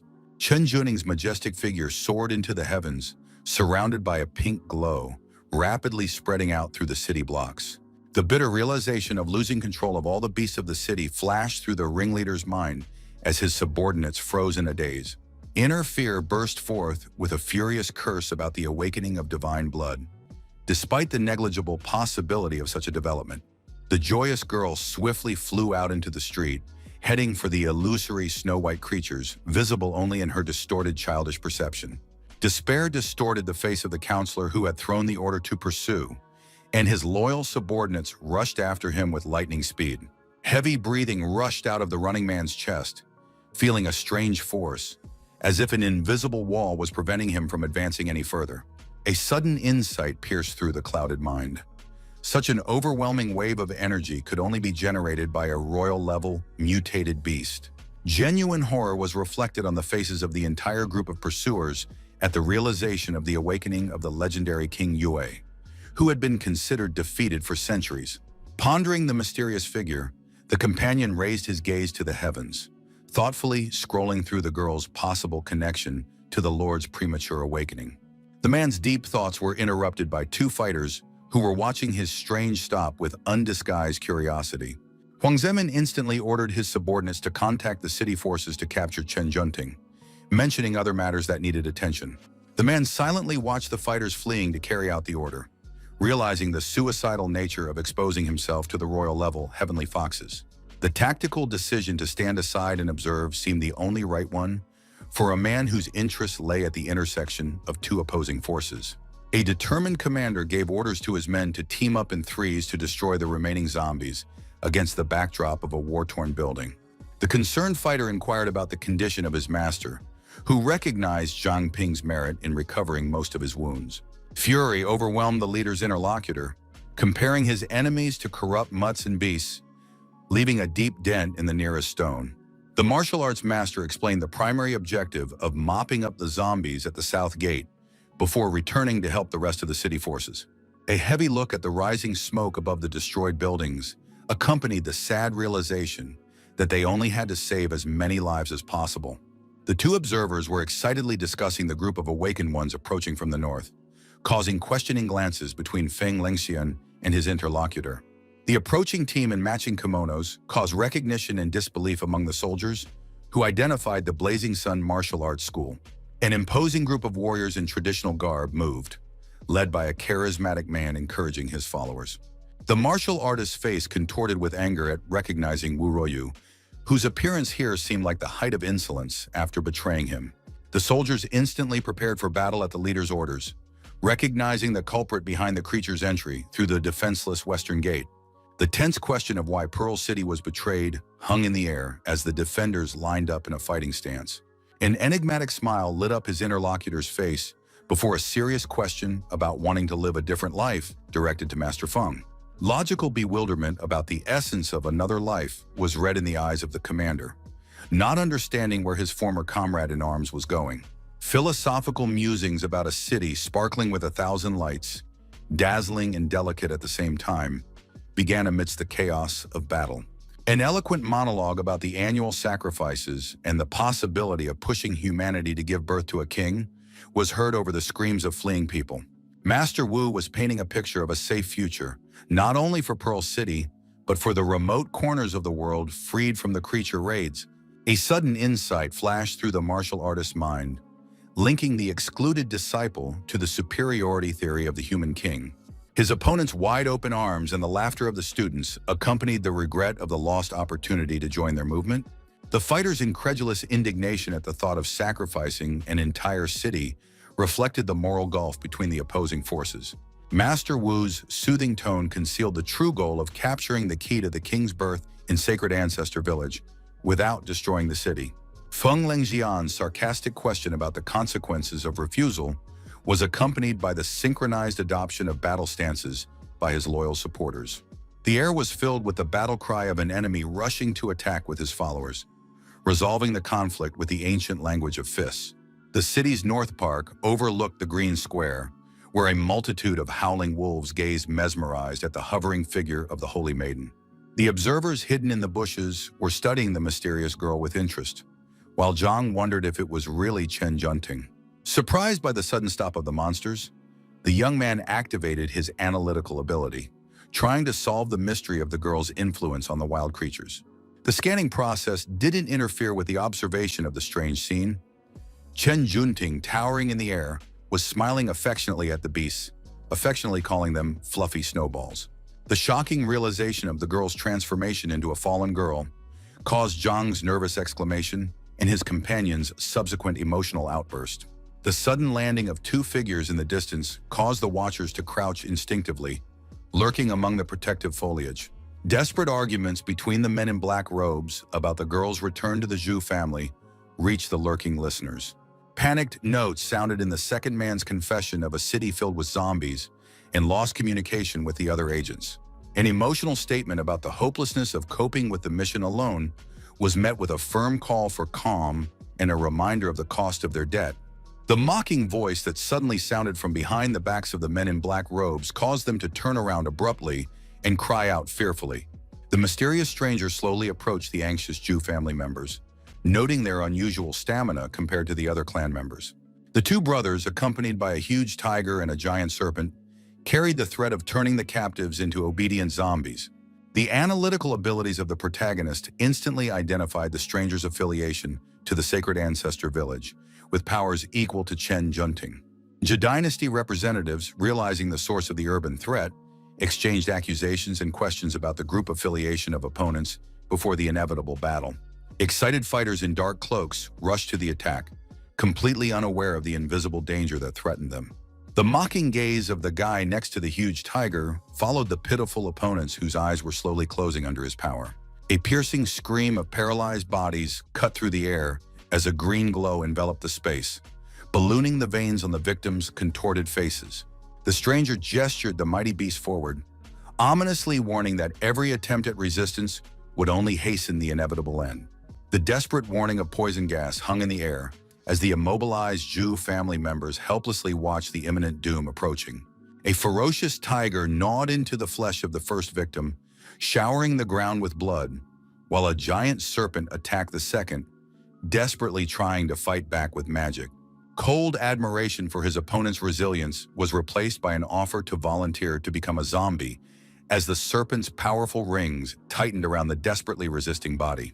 The determination to die, taking the enemy with him, was reflected in the eyes of the doomed warrior, concentrating the last of his strength for an explosive burst of blue magic. The second brother's warning shout cut through the air a moment before the deafening explosion illuminated the surrounding area with a blinding light.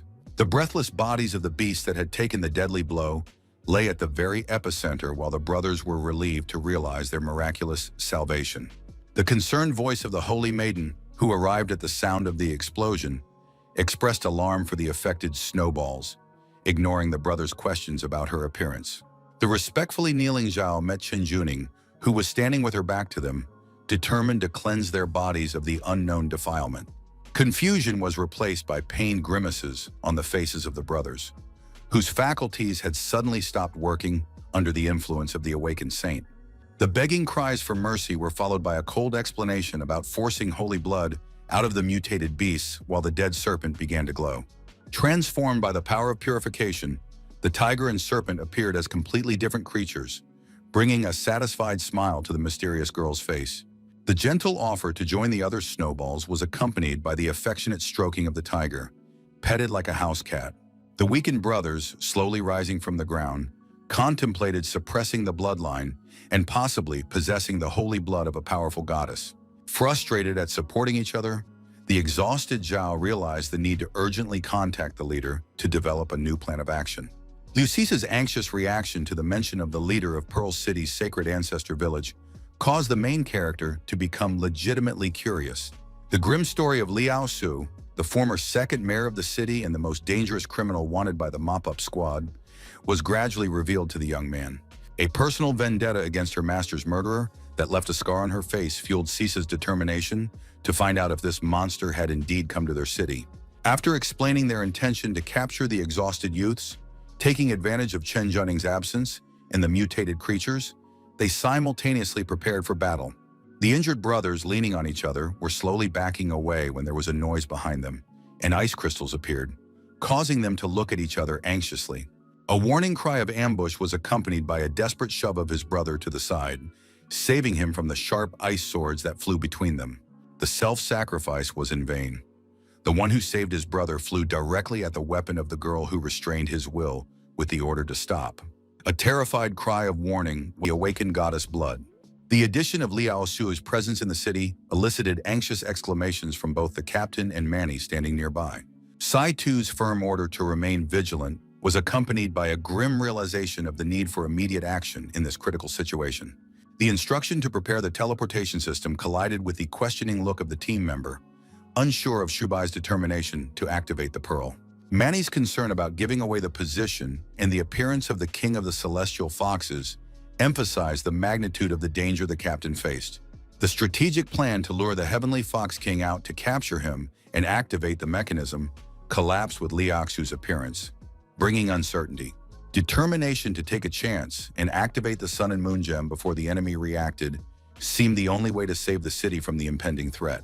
Memorial Square became the site of a small portal, distorting space with its mystical glow.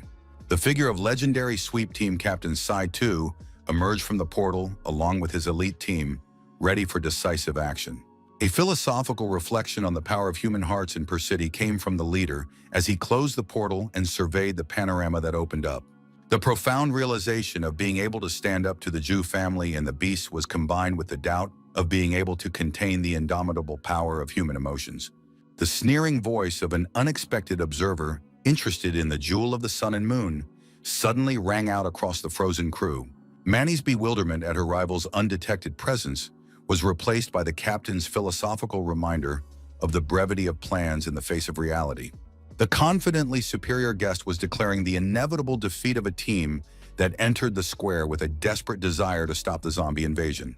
The captain's philosophical question about the contradiction of the king's way to the natural order of things emphasized the danger of attracting royal creatures from all over the world. Liaoxu's brief but iron resolve-filled response of rejecting defeat reflected her manic obsession with her own path. The enraged Seitu Shubai, barely restraining his seething rage, blamed his rival for the moral failure from the first blade raised on an innocent.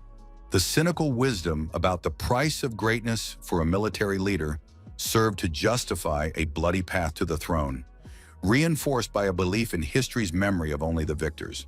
The warning of dangerous ambitions leading to countless casualties and the possible extermination of humanity only elicited a mocking laugh from the girl. Liao Shui's strategic plan included preventing the activation of the pearl until the saint received it, while a sinister undead army materialized behind her back. Shock reflected on Seitu's face at the sight of the traitorous Yu Chenghai, the head of Pearl City, standing next to the sworn enemy of humanity. His sad expression accompanied the treacherous words about the power of the celestial foxes and the need to unite under a new king. Sadness shone through in the captain's quiet words about Liao Su's failure as a leader. His gaze lowered, avoiding his former comrade-in-arms face. The young man who defected to the enemy justified cruel means by the necessity of action, realizing the impossibility of changing the minds of conservative opponents. The ominous demand to give their lives was accompanied by an undead attack on the defenders, who ran out to meet them in a decisive battle for the fate of the city. The blinding flash of a huge explosion, visible from the residential area to the south of the Green Square, illuminated the horizon with an unsettling, mystical glow. The Holy Maiden, surrounded by suddenly alarmed animals, was perplexed as to the reason for what was happening and the source of the fear of her unusual companions. The main character's frightened partner felt with trepidation the strange energy fluctuations permeating the space around them with invisible waves. The Holy Maiden instantly soared into the air, drawing the mutated beast toward the epicenter of the vibrations, which the girl identified as the captain's signal. A member of the sweep team rushed to find Seitu, accompanied by the protagonist who was worried about the fate of the captured brothers. The epic battle between the defenders of the city and the undead hordes was heating up with unprecedented fury, each fighter giving his last strength for the sake of victory. Liao Shu's mocking question about the opponent's limits sounded mocking as she gracefully dodged the master's powerful energy attacks. The brief response of holding back true power was accompanied by a steady stream of energy blows aimed at the hovering opponent. Bewilderment distorted the features of the warrior's face, sheltered in the protective dome of her own creation, realizing the unexpected twist in the enemy's strategy. A sudden realization flashed through the mind of the woman watching from above. The enemy was deliberately delaying the fight, buying time to activate the mechanism. The swift order to destroy the pearl was relayed to Yu Chenghai from the suddenly alarmed Liao Shui, who realized the captain's true strategy. The three girls from the sweep group formed a human shield in front of their commander, ready to sacrifice themselves to defend against the attacks of their former comrade in arms. The death threat materialized with a crushing blow of the staff against the ground, shattering the stone and throwing the defenders back with a shockwave. The protagonist rushed toward the enemy with a warning of premature triumph, while his companion created a powerful ice barrier to protect her friends. The silent stare of the exhausted Manny was replaced by a silent request for help in getting the captain access to the target, despite her obvious exhaustion. The shocked gaze of the girl from the sweep group went upwards, revealing Li Aosue hovering in the protective dome right above Seitu Shibai's head.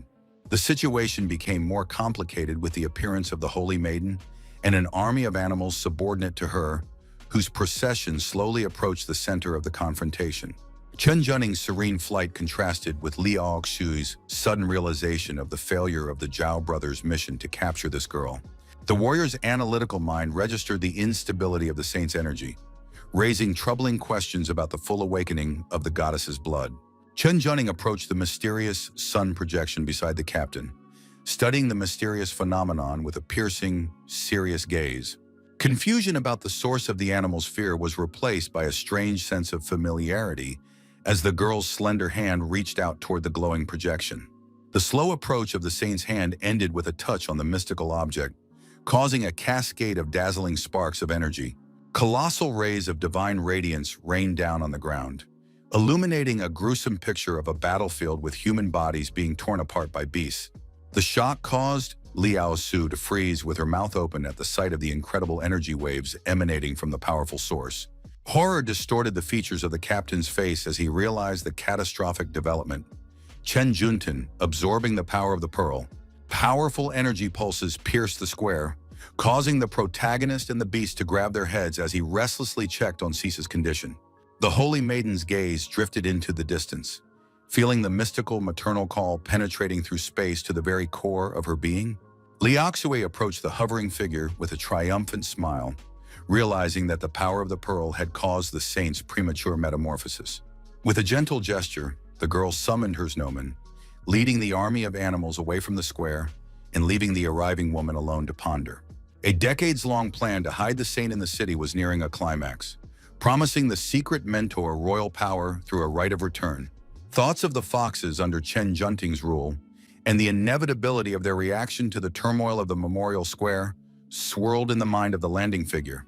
The satisfaction of the chaos created, distracting Shibai, was mixed with the anxiety of having to retreat quickly before King Yue appeared. A sinister smirk played on the woman's lips as she stood with her back to her interlocutor and his defenders, musing on the complex ceremonies of transformation. A determined Liu Shishan rushed after the departing figure with her sword at the ready, refusing to let her hurt anyone else again. The thirst for revenge for herself and the dead master gave strength to the girl's swift leap, directing her sharp ice blades toward the target with murderous precision. Liao Su's disdainful gaze met the flying ice projectiles with a mixture of arrogance and mild interest in the naive attempt to attack. The warning of arrogance was accompanied by a hand thrust forward, ready to demonstrate the true gulf in strength. A mighty sweep of his arm encompassed the girl along with her own ice blades, sending the young warrior flying backwards in a swift flight. The reaction of the protagonist was instantaneous, activating the afterlife mist at the cost of 10 units of energy and dashing towards the flying Sissa.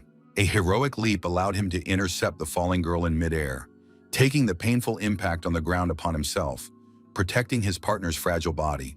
Liao Shi's ominous goodbye to Shibai echoed across the square as she soared through the air under the team's questioning gaze about the possibility of a chase. The commander prioritized the removal of the city's mess, while Manny was already rushing to her fallen comrades, ignoring the order in alarm at their condition. Minimizing the seriousness of his wounds, the protagonist tried to comfort his partner, who was immersed in gloomy thoughts of her own helplessness. An ominous sound echoed around the square, causing those present to glance around warily as the mutated beasts and zombies had already left the area. The captain instantly recognized the sound of the king of the celestial foxes, giving Manny an emphatic order to activate the portal, staring in the direction of the howl. The girl's tense gaze fixed on the approaching group of people, in whom she recognized with horror the representatives of the Heavenly Fox clan. The demand of a bandaged young man from the patrol group to lay down his arms was accompanied by the ominous promise of being sent to the ancestors for those who disagreed. Battle readiness gripped the heroes as Zhang and Sis activated magical abilities, while Manny concentrated on creating a portal under the protection of the team. Surrounded by a dazzling yellow glow, Seitu Shibai soared into the air above his group, resolutely declaring his intention to delay the advancing enemies. The order to evacuate Pearl City echoed over the plaza as Chen Luwei activated her own magic, preparing to join the leader. The captain's heavy, unyielding gaze stopped his subordinate's impulse, making clear the categorical nature of the order with no room for discussion. Zhang's analytical mind registered the strange behavior of Chen Junting, leaving the foxes behind, to which his partner assumed the activation of the protective barrier by the king. Seitu's mental musings on the proximity of the Lord and the danger to the crew accompanied his sad look at his companions entering the portal. The unbearable howl of the wind made all creatures clamp their ears after the passage closed as the captain addressed the unseen enemy lurking in the shadows. The provocative challenge to see the impressive strength of the king of the Fox Den resounded in the emptiness of the square, reflecting the determination of a lone warrior. A mysterious voice that had never seen a person more powerful than Shibai was accompanied by the appearance of an ominous dark energy that consumed the surrounding space. A colossal black and red-colored creature, surpassing the size of a human, appeared in front of the captain, who activated the analysis of the celestial fox skills. The sinister gaze of the monstrous creature, bent over the paltry human figure, met with a defiant challenge to test the sufficiency of his strength. A swift dash forward followed these words, accompanied by a mental preparation to deliver the strongest blow of which the captain was capable. The powerful vacuum collapse technique pierced through the enemy's body, while the mental plan involved heating the creature's insides to boiling. The derisive assessment of the beautiful but useless outburst was perplexing to a fighter trying to understand the nature of the cognitive distortion. The staggering realization of the lack of effect of the attack made Seitu Shibai analyze what was happening, trying to figure out why the creature remained unharmed. The huge monster scornfully dismissed his opponent's illusory replicas, calling them primitive television tricks unworthy of his attention. A shocking realization of the nature of the inversion principle skill flashed through the captain's mind. Reality itself was being distorted, not perception, warping his body. The horrifying realization of the inapplicability of the laws of physics to the creature was replaced by the nightmare of being captured in a giant palm, clutching with blood spurting in all directions. The triumphant laughter of the royal fox spread over the square as the open palm revealed to the world the breathless body of the defeated leader.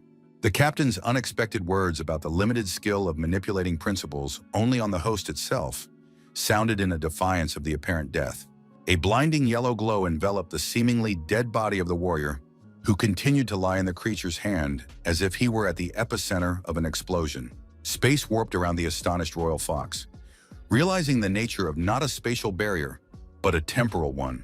Imprisonment in this trap showed not the slightest sign of fear in the creature, who scornfully mocked the mortal's futile attempts to stop him.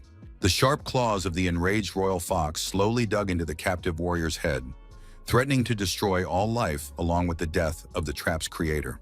The true state of affairs was more complicated.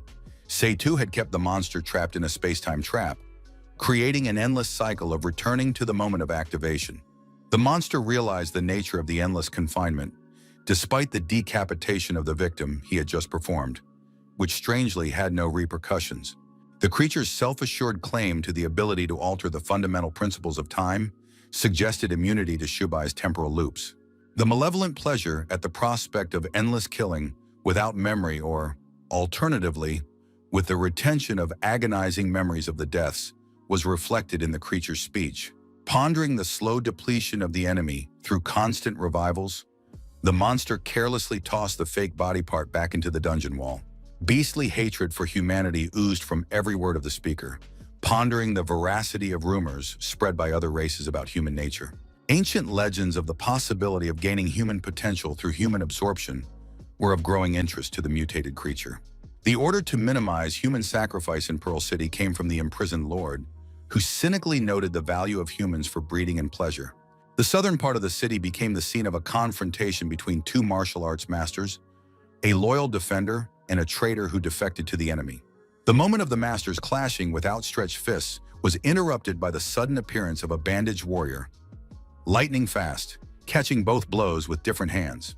The annoyed Feng Lengxian demanded to be released from the Linkity guard's grip, completely missing the point of his interference. The bandaged warrior's incredulity at the foolishness of internal conflicts contrasted with the continued accusations of betraying the city. The order of the city guards to immediately end the conflict resounded against the tense gaze of Master Wu studying the unexpected peacekeeper. The realization of the hopelessness of the situation with the arrival of these men pushed Wu Ruoyu into one last desperate strike towards the bandaged opponent. An invisible force squeezed the attacker's head, causing unbearable pain and incomprehension of what was happening in his fading mind. A shocked Master Feng watched the incredible scene. The bandaged warrior held his opponent's severed head in his hand as the body fell lifelessly. Irritation was evident in Lin Kadi's words about the chaos created during the short period of reassigning the city guards to guard the mayor. The peremptory order to drop the weapon was accompanied by the threat of serious consequences for those who disobeyed, reflecting the absolute power of the speaker. Lin Kadi demanded an account of the incidents from Master Feng, who respectfully agreed, recognizing the authority of the talking warrior. Operational Apartment 008, to which the entire alarmed team moved through the portal, became a quiet refuge, especially for Sisa, whom the protagonist tried to comfort and bring back to composure. A bewildered Manny tried unsuccessfully to activate her magical abilities, horrified to realize they had disappeared for no apparent reason. A wave of confessions of depleted vitality, unusual weakness, and heaviness of the physical shell swept through all the members of the group. A mixture of rage and despair distorted the features of Liu Shiga's face as she turned to her companions with an unspoken question that intrigued the young man standing next to her. Ineffective attempts to call the commander through the radio only increased the growing anxiety before the impending trouble. Bewilderment was read in the gaze of the protagonist, watching the anxious actions of the girl who radiated fear. Manny's explanation of his mentor's gift to each fighter brought clarity to the ongoing changes in their supernatural abilities. The detailed description of blessing as a rare national-level skill that was valid as long as the one blessing was alive made everyone realize the gravity of the situation. The subordinates' individual defense charms covered reducing endurance expenditure, reducing fatigue, and alleviating body weight. The last mention of Li Shishan, with the blessing of halving his mental energy consumption, completed the picture of lost gifts.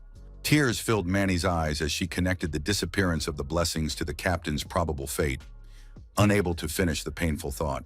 The young man's musings on the impossibility of easily defeating a powerful warrior like Seitu Shibai were interrupted by a sudden glow on his wrist. The glowing bracelet on the guy's arm instantly caught everyone's attention when a familiar voice was heard from it, mentioning an unusual form of manifestation.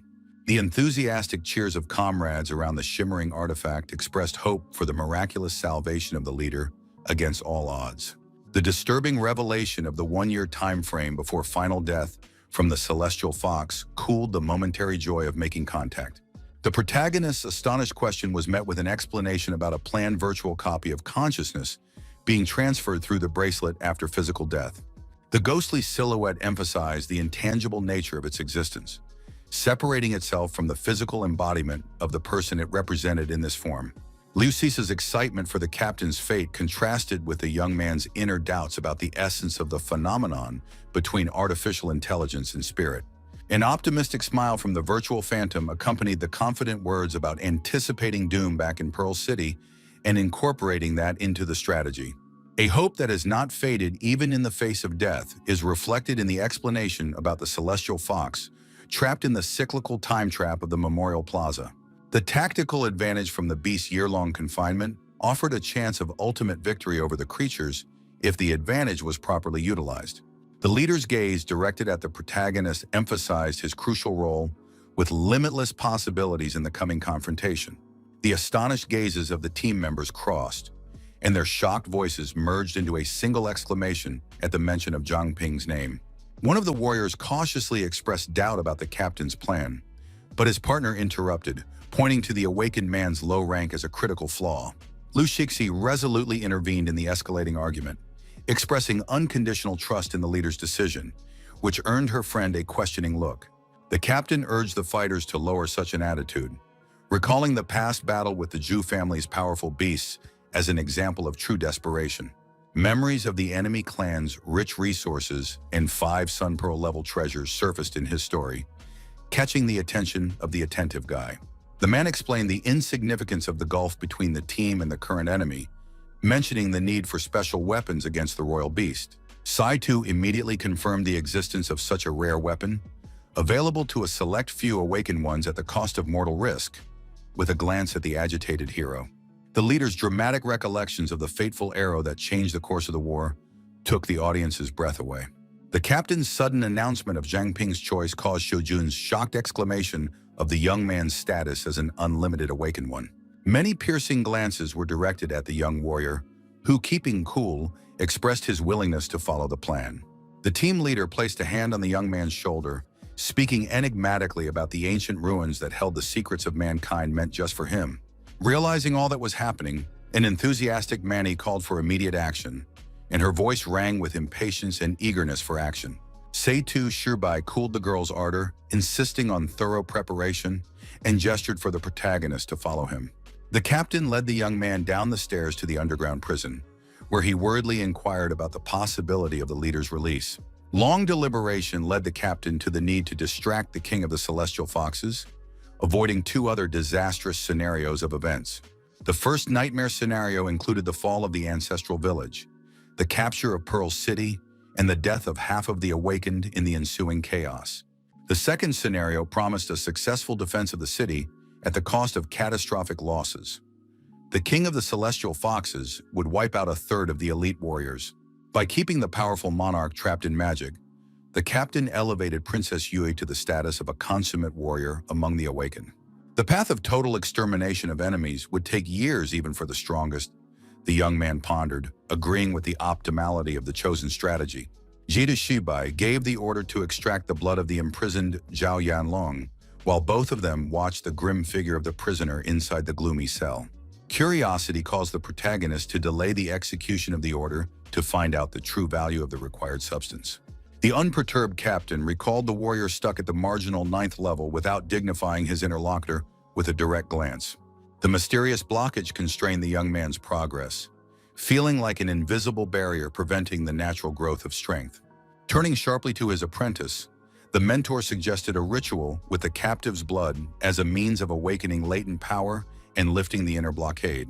During the blood collection, the captain explained the illusory differences between ranks, pointing to the multiplicity of abilities as the true cause of stagnant development. Those with a single gift easily determine their path, while those with multiple gifts must choose a primary direction among many options. Realization of true desires promised unhindered progression to the middle level, explained the leader watching the young man meditating in a fiery halo. The magical ability allowed the hero to sense subtle changes in energy flows, balancing on the edge of activating every force in outer space. The inner gaze opened the way to harmony with one's own heart, surrounding the meditating warrior with streams of diverse abilities. The young man's fiery pupils flashed scarlet after a long meditation, his thoughts flitting between two powerful sources of power. The captain's attentive gaze caught the signs of his disciples awakening, silently inquiring about the outcome of the spiritual quest. A wistful sigh gave away the young warrior's doubts, dreaming of combining all available abilities instead of agonizing over the choice. The philosophical wisdom of the mentor emphasized the dependence of choice on the heart of the student himself, refusing to give direct advice in so personal a matter. The oscillation between the gem of a contract and omnivorousness was reflected in the protagonist's gaze as he realized the need for a final decision. Most mystical abilities stem from the ancient gem, though omnivorousness granted 4 exceptionally powerful skills. The exotic top-level powers of the afterlife mist body, pure water, blood, and Old King's legacy showed tremendous development potential. The mental torment of choosing the basis for further advancement filled the young man's mind, while the captain silently watched the process of inner transformation. The light blue glow that enveloped the warrior's figure heralded the successful breakthrough in the finding of the long-awaited answer. Immersed in deep meditation, the guy mentally analyzed his state, trying to determine the changes in energy potential that had occurred. A puzzled expression flashed across his face as he studied the system alerts. A single level of height opened up a huge gulf between ranks. The significant increase in stamina and mental energy allowed Zhang to control the absorbed fire with unprecedented precision and skill. A smile touched the lips of the watching captain, causing the warrior to take a genuine childlike delight in the realization of new possibilities. Realizing the true reasons for Sisa's fighting ability after reaching the middle rank filled the young man with awe at his newfound control. A shimmering orange ruby hovered over the palm of the awakened man's hand, activating the ancient power of a military pact through invisible energy threads. Previously useless jewelry gained functionality in the hands of the protagonist, transforming a shining stone into an all-shaped dagger blade. The powerful impact of the created weapon on the earth demonstrated the awesome possibilities of a new level of power over matter. The extraordinary hardness of the blade rivaled the legendary pearl blade, allowing the artifact to be worn at all times without fear of damage. The leader's discerning gaze was accompanied by an approving smile at the statement of choosing the gem of the treaty over omnivory. An inner instinct warned the hero against a dangerous path of development contrary to his original intentions, directing him to a different source of strength. The wisdom of the mentor confirmed the correctness of the intuition, revealing a history of negative reactions and fatalities in the awakening of insatiable omnivorousness. Slowly awakening skills through the pack crystal had saved Zhang Ping's life many times in critical situations, becoming a reliable support. An alien voice suddenly invaded the young man's mind, ordering recruits to be recruited into the city guard for later elimination. The blood-cold instructions about destroying potential threats belonged to Princess Yue, which the startled warrior instantly realized. The commander hastily revealed to the team the princess's insidious strategy to replace the city's skilled professionals with fox werewolves. Chen Ming's sharp mind instantly identified the true objective of destroying the participants of the previous battle, causing the leader's confirmation sigh to be heavy. The hero's determination to return to warn Master Feng is met with instant protest from his partner, who sees the mortal danger of the mission. The grim memories of Su Jingyao's tragic fate reinforced Zhang's intention to prevent the city guard from repeating the bloody scenario. The devoted warrior came close, placing a warm palm on the young man's chest with an offer to share the dangerous journey together. A tactical plan to split the group sounded from Manny's mouth for operational communication, with the awakened balancing speed and safety. A voice of reason sounded in Setu's words, warning against rushing into action due to the impossibility of identifying the cloaked fox werewolves. The power of a mid-level awakening filled the hero with confidence to successfully infiltrate the city, even when detected by enemy forces. Chen's vehement protest reminded him of the warrior's strategic value in the current situation and the deadly traps waiting within the city walls. The young man's emotional outburst about the unbearability of inaction concealed an underlying thirst for revenge for a dead friend who had fallen victim to predators. The mysterious mention of a secret plan capable of confronting even a princess did not reassure the anxious companion, watching the hero tensely. The magical summons was accompanied by the instant formation of deadly blades around his opponent, met by the young man with the cold calm of a fateful choice.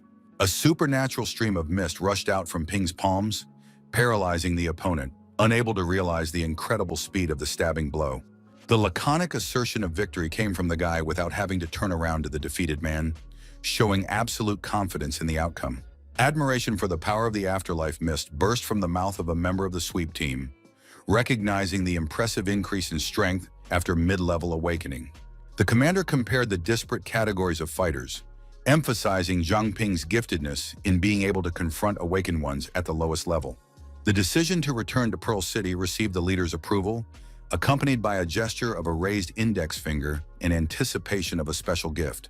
Ping's unexpected request to Zhang Shoujun interrupted the solemnity of the moment, causing the confused fighter to make a surprise gesture of self-reference. The confusion of the full young man provided the perfect opportunity for the hero to activate his latent ability to analyze, instantly gathering the necessary information.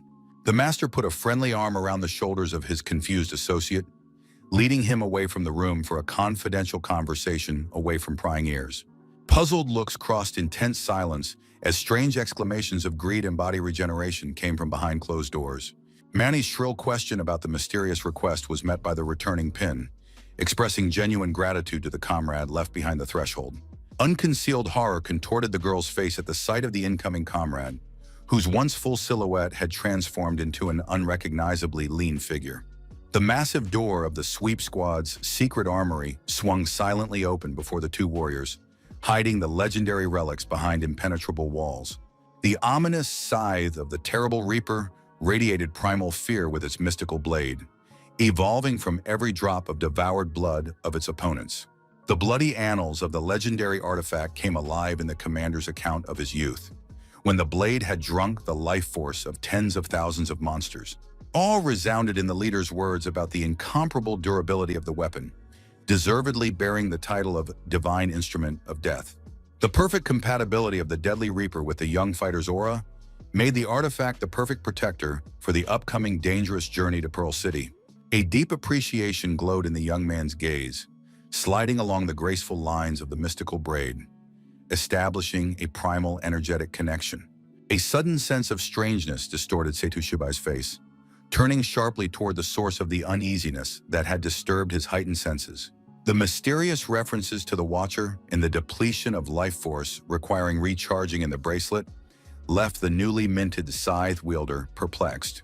An unexpected voice broke this important moment, causing the warrior to turn to his partner, who had appeared at the entrance to the secret room. The girl's transformed face without the previous scar caught the hero's attention as she embarrassingly reminded him of the friendly agreement that united them as companions. Sitting on the slope and having a heart-to-heart talk, Sissy explained that these changes symbolized her inner rebirth and her abandonment of her blind thirst for revenge in favor of collective strength. The shrewd girl gently touched on the painful subject of her friend's return to Pearl City, hinting at a possible obsession with revenge for a fallen comrade. Lowering his eyelids and tilting his head slightly, the warrior acknowledged the impact of thoughts of retribution after reaching a mid-level of awakening and a sense of growing strength. Memories of his first fight with the awakened beast, when a feigned sleep in the dormitory had saved the young man from the fangs of hungry foxes, flashed through his mind.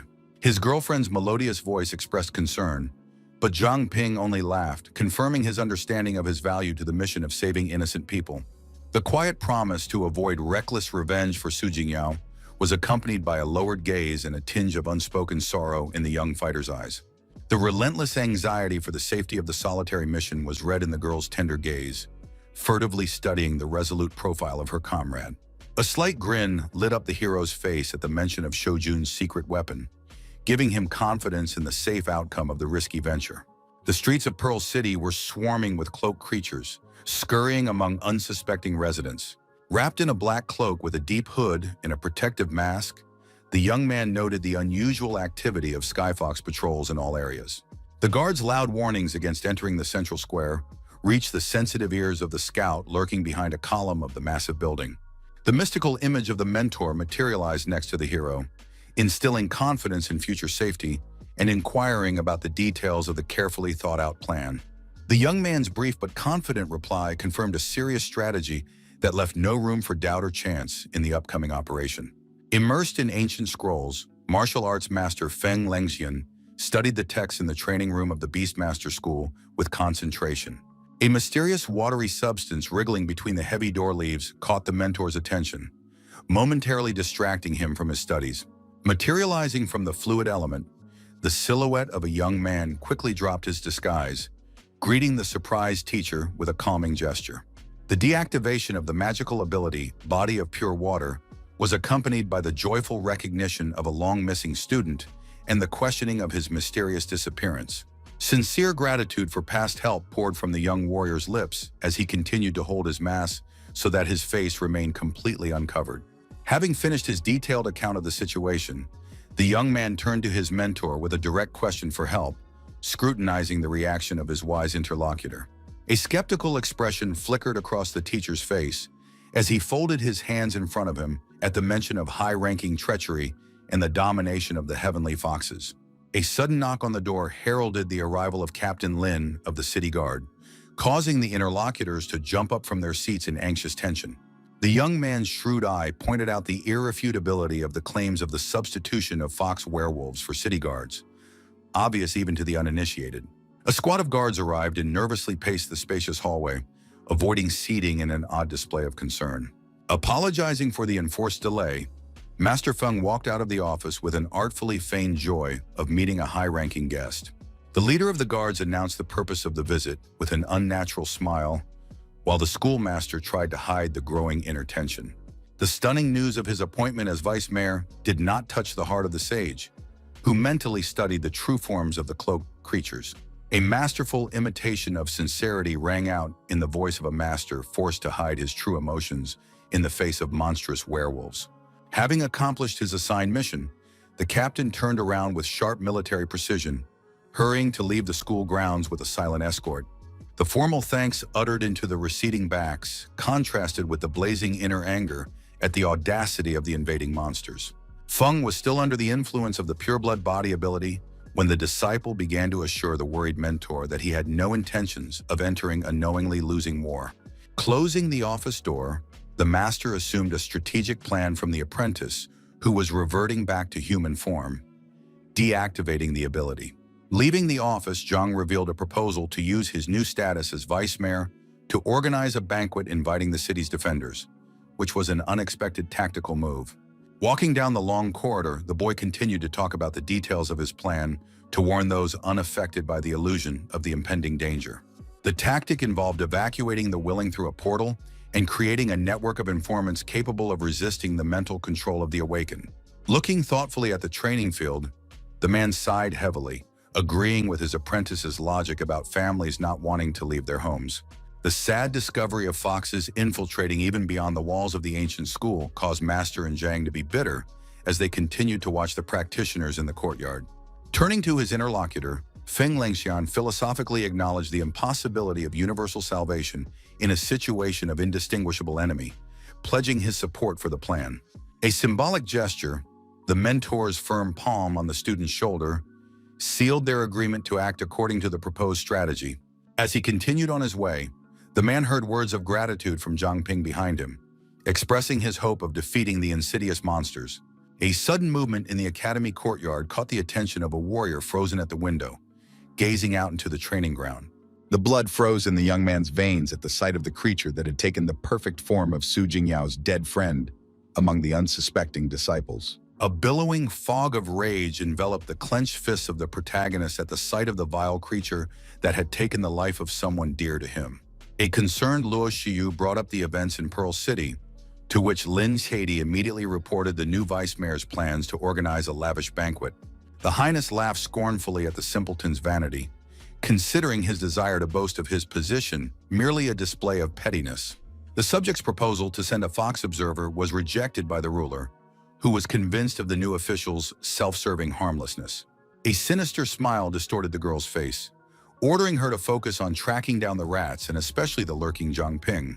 The guests enthusiastically greeted Mr. Feng, expressing their hopes for favor and support from the newly minted vice mayor. Suddenly, the man's suave phrases were interrupted by a concerned student quietly calling out to his mentor in the midst of the reception. The anxious boy leaned over to the ear of his mentor, who was concentrating on every word, not hiding the growing anxiety. After a moment's thought, the master apologized to the crowd, citing urgent matters that required immediate attention. The host was genuinely regretful as he made his way through the crowd of understanding guests, not daring to detain an important person. Agent Katie triumphantly informed her subordinates that it was safe to leave, as Her Highness's predictions regarding the self-serving motives of the festivities were exactly the same.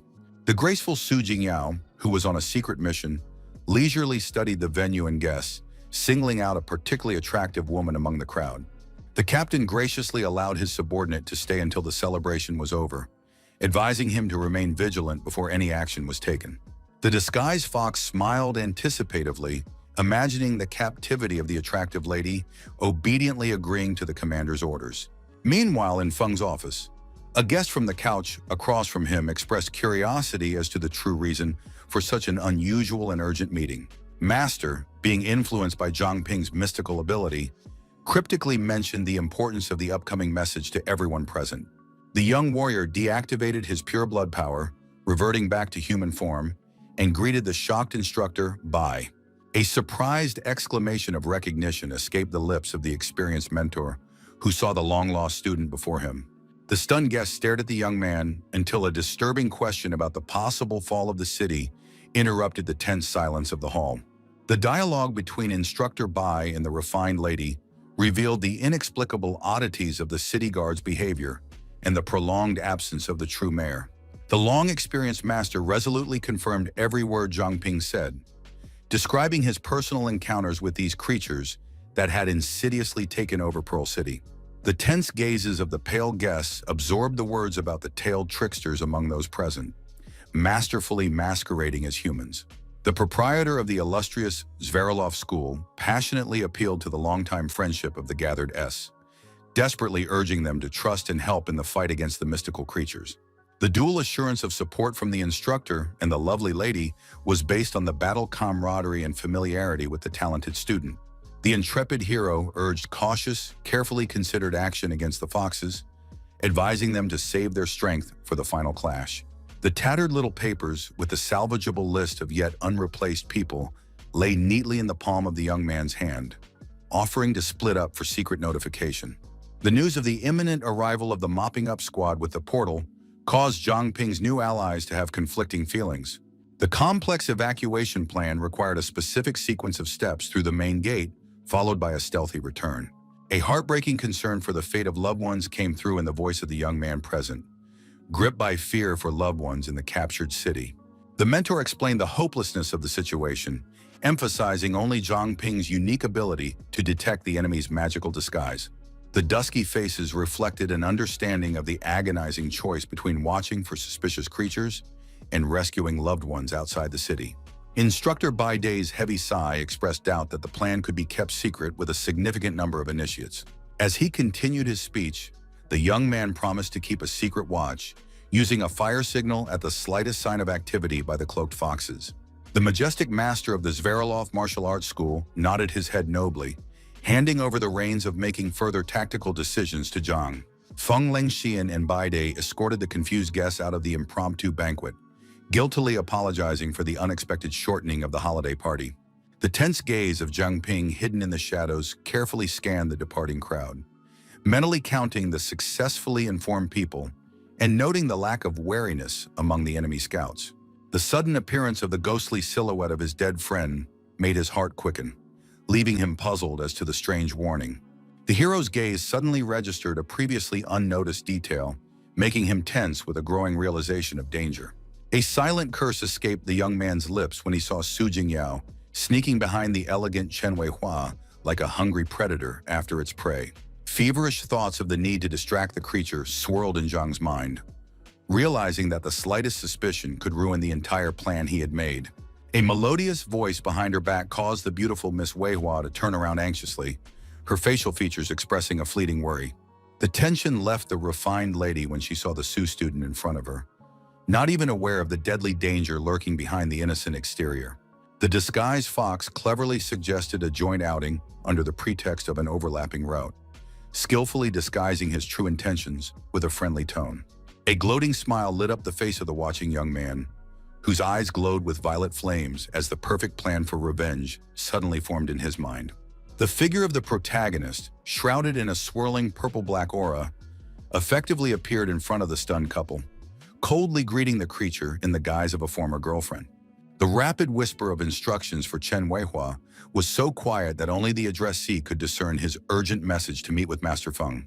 The disguised fox in the guise of Su Jingyao froze in astonishment, instantly recognizing the face of Zhang Ping, whose quest Her Highness had mentioned recently.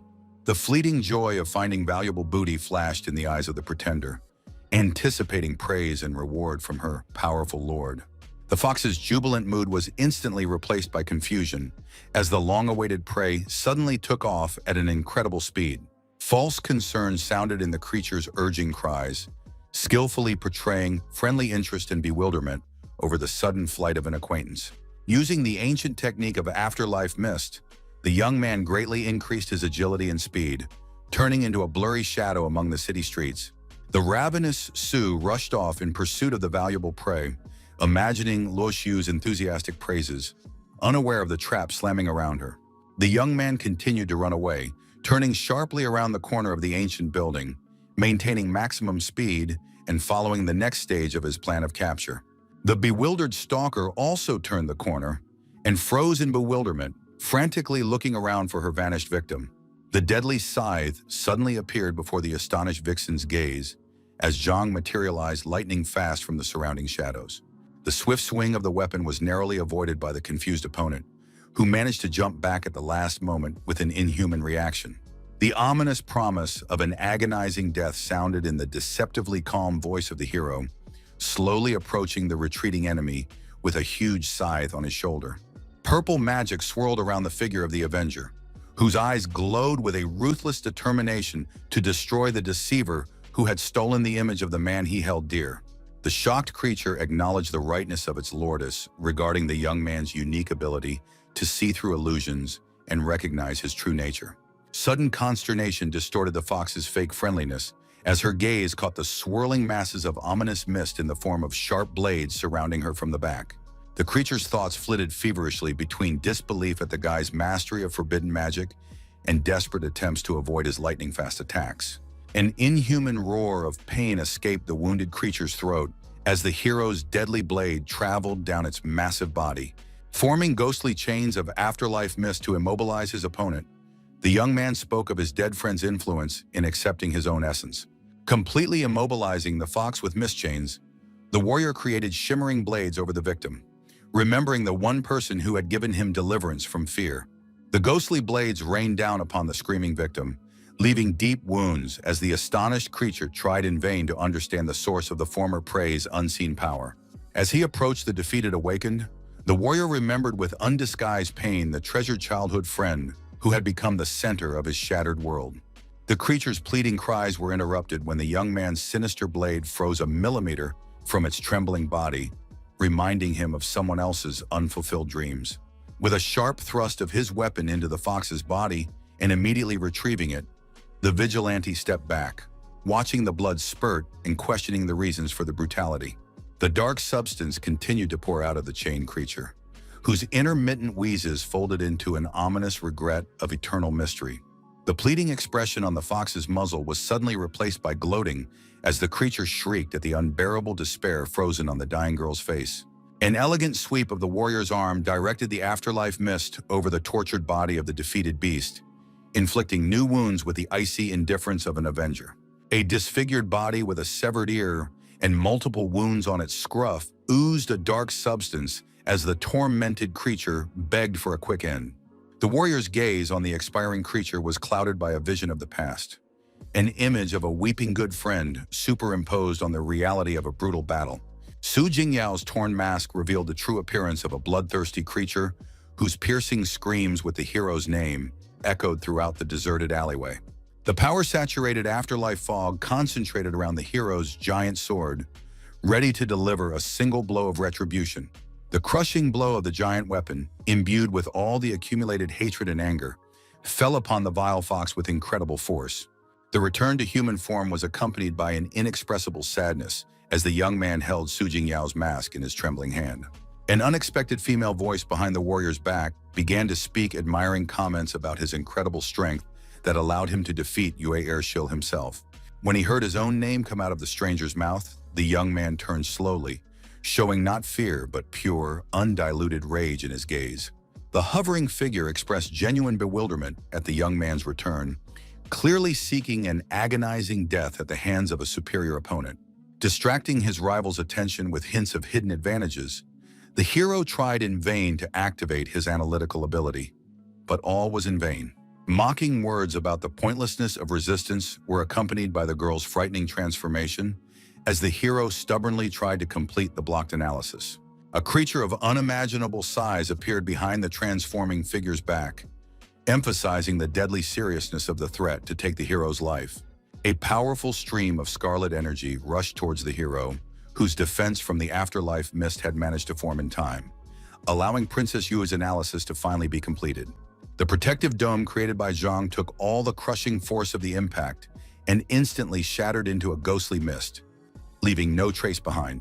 A roaring red stream of energy, unwilling to admit defeat, inexorably headed towards the young man, who barely had time to reach the scythe of the terrible Reaper and repel the attack. The force of the blow was so monstrous that it threw the hero along with the mystical weapon far back, like a flake in a hurricane. Sitting on the ground after the blow, the shocked protagonist mentally marveled at the incredible power of the enemy, who had broken through his protective fog as if it were an ordinary curtain. Watching the approaching princess closely, Zhang conducted a lightning-fast analysis of the situation, identifying the enemy's flexible tail as the main attacking weapon. Quickly summoning the ability, he turned his lower body into pure water, neutralizing physical damage. But that was where the powerful stream mercilessly struck. The princess, approaching interestedly, noted the presence of several unexpected abilities in her opponent, adding intrigue to the duel. Without losing confidence, she reminded herself of the insurmountable difference in strength, attacking again with a stream of energy that the young man tried desperately to dodge, but the beam still struck his watery arm. An icy stupor gripped the lad's limb as the fox's tail made contact with the watery substance, instantly turning it into brittle crystal at an inexorable rate. Curiosity gleamed in the girl's eyes as she approached the pensive Zhang, pondering the impossibility of using his two unique abilities at the same time. A scarlet gleam caught the attention of the stranger, who landed smoothly beside the mysterious gem that shimmered with a mysterious light at her graceful feet. The warpack flashed through the hero's mind like a life-saving idea, instantly enveloping the princess's body in a fierce flame that enhanced the gem's attacking skills. The blazing element subsided, leaving the girl unharmed by her instant reaction. The protective barrier dispersed the smoke, revealing her majestic silhouette. A mocking smile played on her rival's lips, complementing the disappearing gimmick with an undisguised tinge of superiority in her voice. She cast a questioning glance at the young man standing behind her, with a determined expression on his face, as if he refused to flee any further. The inability to escape danger alone sounded strange from Zhang's lips, spreading his arms apart with a mysterious intent in motion. The reinforcements materialized after the protagonist's words, drawing the attention of both interlocutors with multiple voices calling insistently by the protagonist's name. The evacuation of the people was complete, so the instructor and martial artist rushed towards the last remaining student requiring their help. Mental suspicions tormented the rival woman watching the conversation between the man and the guy. Perhaps the explosion had attracted Feng Lengxian acting in concert with Zhang Ping. A deadly threat escaped the girl's lips, directing her frighteningly red tail at her intended victim with merciless precision and fury. A cry of warning cut through the air as the boy pushed the wizard away at the cost of his own safety, his scarlet tail leaving a painful mark on his savior's back. The wounded hero lay on the ground, ignoring the concerned cries of injury and warning his companions of the danger of the fox girl in front of them. The realization of the situation was reflected on the faces of the men, who adopted fighting stances while one of them ordered the mentor to take care of the injured student. Surprise sounded in the instructor's voice as he recognized the celestial fox, while the young man behind his back activated the pure water body ability. Panic gripped the gray-haired man as he felt the strange substance on his back, but Zhang's soothing voice reassured him that what was happening was safe. The shared vision was activated by the holy water ability that the young man had given Bai Day to detect the enemy's true appearance. Danger loomed over Feng. The instructor noticed a huge tail aimed at the confused master, ready to fight but unable to see the attack. Bai Day's commanding cry indicated to his partner the trajectory of the strike. The martial artist jumped high, avoiding a collision with the tail aimed at his stomach. Astonishment froze on the man's face as he realized the extraordinary power of the mysterious opponent. The destructive power of the attack did severe damage, even if it missed. Suddenly, an instruction sounded from Zhang's mouth, and the gray-haired man stretched out his left hand with the palm upwards, questioning the correctness of his actions. A red substance materialized on the palm of the instructor's hand, who was ordered to make Master Feng consume the mysterious substance. A smile lit up the strategist's face, examining the object in his hand and pronouncing confidently that there was a plan in place to fulfill that instruction. Ancient wisdom escaped the lips of the rushing instructor. The hidden code, when the wind brings tidings, receive them with favor, meant prepare to receive. The realization of the signal flashed in the master's eyes, turning abruptly and opening his mouth, into which something unidentifiable flew. After swallowing the mysterious substance in one motion, Feng turned to the princess with a cry of triumph, finally seeing the true appearance of the creepy beast. Dodging attacks turned into a dance thanks to his newfound ability. The warrior now saw his opponent's every move with crystal clarity. The instructor's fighting stance complemented the defense. Under the influence of the protagonist's miraculous gift, the allies gained a new resolve to help in the deadly battle. An angry curse spread across the battlefield as the mentor, shrouded in a solar aura, promised vengeance for his students, and his hair blazed with fierce fire. The transformation swept over both men. Flames danced around one, while Bai Day took on the mighty form of a lion with an intimidating face and unprecedented strength. The young man emphasized the short-term nature of the effect, to which the confident Master Feng only nodded, considering the temporary advantage more than enough. The shocked beast princess froze in bewilderment, unable to comprehend her opponent's impossible ability to see through carefully crafted illusions. Bai Day, in the form of a mighty lion, made a powerful leap to attack, causing the girl who was pondering Zhang Ping's perfidy to point her wriggling tail towards him.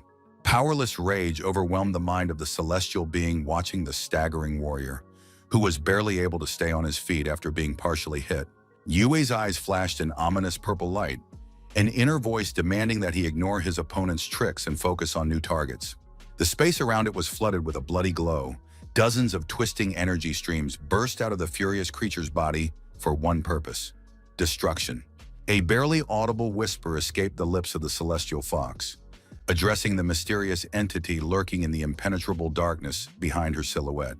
The flowing darkness behind the princess began to thicken into the silhouette of a mysterious servant, materializing from a liquid substance to serve his mistress. The martial artist's experienced eye caught the dangerous fluctuation of energy behind the enemy body, causing him to warn his ally of the impending threat. The young man's astonished mind tried to comprehend the unseen technique of hiding the second celestial fox in the mistress's shadow, rejecting the possibility of another illusion. Powerless frustration swept over the warrior's mind, unable to activate the analysis due to the pure blood technique. Forced to only watch the battle unfold, the ghostly form of a hero materialized from Bai Day's body, holding out the last precious scale to Feng Lengxian, doubting victory even with firepower. The young warrior's confident gaze accompanied the transfer of the artifact into the master's palm, silently promising salvation from Pearl City at the cost of a single minute. Determination filled the mentor's gaze, sending the flake into his mouth in one smooth motion and feeling an instant rush of incredible strength. The yellow glow of solar fire enveloping his body transformed into an intense azure aura, symbolizing the absolute trust of the squad's fate in the young strategist. The dark creature's cold gaze slowly moved between the two opponents, silently choosing the first victim for its inevitable destruction. The blurry silhouette of the shadow creature instantly materialized next to the instructor, chillingly whispering promises of swift doom to the lion warrior. The lightning-fast attack caught Bai Day by surprise, forcing him to instinctively cover himself with his hands instead of performing proper defensive techniques. The experienced man instantly overcame the confusion, executing a powerful leap with a swing of his clawed paw for a devastating counterstrike. The shadow creature's incredible speed trumped the lion's attack, allowing the fox to get behind the instructor before his movement was even completed. The transformed warrior's stunned gaze slowly lowered to his own chest, where deep marks from his foe's sharp claws bled. Recovering his combat concentration, the lion-headed instructor scrutinized the four-legged silhouette of the shadow creature, preparing for the next attack. The bloody hero essence gradually flowing out from the instructor's wound formed a silent warning of the fox's ability to attack through the enemy's shadow. The martial artist master masterfully circled around the enraged princess, dodging countless energy tails trying to catch up with the experienced warrior. An inner realization of the need for active intervention prompted Feng to lunge, fending off one of the deadly energy streams. The master's worried gaze fixed on his partner's precarious position, forcing him to shout out the conditional signal of self-sacrifice tactics for victory. Unconditional readiness was reflected in the lion warrior's gaze, lightning-fast acceptance of his commander's deadly plan. The synchronized movements of experienced fighters with their backs to each other repelled countless shadow attacks with mocking disdain for the enemy's strength. The creature's furious roar accompanied a crushing blow to the instructor's stomach, causing scarlet liquid to gush from the wounded warrior's back. Lion-headed Baide was shuddering with an agonizing cough, and his body pierced by the enemy's hand was bleeding from multiple wounds. The unexpected movement of a wounded fighter gripped the shadow creature's muzzle, whose stunned eyes widened at the unforeseen situation. A deafening roar accompanied the warrior's powerful leap, lifting the captured foe high above his head for a mighty throw into the distance. A precisely calculated trajectory sent the flying shadow creature straight toward the princess, near whom the experienced martial artist continued to fight. The twisting energy tail deftly pierced the shoulder of the prominent fighter, wrenching a groan of unbearable agony from the penetrating wound from his chest. The shadow servant landed gracefully beside his lordess, whose questioning gaze assessed the unexpected turn of events.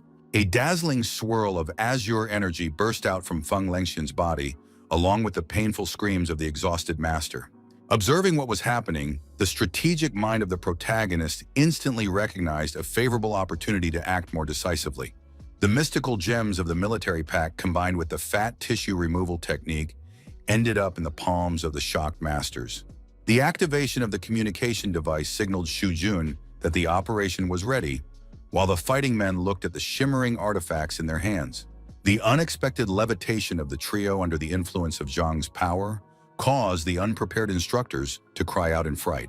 The resentful rebukes of the unprepared Baide contrasted strangely with the enthusiastic exclamations of the second master enjoying the flight. The gradually calming instructor thoughtfully appraised what was happening as a getaway, looking at the diminishing cityscape below them. The deathly pallor of the hero's face gave away the critical exhaustion of vital forces. Drops of blood slowly dripped from the corner of parched lips. Weakening fingers dropped the identical red-orange artifact designed to carry the exhausted warriors to safe haven. Horror distorted the expressions on the faces of the flying masters at the sight of the young man's lifeless body plummeting rapidly downward from a great height. The main character's motionless body rested in a forest clearing, fallen leaves slowly covering his face in the surrounding darkness. The young man's exhausted consciousness gradually returned, his eyelids struggling to lift, revealing a view of the night sky through the tree crowns. The sudden realization of his own survival caused Zhang to rise abruptly, and an incredulous gaze wandered around the surroundings. The dim glow of the bracelet on his wrist caught the waking warrior's attention. It was a link to the captain that had been activated through an ancient artifact. Excruciating pain pierced the haggard face of the hero as the mentor's mental voice described the severity of his injuries. Shetu's apologetic intonation communicated Zhang's bleeding had stopped, and the need to recover his own strength after the grueling treatment. The young man's grateful thoughts were filled with appreciation for saving his life, giving way to an anxious realization of the need to communicate with headquarters. Trembling fingers activated the communication device, and desperate attempts to contact headquarters went unanswered in the oppressive silence of the forest. A bitter realization of forced loneliness came over the exhausted lad. Then an attentive eye began to study the surrounding terrain to assess the situation. The wounded warrior's wandering gaze and a short but persistent search led him to a humble hiding place, a cave that promised temporary salvation. Nestled inside, a bitter chuckle curved the boy's face at the thought of the paradox of pure blood's ability to heal others but powerless to its bearer.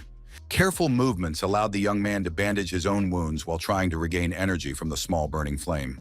The mental eye drew an image of the impassable maze of the forest, even in daylight, while the hope of rescue by his comrades melted away with every breath. Suddenly, an object that fell out of his pocket caught the wounded fighter's attention. Su Jingyao's familiar hair clip glinted in the glow of the fire. A flood of memories rushed over Zhang's mind as the internal conflict tormented his soul with the lack of expected satisfaction from the accomplished revenge.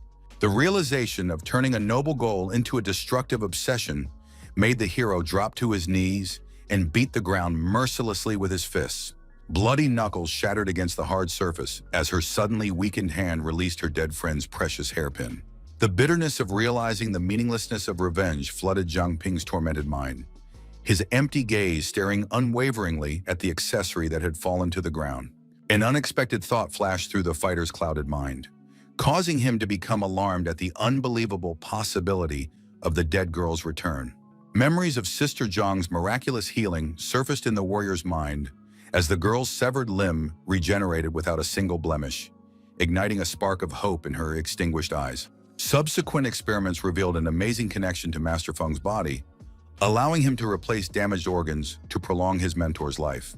Insight flashed through the tormented young man's mind at the sight of Su Jingyao's torn mask, realizing the possibility of his dear friend's return. Doubts about the possibilities of resurrection through facial healing mingled with desperate hope, while his hands were already partially covered in magic. His trembling fingers slowly approached the precious fragment of the mask, every millimeter of it difficult because of the inner tension. Scarlet flames of mystical energy flowed from his fingertips onto the sacred relic, completely enveloping it in a pulsating aura of rebirth. Huge bruises from fatigue lingered under the eyes of the exhausted Zhang, but his radiant gaze reflected the incredible satisfaction of the successful activation. The mystic blood enveloped the fragment more intensely, requiring the utmost concentration of all life forces to complete such a complex process. Fantastic regeneration was gradually returning the girl's appearance, her body being restored by the ancient technique of a focused mage. Bewilderment distorted Pin's facial features as the recovery process slowed due to critical damage to his own body. A fierce determination flashed in the eyes of the hero, refusing to accept the loss of Su Jinyao, even at the cost of the last drop of vitality. Soaring aloft, the silhouettes of the instructor and martial artist were scrutinizing the green forest array stretching far below. The lightning-fast exchange of glances between the experienced warriors betrayed their wariness, their inner premonition of danger making them prepare to strike. Dazzling auras surrounded the hovering bodies, which began a rapid descent at an incredible speed, straight through the dense tree crowns. Feng's unperturbed gaze contrasted with the instructor's grumpy remarks about the reliability of the mysterious technique of traveling through space. The courteous Chen Ming extended his hand to greet the honored guests, while the short, fat man extracted a mysterious fat substance. A satisfied smile lit up Zhang Shoujun's face as he returned the fatty deposits to himself, according to the message he had received from Zhang Ping earlier. The full young man's sincere apology for the sudden loss of levitation did not conceal the poorly disguised satisfaction at the successful completion of the operation. The martial arts master's condescending laughter was accompanied by a friendly hug from the embarrassed fatty, displaying the former warrior's absolute calmness. Lu Cisa's anxious gaze darted between the arriving fighters, desperately searching for the silhouette of the absent protagonist. The grim expressions on the faces of the seasoned warriors boded ill tidings. Gazes lowered as the tale of the young savior's fall filled the heavy silence. The ominous reputation of the Lost Forest, with its labyrinthine, impenetrable thicket, dashed Zhang's hopes of a quick rescue without special training. Chen Ming's brilliant idea of using the sweep squad's patches to track the route elicited nods of approval from the assembled comrades. Master Feng resolutely declared his participation in the rescue mission, sending his injured partner back to base for the necessary recovery.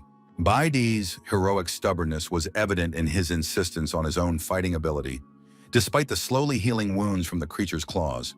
The clear distribution of the rescue expedition roles between Liu Shishan, Master Feng, and Chen Ming caused the fatty to protest in surprise. The young man's desperate gestures of disagreement were accompanied by frantic head movements, expressing his categorical rejection of the proposed strategy. A military bearing instantly transformed Zhang Shoujun's figure, his hand rising to his temple in a flawless salute of readiness to accomplish the mission. The sun's rays penetrated the depths of the cave, picking out of the darkness the silhouette of the exhausted but unbroken spirit of the hero of the inner sanctum. Sweat-wet clothes clung to the exhausted body of the young mage, desperately clinging to his fading strength for the sake of completing an incredible experiment. Astonishment reflected on the warrior's face at the sight of a system alert about the body's improved ability to pure blood due to an advanced knowledge of the body's anatomy. An inner voice of triumph noted the perfect match between the new level of skill and the current task of restoring the girl's lost soul. A blast of energy knocked the air out of the young caster's lungs, forcing him to instinctively cover his face from the blinding flash of the miracle that had been accomplished. The young man's shocked gaze could not tear himself away from the result of the impossible resurrection. Uncontrollable tears of happiness washed over the hero's haggard face.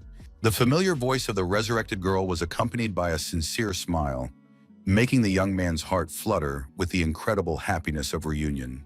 The small footsteps of the approaching girl contrasted with the days of the shocked young man, unable to utter even half her name.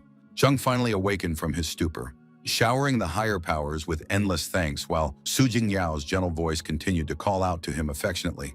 The exhilarating embrace of the long-awaited reunion was accompanied by the resurrected friend's tender concern for the state of vitality of her exhausted comrade.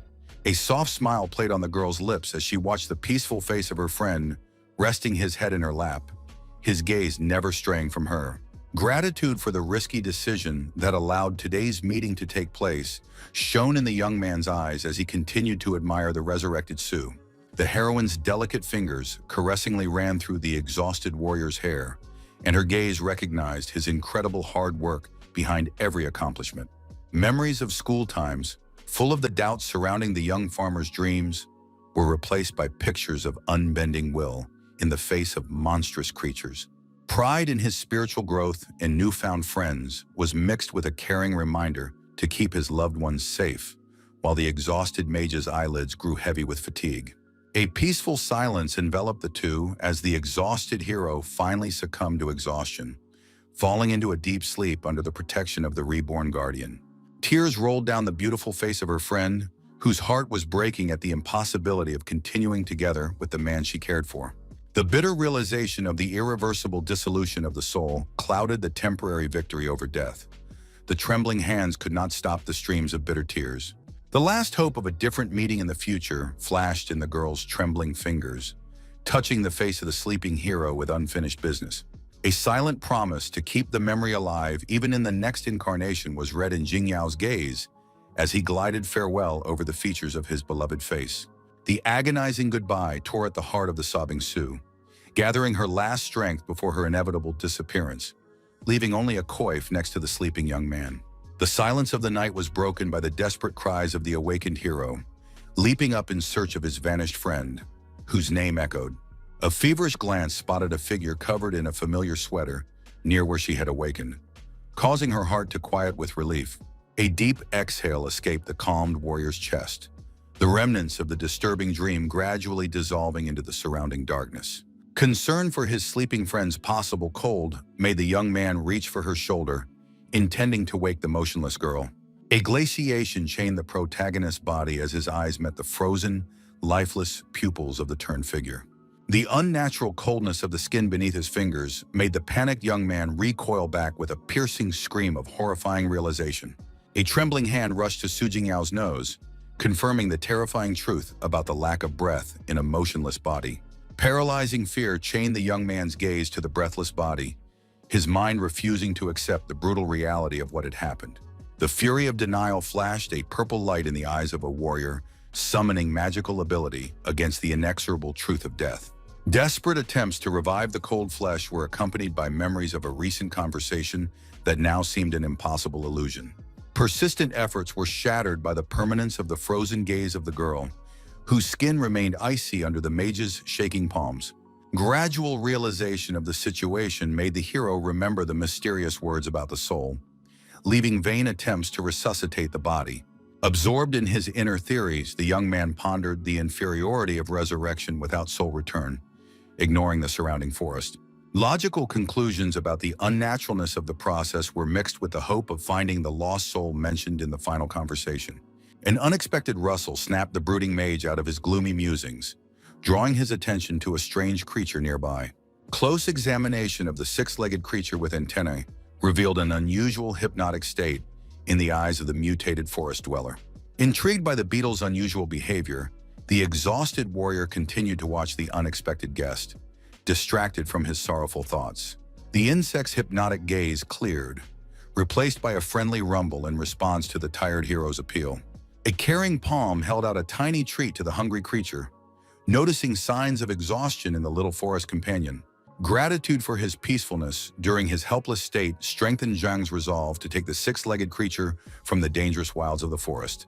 Suddenly, the wary insect interrupted its meal, sensitive antennae picking up invisible signals, causing it to look around anxiously.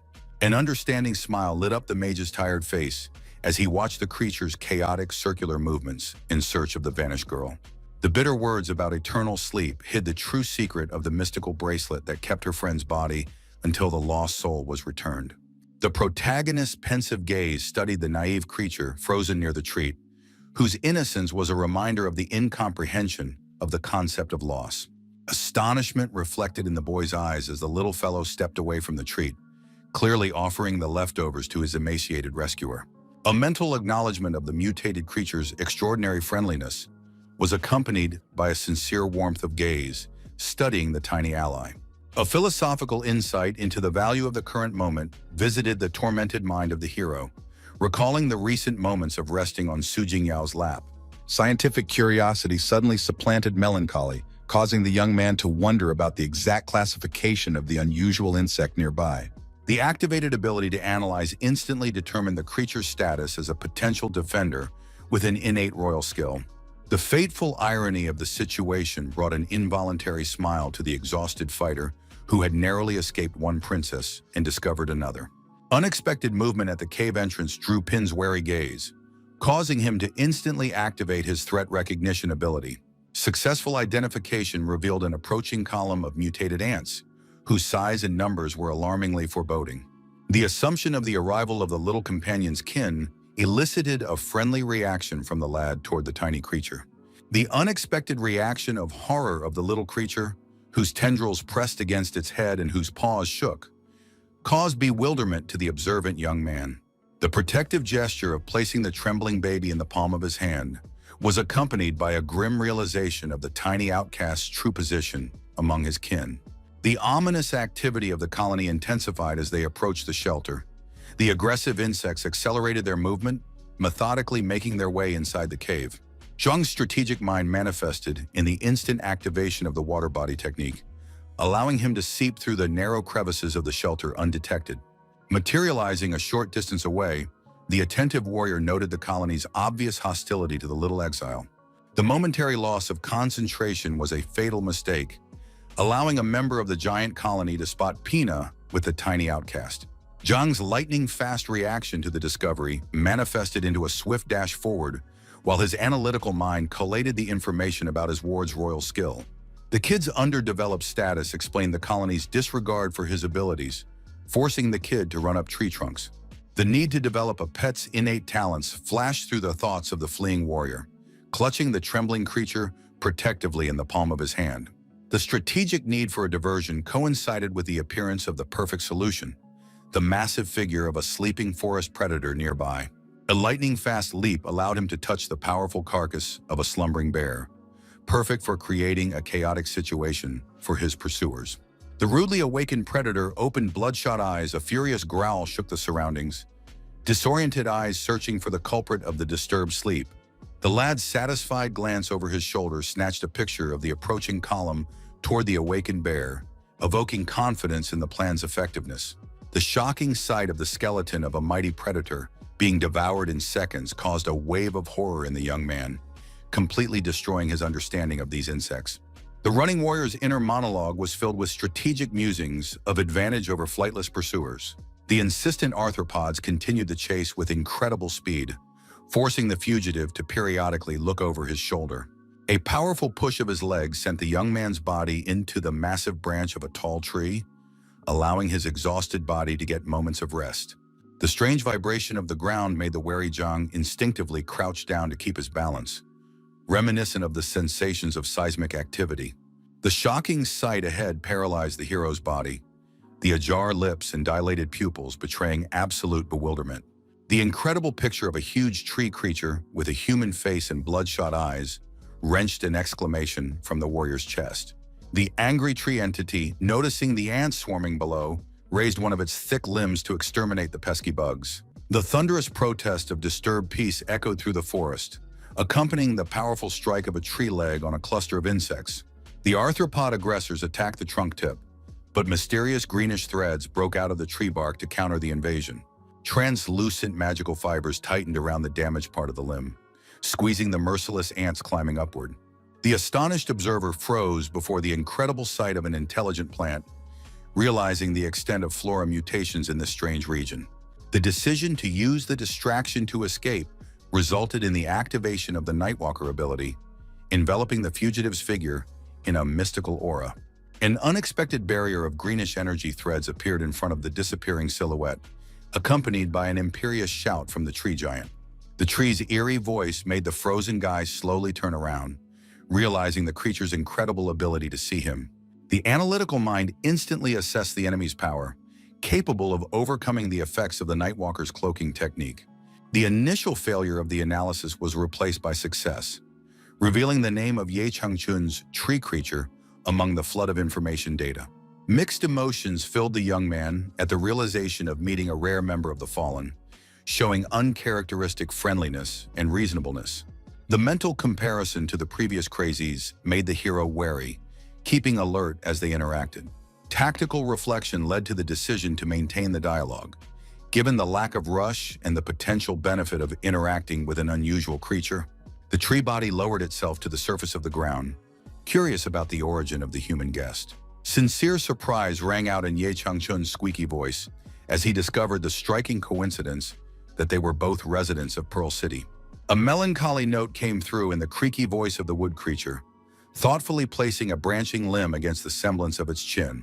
The human visitor's inquisitive gaze was accompanied by a cautious question about the ancient creature's self-awareness as a representative of the fallen. A momentary change of mood turned thoughtfulness into intense suspicion, causing the massive figure to loom menacingly over the young man. The unexpected glow of the mystical bracelet caused the astonished warrior to freeze as the familiar voice of the captain emotionally greeted the tree giant op name. Zhang's surprised question about his mentor's awakening was confirmed by his long observation of the ongoing conversation with the forest dweller. The wooden creature's gaze stopped on the glowing artifact, growing curiosity demanding clarification about the past and lost memories. The intensified glow of the magic device was accompanied by the story of the Great Resistance against the Zhu family's tyranny involving the powerful spy Ye Changchun. The grim details of the last mission revealed the tragic fate of an ally captured by his enemies and mortally wounded after being exposed. Conflicting emotions were reflected in the tree's eyes, admiration for the glorious past mixed with bitterness at the impossibility of reconnecting with lost memories. The mysterious silhouette of the captain materialized near the protagonist's ear, his quiet whisper containing an unexpected request, eliciting a questioning look. Revelations about the nature of fallen beings revealed the tragedy of the gradual loss of humanity as the assumption of a new form erased the former personality. The superior human mentality of the fallen made them beyond the reach of normal methods of control, the captain explained as he watched the bird on the prow of the tree. The mentor's encouraging cry to his disciple expressed hope in the uniqueness of the situation that could change the incurable fate of the fallen creature. The young man's astute guess at the use of the contract gem elicited a mixed reaction from the dusky Mr. E. A skeptical smile curved the wooden features of his face, expressing doubt as to whether the fallen creature's condition could be cured. The theoretical explanation of the complex process was accompanied by the creation of a rare 7th-level gem emitting a soft greenish glow. The entity uttered what it thought was a serious matter, and with one of its thin branches snatched the formed gem from the astonished young man with lightning speed. The tree creature inquired about the stone's features, then threw the jewel into its wide-open mouth. The protagonist watched with bewilderment as Mr. E's body was enveloped by a green outline and his eyes shone with an emerald light. The young man froze in place at the incredible sight, realizing that the pact had indeed worked exactly as expected. Zhang also decided to test the effect of the magic agreement and loudly spoke the instruction to Ye Changchun, and at that moment, his figure lit up, directing energy toward the target. The young mage finished the phrase, "Command not to be fallen," after which the power from his palm rushed to the astonished creature. Mr. Ye cried out in pain, and the stunned caster wondered if a simple test had such a powerful effect. The tree continued to emit piercing cries, undergoing an agonizing transformation that was obviously causing unbearable suffering. After a few long moments, a man appeared in place of the plant, making the guy freeze with his mouth open in amazement at his ability to heal the fallen. Changchun began to consider his newfound human hands, exclaiming joyfully about Pearl City and the beast subjugating Jew families. The shocked young man continued to stand with his mouth open, pondering that forging magic contracts apparently included additional effects like awakening hidden talents. The disturbing thought of not being able to continue using level 7 crystals to activate abilities made the guy deepen in thought and mentally scream. Conflicting emotions struggled in the warrior's soul, consoling himself with the nobility of the deed and the hope of a future increase in the level of magical stones. Mr. Ye asked the young man his name, having never heard the savior's name before, to which he introduced himself as Zhang Ping. The old man repeated this common name in surprise, pondering the irony of a man who had broken an ancient curse bearing such a simple moniker. The man apologized for not being able to thank properly after years in the wilderness, holding out a strange object of purple-black glow. The young man was amazed to recognize the essence of the afterlife mist in the gift, not believing his eyes and instantly activating the analysis of the unusual object. The system quickly produced a result, confirming the guess: concentrated energy from the gallbladder of the black mist bear. When the donor began to make excuses for the modesty of the offering, the protagonist assured him that the item was incredibly useful and the help was voluntary. Staring blankly at the gift, Pin remembered Sisa's warning about the underworld's vermin-like inhabitants, but decided his mind was strong enough against such an influence. Relying on his previous experience of confronting Mist and Princess Yue, the young man was confident in his ability to control the situation. Striving to become stronger for future victories, Zhang Ping resolutely sent the bear bubble into his mouth, overcoming his disgust at the vile taste of the afterlife substance. The transformation began immediately. The body was changing from the inside, causing painful sensations, but the guy held back his screams, believing in the successful outcome of the transformation. Having finished absorbing the essence of the afterlife mist, the body was returning to normal, while the mage himself regained his breath and the dark smoke billowed around him. Finally coming to his senses after scattering everything around him, Zhang put out his hand and summoned a new ability, marveling at the unexpected increase of 3 levels and the strengthening of the packed gem. Mr. E, who was watching, noted Pearl City's value as a hotbed of talent, marveling at the edibility of the unusual item, to which the lad replied about his unique survivability. Turning to the creature hidden in the ground, the man offered to show himself to old Su, receiving in return a remark about his excessive credulity.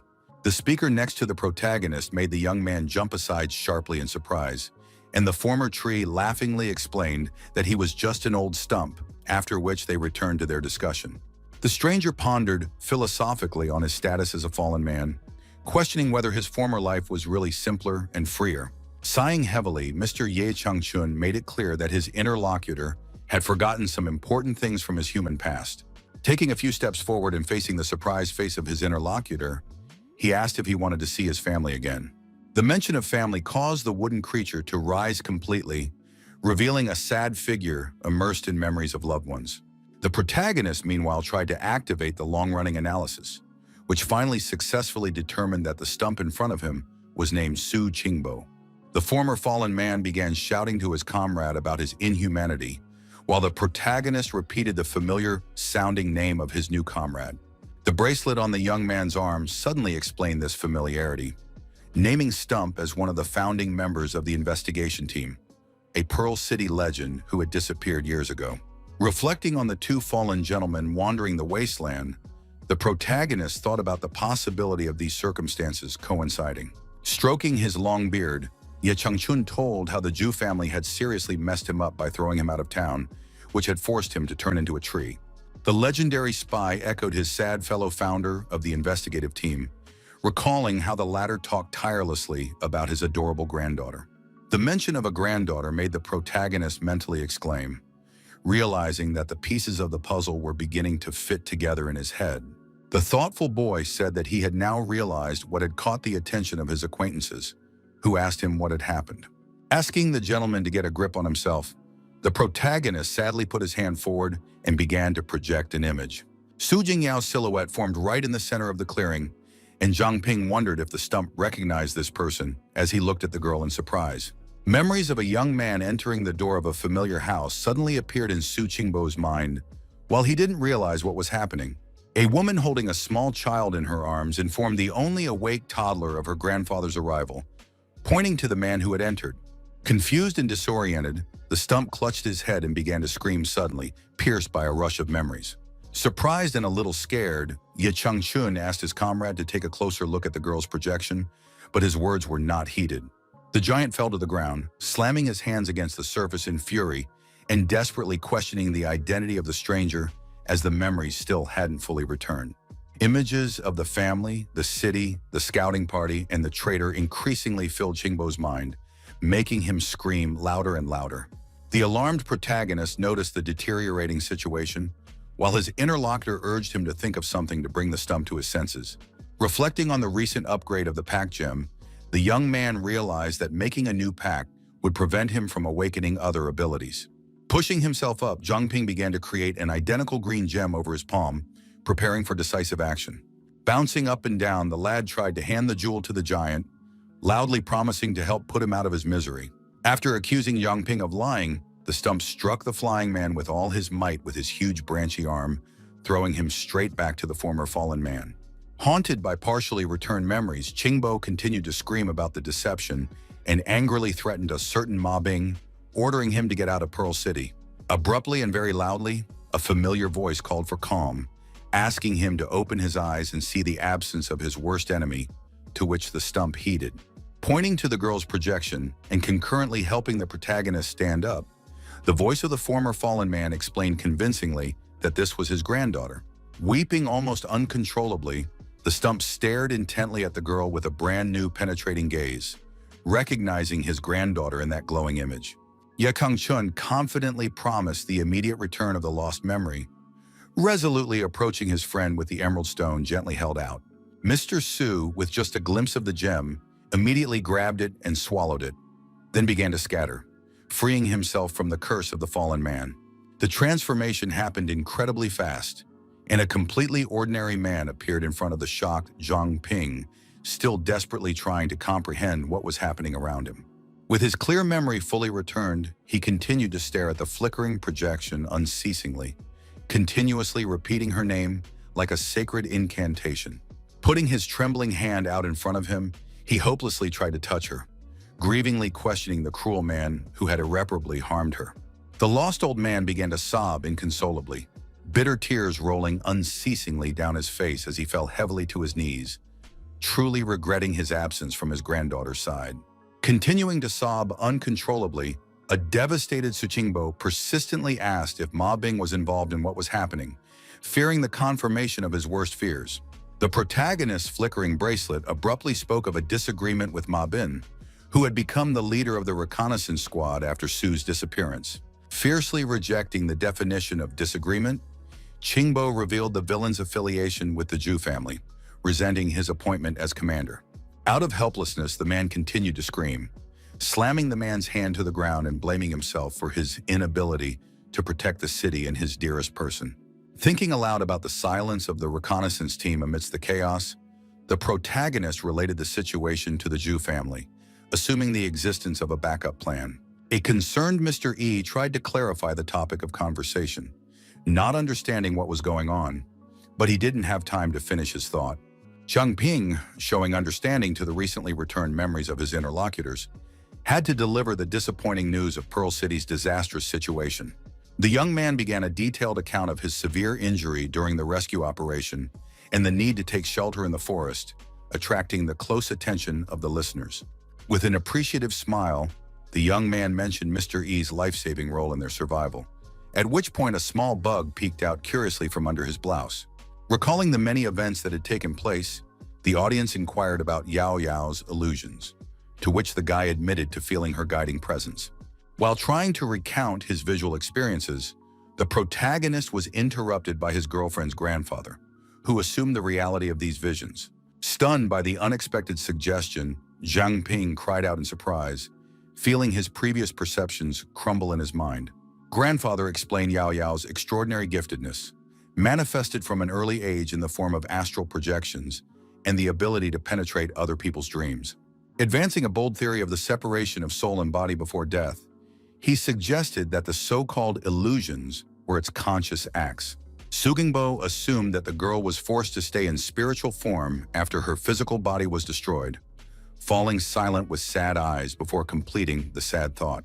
After shouting out the possible transformation of Su Jingyao into a fallen one, the young man felt the disparate fragments of the situation begin to come together in his mind. Remembering the appearance of the crying friend, the protagonist mentally realized the true meaning of her words about not wanting to be a burden to him. Tears came to the boy's eyes, quietly chuckling at his own lack of insight, realizing her constant covert help and desire to be forgotten. Mentally, he vowed to never forget Su Jingyao and make sure to find her after restoring order. Looking hopefully at the precious projection bracelet, calming down and smiling, the young man turned to his new companions to ask about further plans, receiving their attentive looks in return. Stroking his beard, Chang Chun recalled that he had dedicated most of his life to Pearl City, and together with Su, he expressed his willingness to face the danger while their bodies were enveloped in an emerald glow. Expressing a shared desire to see Yao Yao again and fight for their hometown, the two elders declared the stunned Zhang Ping as their commander, offering their strength. The mopping up squad, along with Master Feng, moved swiftly through the dense forest, tracking the traces of the disappeared protagonist. From the walkie-talkie in Liu Sisa's hands, a report of Zhang Ping's communicator signal being cut off not far from their current location was heard. Chen Ming, listening carefully to the conversation, confidently determined the approximate location and began to look around carefully. The martial artist thoughtfully spoke aloud a question about the possible direction of movement of a wounded person with such serious injuries. Lu Shishan's gaze suddenly fell on the faint traces of blood on the wet ground, catching her close attention. Heading toward the plants where these footprints had been found, she moved forward cautiously, scrutinizing every detail. Her partners immediately followed her, but suddenly stopped with their mouths open in surprise, shocked by the unexpected sight. The clearing was a chaotic sight with many fallen branches, as if a brutal battle had recently taken place here. The most analytical member of the sweep team scrutinized the footprints and determined them to be black mountain humpback ants, suggesting that Zhang Ping was in serious trouble. The girl resolutely urged the group to move forward to find the missing person as quickly as possible, rushing across the clearing, ignoring Feng Lengxian's warning shouts. The alarming situation was exacerbated by the appearance of an ominous, dark-colored portal in the clearing, which obviously did not bode well for the squad. Noticing the portal, the girl was forced to stop abruptly when she saw a massive fist extending out of it, aimed directly at her face. The female warrior reacted instantly to the threat, angrily questioning the identity of her attacker while forming a protective ice shield in front of her.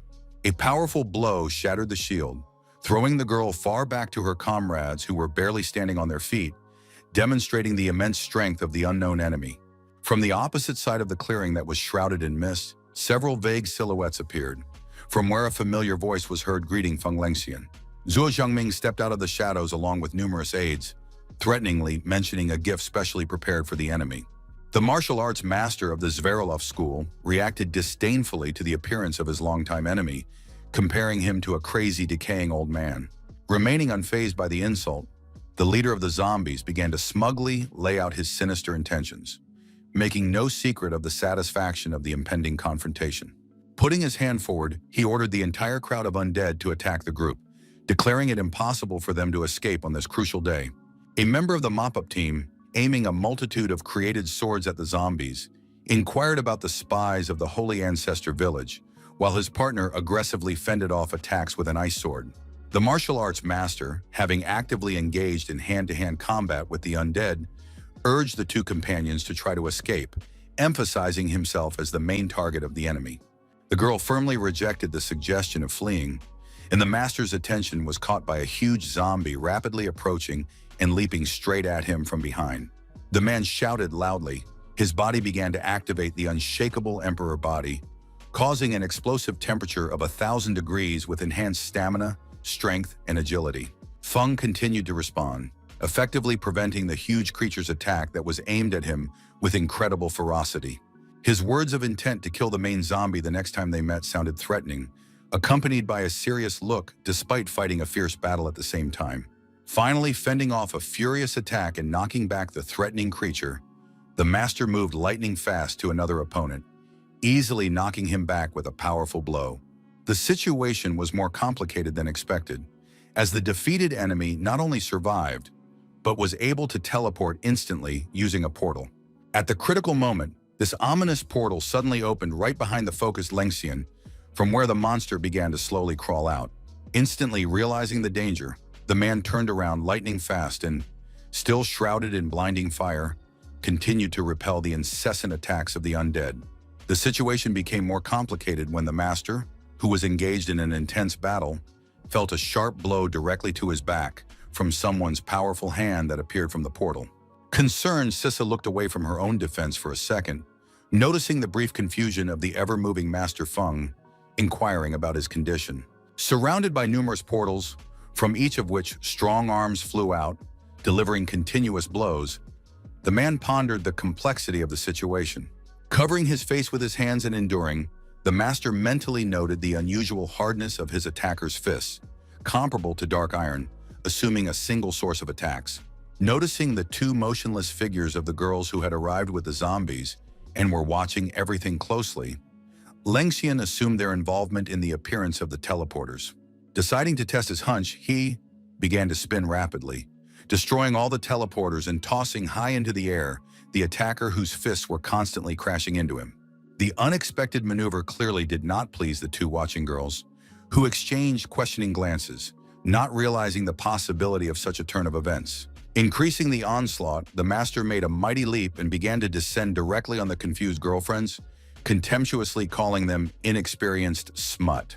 The older girl, quickly concentrating, shielded the younger one protectively and created a portal in front of her, which only confirmed the correctness of the assumptions. Turning furiously to the calm old zombie man, she indignantly pointed at the nearly collapsed wizard, receiving only the advice to calm down and take a closer look.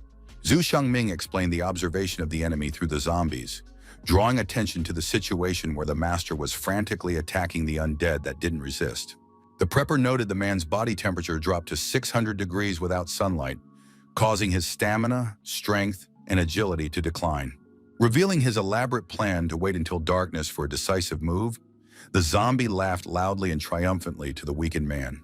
Zuo called for adoration, while Lengxian created an increasingly powerful fire vortex rising almost to the moon, which not only was noticed by the protagonist, but also instantly identified its creator. The girl, determinedly fending off another zombie, shouted affirmatively that completion was near, and her partner standing nearby, crafting a new sword, briefly confirmed similar progress. The defeated enemies prostrate on the ground suddenly began to emit a toxic substance that spread lightning fast throughout the area. Instantly recognizing the dangerous zombie toxin, Sisi warned to hold her breath, immediately covering her own mouth and nose. Around the martial arts master, a massive attack once again unfolded. Many portals surrounded him, releasing strong zombies attacking with their arms and legs from different directions. The main enemy, flying around the seriously watching man, loudly urged him to surrender and become a willless puppet in the old man's hands. Decisively rejecting the offer, the martial artist threw a powerful punch that threw the cocky old man far back. The man, confidently continuing to stand in the blinding flames, proclaimed his invulnerability to the previously used trick. Zhu Xiangming, who landed next to the subordinate undead, slowly rising, reluctantly acknowledged the surprise, but immediately warned of the less fortunate of the enemy's allies. Hearing the ominous warning, Master Feng instantly turned around and, spotting Liu Shixi with a portal forming behind her, loudly warned of the danger. Focused on the fight, the girl did not have time to react and did not even hear the warning. Feeling only a powerful blow in the back, barely standing on her feet, forced by inertia to jog forward, she reached the worried member of the sweep team as the portal behind her closed silently. Warning of danger from behind, the girl watched as her partner assumed a fighting stance, crossing his two swords in front of the newly opened teleporter. The arrogant Chen Ming suffered an unexpected defeat when a powerful enemy appeared from the portal, destroying both swords with a single blow and throwing the boastful fellow backwards. Observing the situation and realizing the desperate situation of his comrades, Master Feng immediately rushed to help, realizing the urgency of intervention. The old zombie man, directing several creatures from his obedient army at the fleeing man, gradually approached the surrounded and exhausted fighter. The enraged Lengxian abruptly turned around and delivered a powerful elbow strike to the main enemy, causing his opponent's mouth to bleed. Sitting on the ground from the blow he received, Zhuo Xiangming accumulated pulsing green-colored magic in his palms and angrily muttered the need to end the confrontation. During the nascent magic, strange heavy footsteps were heard around, forcing the zombies to look around, not noticing Ye Changchun approaching in the form of a huge tree. The tree-like warrior abruptly lowered his raised leg, creating a huge crack in the ground, from which the main enemy barely had time to bounce away, exclaiming in surprise. Meanwhile, Feng Lengxian ran up to his comrades and puzzledly inquired about their condition, receiving in return confident assurances of complete order from the serious-minded fighters. Hearing a distant familiar voice searching for Master Feng and Sisa, the wary girl instantly turned around. Seeing her friend standing in the tree, her partner joyfully shouted out Zhang Ping's name, expressing relief and gratitude for his safe arrival. Staring at the returning guy, the main zombie didn't notice the stealthy approach of the enemy right behind his back. The silently appeared Su Qingbo struck hard, swinging with such force that his arm completely pierced through the enemy's body, revealing himself on the other side. The irritated old man with blazing red eyes slowly turned around and began to utter a question about the sudden appearance to his opponent. A warning shout of enemy immortality sounded just as an enraged zombie swiftly flew at Qingbo, trying to protect its master. The attacker was nearby in a second and attempted to strike, but only hit the air as the former stump's body began to dissolve. Smoothly moving to another part of the clearing, the voice approached the martial artist.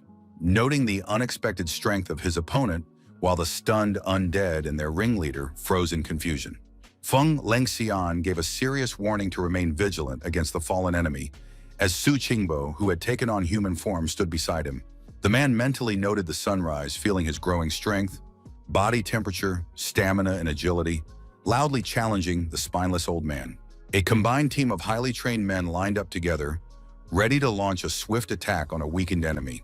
The older girl, feeling clearly uneasy in the face of the new threat, mentally acknowledged defeat and the missed opportunity to capture Feng Lengxian. Noticing the unfavorable turn of events, she commanded a retreat, allowing the younger girl to jump onto her back, causing Zhou Xiangming standing nearby to react unhappily. The enraged old man, with a gaping hole in his body from the previous blow, formed green flames in both hands, exclaiming desperately about the almost achieved goal. The older girl abruptly interrupted his meaningless exclamations by creating a spatial portal and forcefully dragging the main zombie inside. Coming out the other side and gently lowering the younger girl from her shoulder, she glanced at the zombie that followed her, noting their temporary good fortune. The martial artist shouted furiously against the fleeing opponents, rushing towards the closing portal when the protagonist suddenly ran after him. Zhang calmly explained the risk of falling into a trap without accurate information about the enemies, suggesting that they return to base to discuss the plan, which finally convinced Lengxian. Stopping, the girl announced her arrival at the location while the protagonist looked around, questioning the difference between this location and the previous one. After explaining the relocation of the operations base due to crowding in the old building and the increase in people, she walked over to a special tree and used magic. Explaining the strategic advantage of proximity to the troop deployment training grounds, Lu Shixi activated the magic circle manifested in the clearing. Moving down, the girl presented the secret base 08, located at a depth of 1,800 meters, capable of accommodating 2,000 people and having 164 rooms. Impressed by the size of the base and curious about the total number of such facilities, the protagonist turned to the resulting projection of the captain. Sissy recalled information about several outposts of the investigation team outside the city walls, one of which was near the training grounds. A worried Su Qingbo inquired about the current leadership of the squad under Ma Bing, only receiving an evasive reply from the girl. The leader of the sweep team sighed heavily, remembering brother Su's words on the verge of losing his mind about Ma Bing's connection with the Zhu family. Starting a story from a decade ago, he told of a sudden meeting called by Deputy Mayor Huang Zimin at the mansion to eliminate members of the Zhu family. The narrator described his interest in the identity of the mysterious informant, and the deputy mayor's refusal to disclose details, citing the urgency of the operation. Leading a squad, he followed the tracks for a full week until he found the haunt of the wanted dynasty. As they were planning their attack, the Zhu family unexpectedly ambushed them, which later helped them realize the original nature of the trap. Caught by surprise and exhausted by the road, they suffered significant casualties until the commander realized the danger and made the decision to retreat. A sudden stab in the back from Ma Bing with a strange dagger-blocking abilities led to capture and torture, during which the traitor was called Master. Thanks to the end of the dagger and feigned death, Qingbo managed to escape being thrown into a river where, despite deep wounds and loss of consciousness, he survived. Ye Chengchen expressed his understanding of his interlocutor's previous overcautiousness in hiding the painful history that had caused his heart to sink into darkness. Reflecting aloud on the Zhu family's early control of the squad through Huang Zemin, the copy of the leader of the mop-up squad realized the depth of the enemy's penetration. Lu Shishan mentally recalled her miraculous escape from being killed from the reconnaissance squad thanks to a timely promotion from the captain. An unexpected voice from behind made everyone turn around and see the long-awaited trio of girls from the sweep team finally arrive. Manny pointed curiously at a small bug peeking out from under the main character's sweater, curious about its origin and features. The girls stepped closer with genuine admiration, stroking the cute little ant with shining eyes as the boy noted its friendliness and potential to become a valuable ally. Manny concluded the meeting by inviting guests to make themselves comfortable and recuperate after a long journey. Sai-Tu suddenly declared the investigation team as the enemy, claiming the impossibility of continuing to use their outposts, causing the facial expressions of those present to change. The captain, reaffirming the hostile status of the squad, resolutely turned and followed forward, waiting for the others to follow. Perplexed more than most, Manny expressed disbelief at the squad's new status, getting a promise of a late explanation from the captain following Zhang. Several armed men with enraged battle beasts were on duty at the high gate of the main building in the Holy Ancestral Village. A high-ranking representative informed the people lined up in the courtyard that it was forbidden for outsiders to approach the head of the sect within a 10-mile radius. Barely finished with the announcement, the man in charge noticed the appearance of an ominous, dark portal just inside the guarded courtyard. Standing near the portal that had suddenly appeared, Yu Chenghai calmly watched as a shabby old zombie man fell out of it. Continuing to sit on the ground, the ringleader angrily vented his frustration, turning his gaze to the older girl in his group. Jumping to his feet, he angrily began to accuse her of foiling his plans, threatening to turn her into another puppet. Hearing a noise in the other direction, Zuo Xiangming abruptly turned around, trying to determine the source of the unexpected voice. Calling for calm, Li Aoxu walked out of the building, elegantly twisting her hair around her finger with her graceful hand.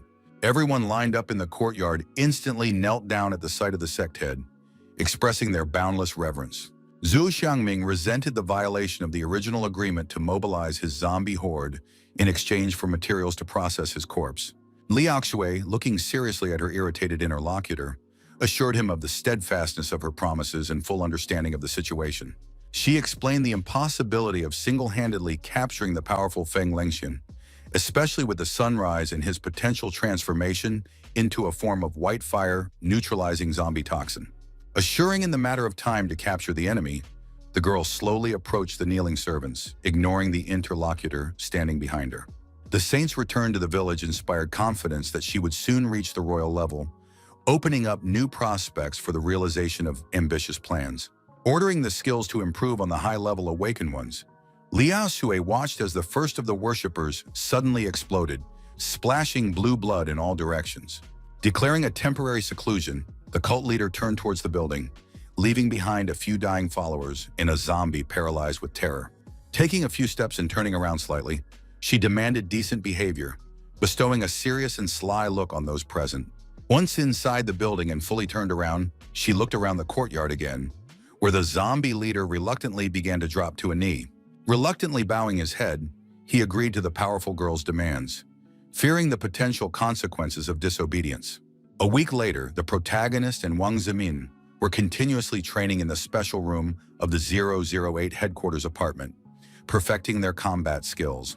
They fought amongst themselves and against Master Bai Dai, who had taken on the form of a huge wolf to complicate the training.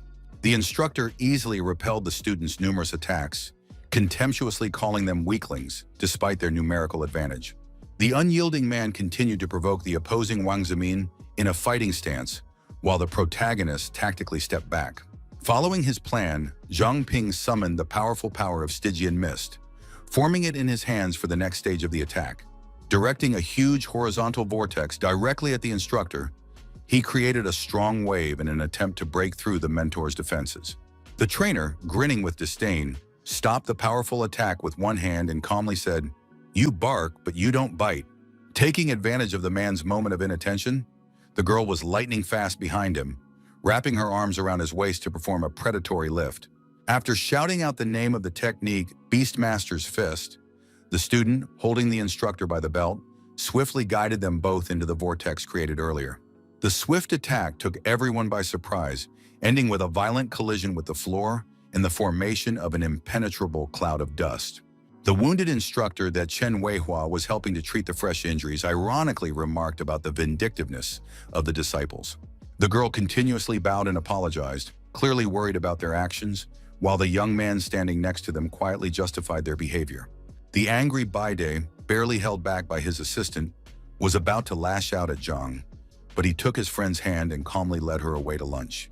The instructor, rubbing the huge bump on his head, mentally acknowledged the noticeable progress of the students, especially the impressive techniques of Wang Zemin, whose potential he had previously doubted.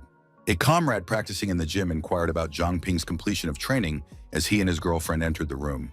The protagonist learned of Commander Jinbo's intention to go to rehabilitation from behind a stuffy hospital room, while the others, led by Master Feng, could barely lift their arms from fatigue.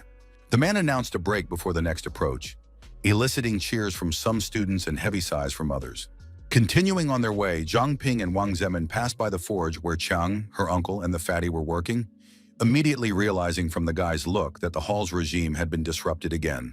The protagonist moved on down the deserted hallway as his student apologized to the subdued fat man out in the hallway, sighing tiredly at their next prank.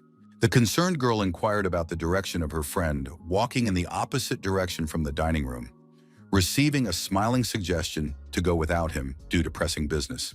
Heading towards the conference room and carefully peeking inside, the protagonist noticed familiar girl's board, waiting for an important meeting. All present were seated around a long table headed by Captain C2, who noted Zhang's timely arrival for the discussion.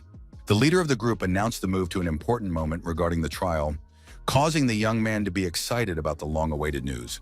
At the same time, heartbreaking cries of pain could be heard coming from the remote Zhu family headquarters, only illuminated by the dim flicker of a small fire. Several important persons in black robes, seated around a round table, were accusing a former member lying on the ground of having the audacity to show up after kidnapping a saint. The first elder stopped the second elder's angry shouts, explaining Zhu Zemin's mercy by accidentally provoking the awakening of the maiden and the subsequent clash of dignitaries. The grateful Huang Zemin bowed low before the great elder, continuing to lie humiliatedly on the cold floor.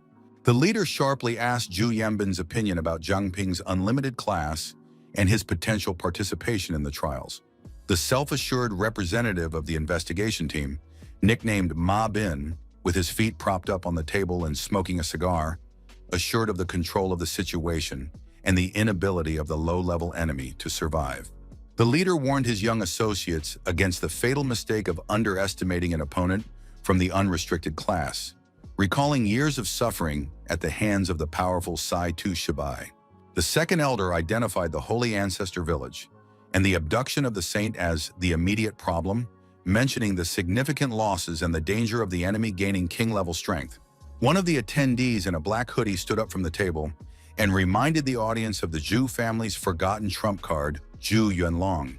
The angry ringleader, pounding his fist loudly on the table, forbade mention of the ungrateful scoundrel who had preferred a ridiculous sense of justice to the interests of the family that had raised him. The same indignant elder went on to express outrage, claiming that it was the deviation from the plans that had led to the current deplorable situation in the cave. The peaceful interlocutor reassured the second chief, assuring him of forced service to the family and increased greatness, utilizing a disgruntled Zhu who was torn from reading. The girl standing near the boy mentioned the key to the restricted area, causing shocked reactions and unspoken assumptions among those present. Several of the leaders looked at each other in silence, watching the girl speaking and realizing the significance of the words spoken. The elder, forming a swirling red feather in the palm of his hand, reluctantly acknowledged the lack of alternatives despite personal preference. Having received permission to proceed, the creator of the pen immediately threw it at the interlocutor, standing next to a small boy who continued to read a book enthusiastically. Deftly catching the feather with 2 fingers, the girl was transformed as her hood seemed to burn away, revealing a lushly busty figure with bright pink hair. Zhu Yanlong, grudgingly striding with Zhu Hongfang down a corridor deep beneath Pearl City, rebuked her for her inability to look after the child while ambitiously planning to revitalize the Zhu family. The girl parried the question of who but he, the boy's uncle, was trying to keep his naughty nephew within the bounds of permissible behavior. Recalling the incident of a child breaking into the armory and activating a trap that turned valuable equipment into junk, she emphasized the role of his intercession. The girl assumed that this protection was the reason for the boy's special affection for his uncle when they reached the huge gates of the Forbidden Zone. The young man folded his arms skeptically across his chest and expressed his disappointment at the appearance of this plot, surprising his partner with his lack of experience in real family affairs. Pulling out a feather that began to slowly sink and later ignited, Hongfang heard his interlocutor protest against the comparison with his kind. The massive doors began to open as Zhu Yuanlong accused the lady standing next to him of inhumanely treating the lives of others, doubting the happy outcome. Keeping his hands folded in front of him, the young man continued to philosophize about the fall of the Zhu family due to their actions and the inevitable victory of righteousness over evil. Suddenly, what he saw behind the open door startled him to such an extent that every feature of his face expressed extreme astonishment, silencing him half-heartedly. Struggling to squeeze out words about the first Elder's Phoenix, he stared shockedly at the skeleton of the gigantic creature that had opened up. Puzzled as to why the old men had hidden the remains of the Firebird, the young man continued to ask questions as he approached the unusual find. The pink-haired girl called out loudly to the hiding Zhu Juyang, promising games with Uncle Yuanlong while her companion listened to what was happening. Suddenly, something on the floor caught the boy's attention, causing him to bend over and examine the obscure thing. The companion, recognizing the item belonging to Juyang, spoke irritably about the little prankster's disappearance at such an inopportune moment. Zhu Wenlong, rising from his knees and clutching the found item tightly, admitted to the immediate sensation of the boy's absence upon entering the room. Turning to the girl, he bluntly demanded that her true intentions be revealed, not wanting to participate in the incomprehensible game any longer. Admiring the insight of the Zhu family's Supreme Awakened One, the girl looked seriously at her wary interlocutor. Approaching the skeleton and leaving the guy behind, she agreed to stop beating around the bush and announced her true intentions. Raising her hands up and continuing to stare at the skeleton of the bird, the girl loudly proclaimed her desire to turn it into a true phoenix. The shocked Zhu Yuanlong called her words nonsense, pointing out the contradiction to the traditions of beast taming and accusing her of necromancy. The lady, nonchalantly touching the bones, remarked philosophically on the possible variety of methods while the basic principles of the city's main family remained unchanged. She solemnly announced the completion of the Phoenix power transmission research, naming Yuanlong as the only one in the family capable of resisting divine power. Emitting electric lightning, the interlocutor skeptically noted the enticement of the offer, immediately inquiring about the inevitable catch. The girl turned around in surprise when the young man shrewdly suggested the necessity of self-sacrifice to carry out the intended plan. As he continued to analyze the situation, the fighter guessed that the armed men in hoods surrounding him belonged to the entourage of his interlocutor. Calling out to the attackers, Yanlong continued to emit powerful lightning bolts as a huge roaring silhouette formed behind his back. The first attacker approached with a long weapon, but it caused no fear to the contemptuously watching Yuanlong, confident in his abilities. Calmly awaiting the attack and not taking initiative, the young man prepared to repel the onslaught of the approaching sharp weapon. Lightning fast, he grabbed his attacker's sword by the hilt and instantly disarmed his opponent, gazing intently into his eyes before his next action. After a few seconds of tense confrontation, Yuanlong thrust his hand forward with all his might, throwing the man far back with a disdainful cry. The fighter's attention, still holding his outstretched arm, was suddenly drawn to the strange manipulations of the man standing at his side. Before he could react, Yuanlong found himself entangled in the magical chains thrown by the attacker and his partner at an incredible speed. Completely winded, the fighter realized the true nature of the crushing chains restraining him, limiting his movement. Two men on opposite sides pulled on the restraining chain, denying him any chance of release as the dagger-armed attackers approached from behind. Despite the opponents attacking with sharp weapons displayed, the young man remained unwaveringly calm, as if he didn't feel threatened. After listing the approximate arsenal of the opponents, Yuanlong disdainfully inquired about the limit of their capabilities. Accompanying his words with a laugh and tensed up, the fighter suddenly broke the restraining chains into many particles, throwing all the attackers off in different directions. After victoriously asking about further plans, he glanced at the furious Zhu Hongfang, who stomped her foot on the ground in anger. A strange giggling laughter began to spread through the room, as if another unseen presence was manifesting itself. Listening to the growing laughter, the fighter mentally noted Jiang's presence, not yet realizing that he himself had become a puppet. A sudden sharp pain pierced the fighter's body, causing him to drop to one knee and clutch his chest, remembering the coin hidden there. The girl instantly commanded to start the ritual, taking advantage of the enemy's temporary disorientation and directing a multitude of fighters at the weakened guy. Zhu Yanlong, still on one knee next to the skeleton, cried out in incomprehension of what was happening, in betrayal. Overflowing with anger and clutching the hand on his chest where the coin had previously been, the loyal fighter demanded an explanation from the little traitor. The thunderous energy from Yuanlong's rage spread with such force that it reached the surface of the earth, rapidly encompassing everything around it. The protagonist, along with his comrades, anxiously noted the earthquake, assuming a connection to the extraordinary infiltration of the awakened. Frightened by the incredible noise, the birds sitting in the trees flew in panic in all directions, fleeing from the unseen threat. Manny, standing near the portal and trying to remain calm, commanded the evacuation of the wounded, while the headquarters shook with such force that it was beginning to gradually fall apart. Calling for everyone to follow her, she mentally puzzled over the nature of what was happening, realizing that a normal earthquake could not have destroyed the fortified shelter. One of those present, back to the protagonist and the confused group, reported the complete evacuation of the base in the absence of those remaining. The young man started to move, patting Zhang's shoulder when the protagonist's bracelet suddenly spoke, reminding him of the need to rescue the captured Zhao brothers.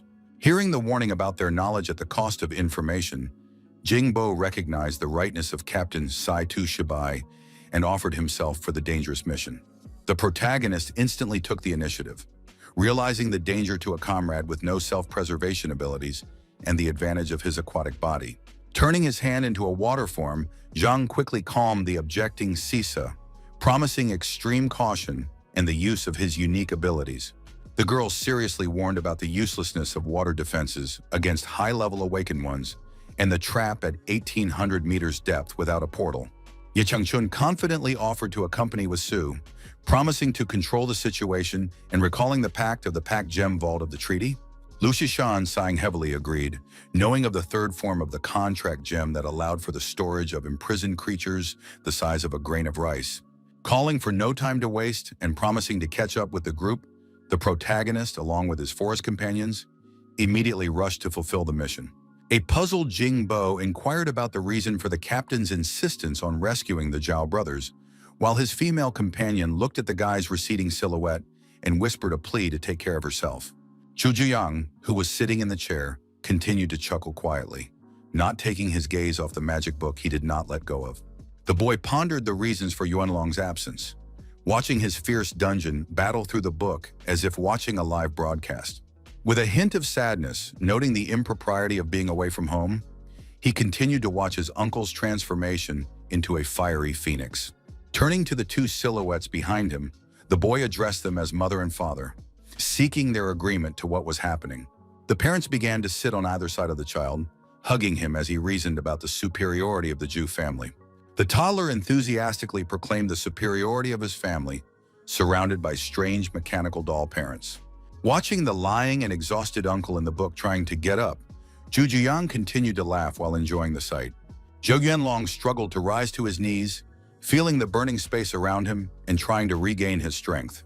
A confident Hun fan, surrounded by 4 assassins, urged him to cease his pointless resistance to the completed ritual, reminding him of his mortal nature.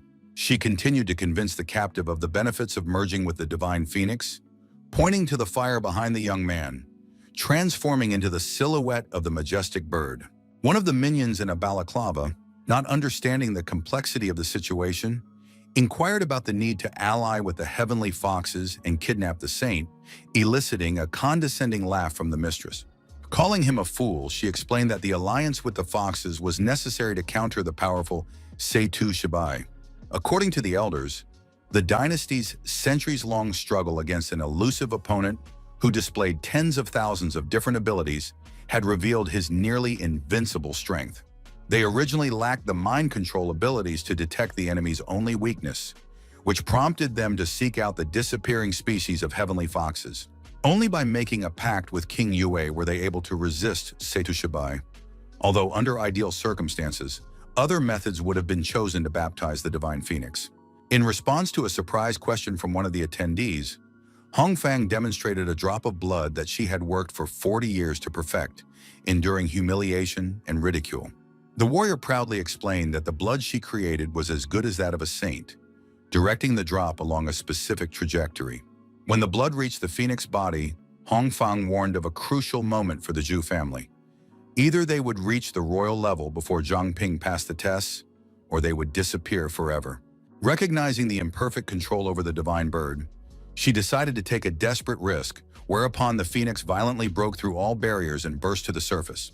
The majestic phoenix rose into the sky and let out a deafening cry and spread its fiery wings, displaying its might. At this moment, the master and a few people from the mopping up squad who were on the surface watched the sudden bright glow of the sun with bewilderment. Feng Lengxian, slowly turning around to the source of the alarm and covering his eyes from the dazzling radiance, noticed something unusual in the sky. A huge bird flew over them, causing the martial artist to assume a connection between the mutated beast and the recent earthquake. Shenming, watching closely, confirmed the man's fears while the astonished Manny recognized the creature as the Zhu family's legendary phoenix. A triumphant Zhu Hongfang, along with her subordinates, rose to the surface, rejoicing at the successful creation of the phoenix and the removal of the main obstacle in the form of Setu Shibai. Proclaiming the Zhu dynasty's dominance over the world, the girl watched a huge, awe-inspiring bird open its wings in front of the gathering. However, the celebration was suddenly cut short when the phoenix's clawed paw appeared right in front of her and the horrified assassin standing behind her. The bird struck the place where the people were standing with incredible force, causing rocks to rise and completely destroying the area. Leaving behind a scorched mark on the ground and drops of blood of the dead, the fiery phoenix majestically flew away. The two prisoners lying on the floor in the base dungeon of the 008 Sweep Squad base pondered the futility of brute force and the likelihood of death in a stalemate. The younger brother, looking sadly at the older one lying next to him, admitted the mistake in not anticipating the capture, promising to stay by his side until the end. The brothers lay motionless as the headquarters began to collapse due to the powerful earthquake, and a huge rock chip from the roof was rapidly falling on them. The massive rock threatened to completely crush the lying lads, leaving them no chance of escape in the desperate situation. Noticing the impending threat, the brothers closed their eyes, mentally bidding each other farewell and humbly awaiting the imminent end. The protagonist, using the afterlife mist body technique, managed to pick up the falling stone on his back at the last moment, preventing imminent death. Ye Hongchun immediately grabbed one of the brothers, throwing him onto his shoulder while his partner picked up the other, and they hurriedly began to retreat. The forest companions, having reached relative safety with the Zhao brothers, urged the protagonist to immediately follow them. Zhangping confidently confirmed his understanding, frowning slightly but having a clear plan on how to proceed in a critical situation. Using his fog ability, he bounced sharply to the side, letting the stone land, and immediately rushed towards the exit for fear of further collapse. Joining his comrades watching the crumbling room, the young man answered his barely standing brother's question about rescue honestly, emphasizing the need for a portal. The young man began to rise when the room suddenly shuddered with a new tremor, triggering a further structural collapse. The earthquake caused the collapse of not only the immediate room, but the entire building, endangering everyone present. The protagonist mentally noted the familiar feeling of being buried under rubble, wondering again about the possibility of his death. His musings were interrupted by an insistent shout, urging him to wake up and focus on the current situation. Forest companions, who took the form of huge trees and held the crumbling building up, warned of time constraints and the need for a plan. The older brother let go a sarcastic remark about interfering, but the younger one immediately called for silence and caution in his choice of words. The protagonist, once back on his feet, assessed the difficulty of reaching the portal due to the massive collapse and began to think of an alternative plan. The younger brother, humbly accepting defeat, suggested the heroes leave without them, eliciting the elder's sarcastic agreement. The enraged Zhang sharply reminded them of their status as hostages, deprived of the right to choose the moment of death, mentally noting the similarities of all the Zhu family thugs. Mr. Ye, being in tree form, offered to pave the way, but suggested that it would take days, and Su's fusion with the stones wouldn't help the two. Realizing the limitations of air and his ability to survive thanks to his aquatic body, the young man pondered the fate of his captive brothers. The bracelet suddenly spoke in the captain's voice, explaining the unique properties of the twins' divergent blood when combined and the possibility of awakening the ancient royal power. The younger brother inquired about the young man's fear of being used, receiving an answer that the question was irrelevant and an offer to make a deal in lieu of imminent doom. Recognizing the lack of ingratitude, Senior Zhao took a sharp dagger and resolutely cut the vein on his own wrist despite the disagreement. Putting his bleeding hand forward, he motioned for the young man to take the necessary amount of life fluid for the intended ritual. Surprised by the lack of expected reaction, Pin pondered the possible need for more blood, trying to understand what was happening. Barely uttering those words, he suddenly felt a strange inner pain that made him cough up blood. Falling to the ground with cries of pain and continuously coughing, the guy caused Su Qingbo and Ye Changchun to be very worried, perplexed as to the reason for this reaction. The older and younger brothers, showing concern, moved closer to the suffering protagonist, trying to understand his condition and somehow help. Zhang Ping's eyes glowed red and smoke came out of his mouth, signaling the activation of omnivorousness and the royal gem's new ability. Meanwhile, the firebird continued to fly over the clearing, mercilessly burning everything and everyone, spreading destructive flames throughout the area. Sissy used her ice-forming ability to create a protective barrier for herself and Manny, while her partner commented on the situation. The determined girl, refusing to retreat, continued to summon the ice elemental to repel the attacks, worrying about the Zhang still inside. Manny, grabbing her friend by her clothes, reminded her of the closed portal and the unique abilities of their comrade and the forest creatures, marveling at the loss of rationality. Pointing out the terrifying power of the bird that had just killed the Zhu clan people, the girl emphatically warned about the danger of the Sea of Fire. After assessing the situation and recognizing her partner's rightness, Lu Mishan reluctantly agreed to leave the danger zone, overcoming her own doubts. Standing near the ice barrier, the girls turned around in surprise when they heard a sudden order to retreat behind them. The reinforcements that arrived, consisting of masters and disciples led by Feng Lengxian, demanded the girls leave, promising to deal with the threat on their own. Melted by the powerful fire, the ice barrier collapsed, allowing the bird to see all the opponents ready for battle, over which it began to circle. Taking advantage of the perfect moment, all the masters and disciples present rushed forward with battle cries, ready to confront the fiery creature. The bird, unwilling to relent, counterattacked with such power that all the attackers instantly flew back with cries of pain and surprise. Master Feng, who was closest to the monster, used his white flame and clenched his teeth to try to hold back the onslaught, recognizing the limitations of his endurance. While everyone was concentrating on the battle, no one noticed the appearance of a strange, large-sized sprout shrouded in a green glow from the ground. The sprout transformed into a mighty tree with incredible speed, towering straight towards the bird and master fighting in the air. The transformed Ye Changchun, in the shape of a tree, held Su Qingbo on top of him, carefully protecting the three boys in his arms from danger.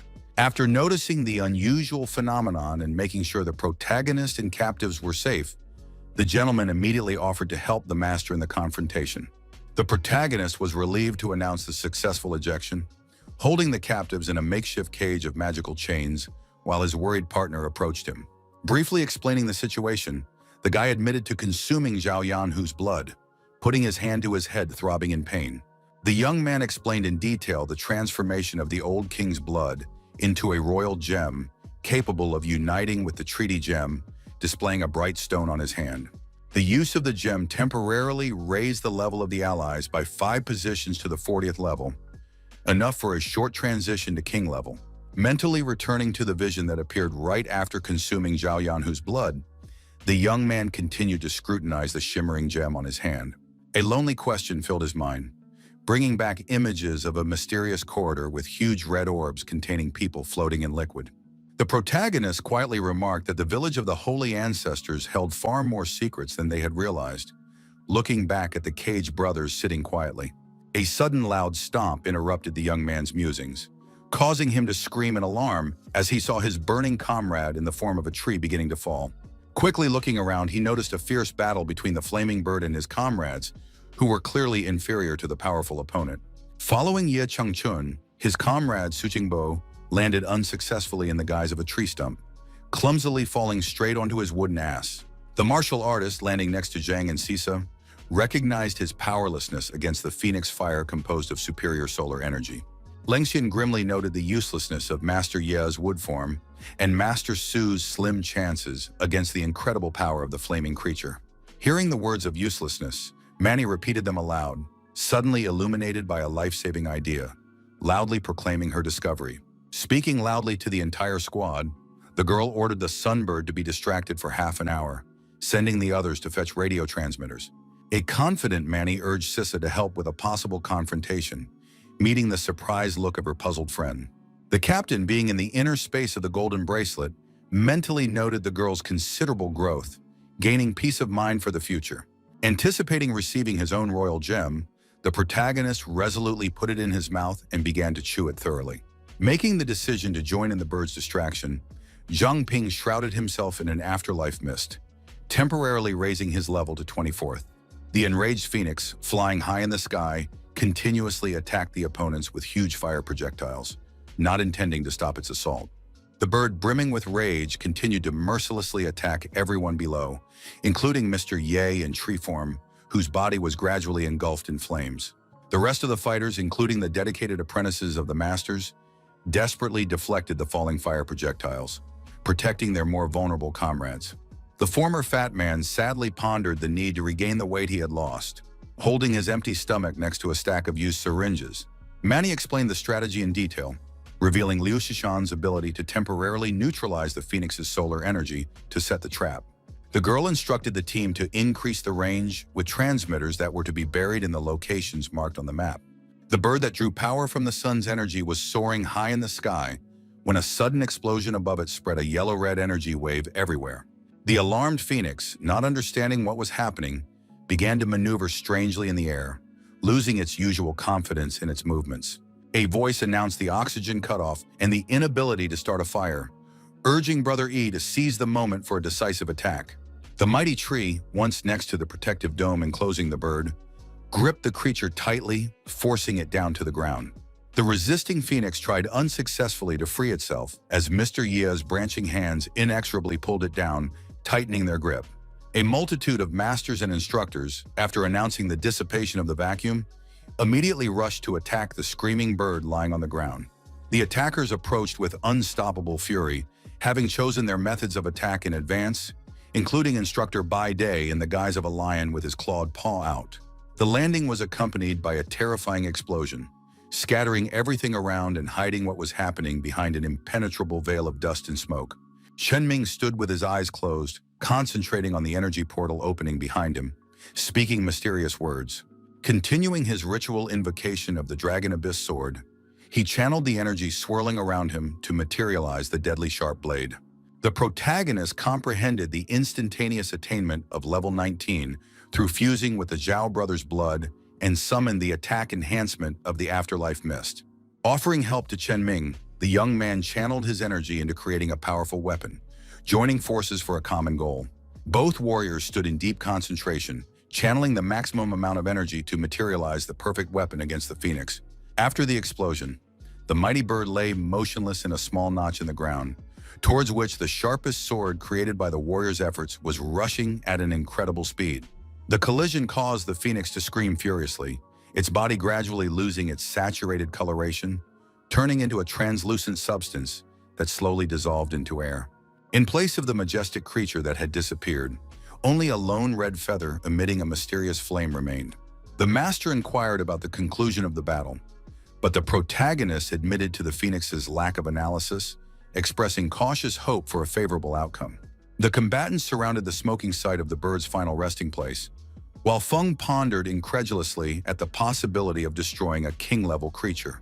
The feather, which was slowly descending in the air, suddenly gained incredible speed, rushing down not in a straight trajectory, but describing mysterious circles. A sudden wind picked up, causing everyone to freeze with their mouths open as the captain's warning voice came from the young man's bracelet. Saidu Shirbai explained the ancient legend of the phoenix that disappeared after the death of the first head of the Zhu family and its transformation into a guardian spirit, while everyone watched the mysterious burning in the sky.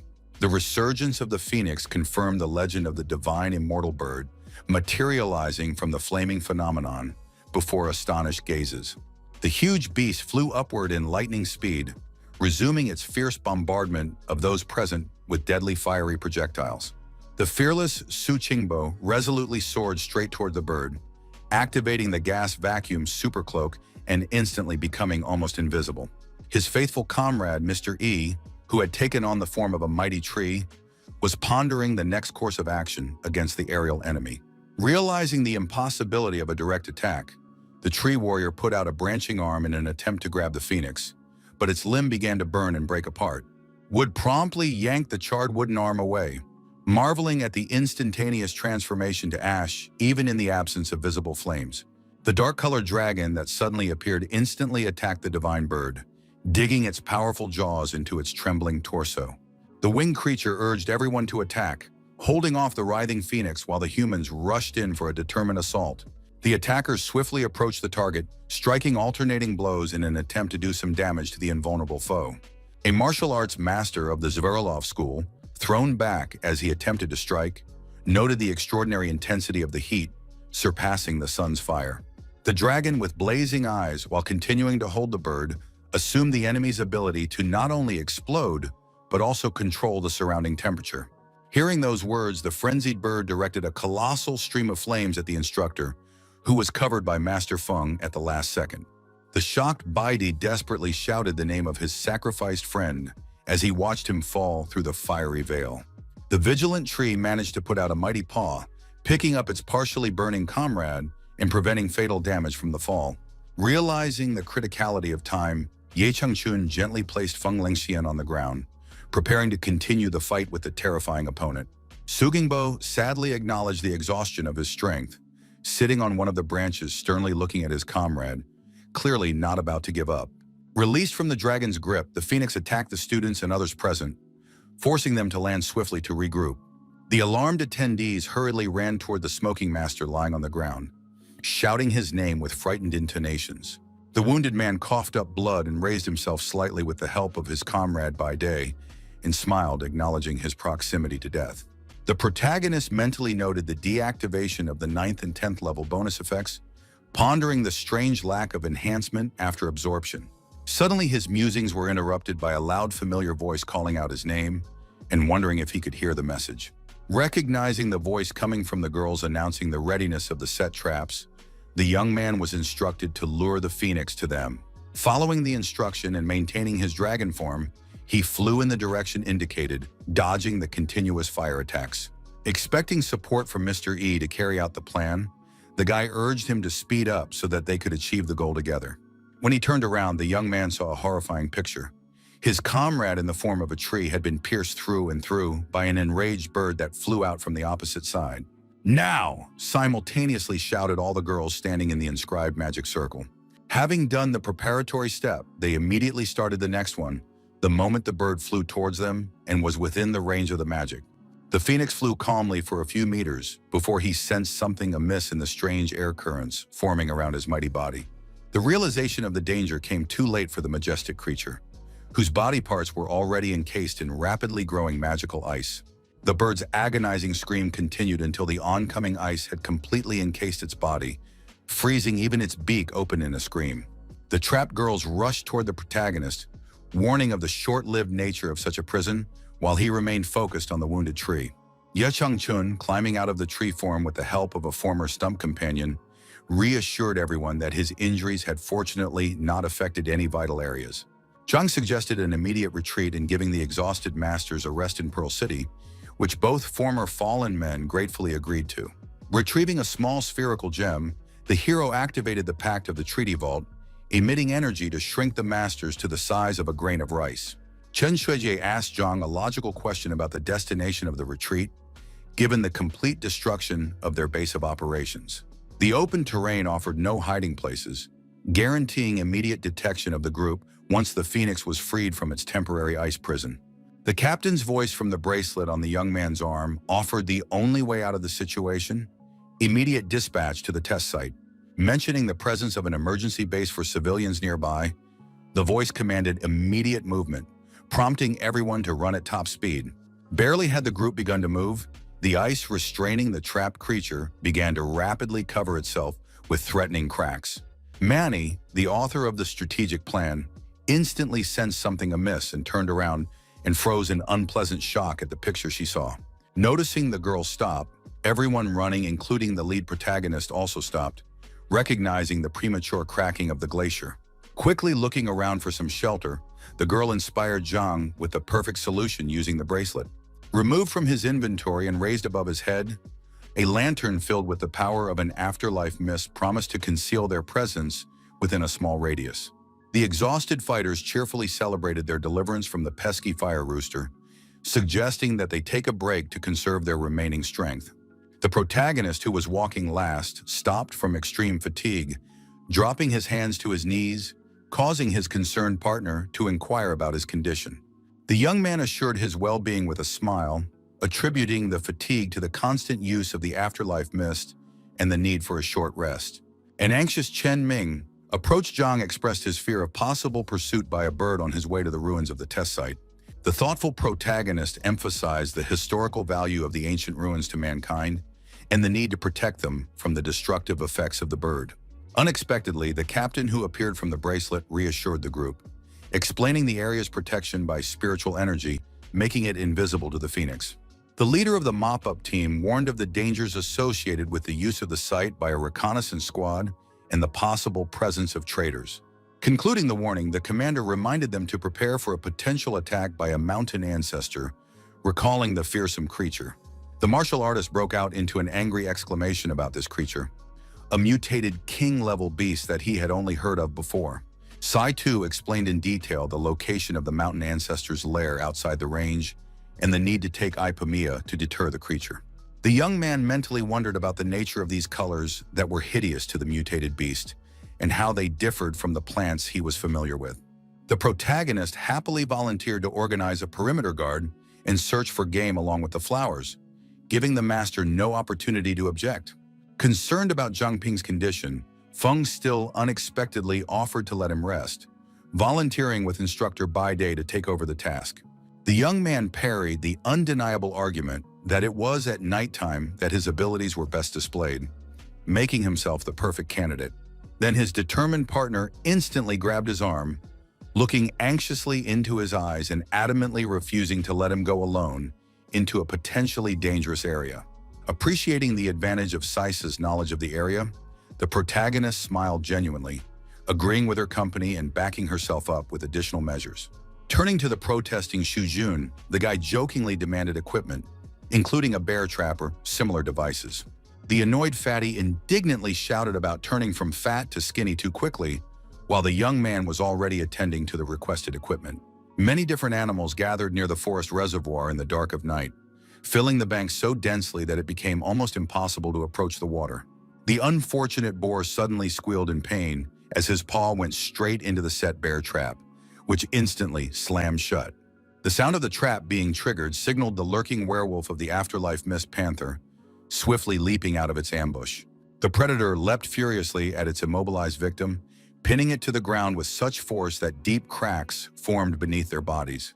The young man happily noted the benefits of hunting using the mist, anticipating a full recovery of energy after harvesting a few more of these boars. Suddenly, Sisa came out of the forest and called out to Zhang Ping, who was busy butchering the meat, causing him to stop what he was doing and pay attention to her. The girl, radiant with good news, led her friend to a tree and pointed upward to a glowing flower, the long-awaited hippomea, necessary to scare away the beast.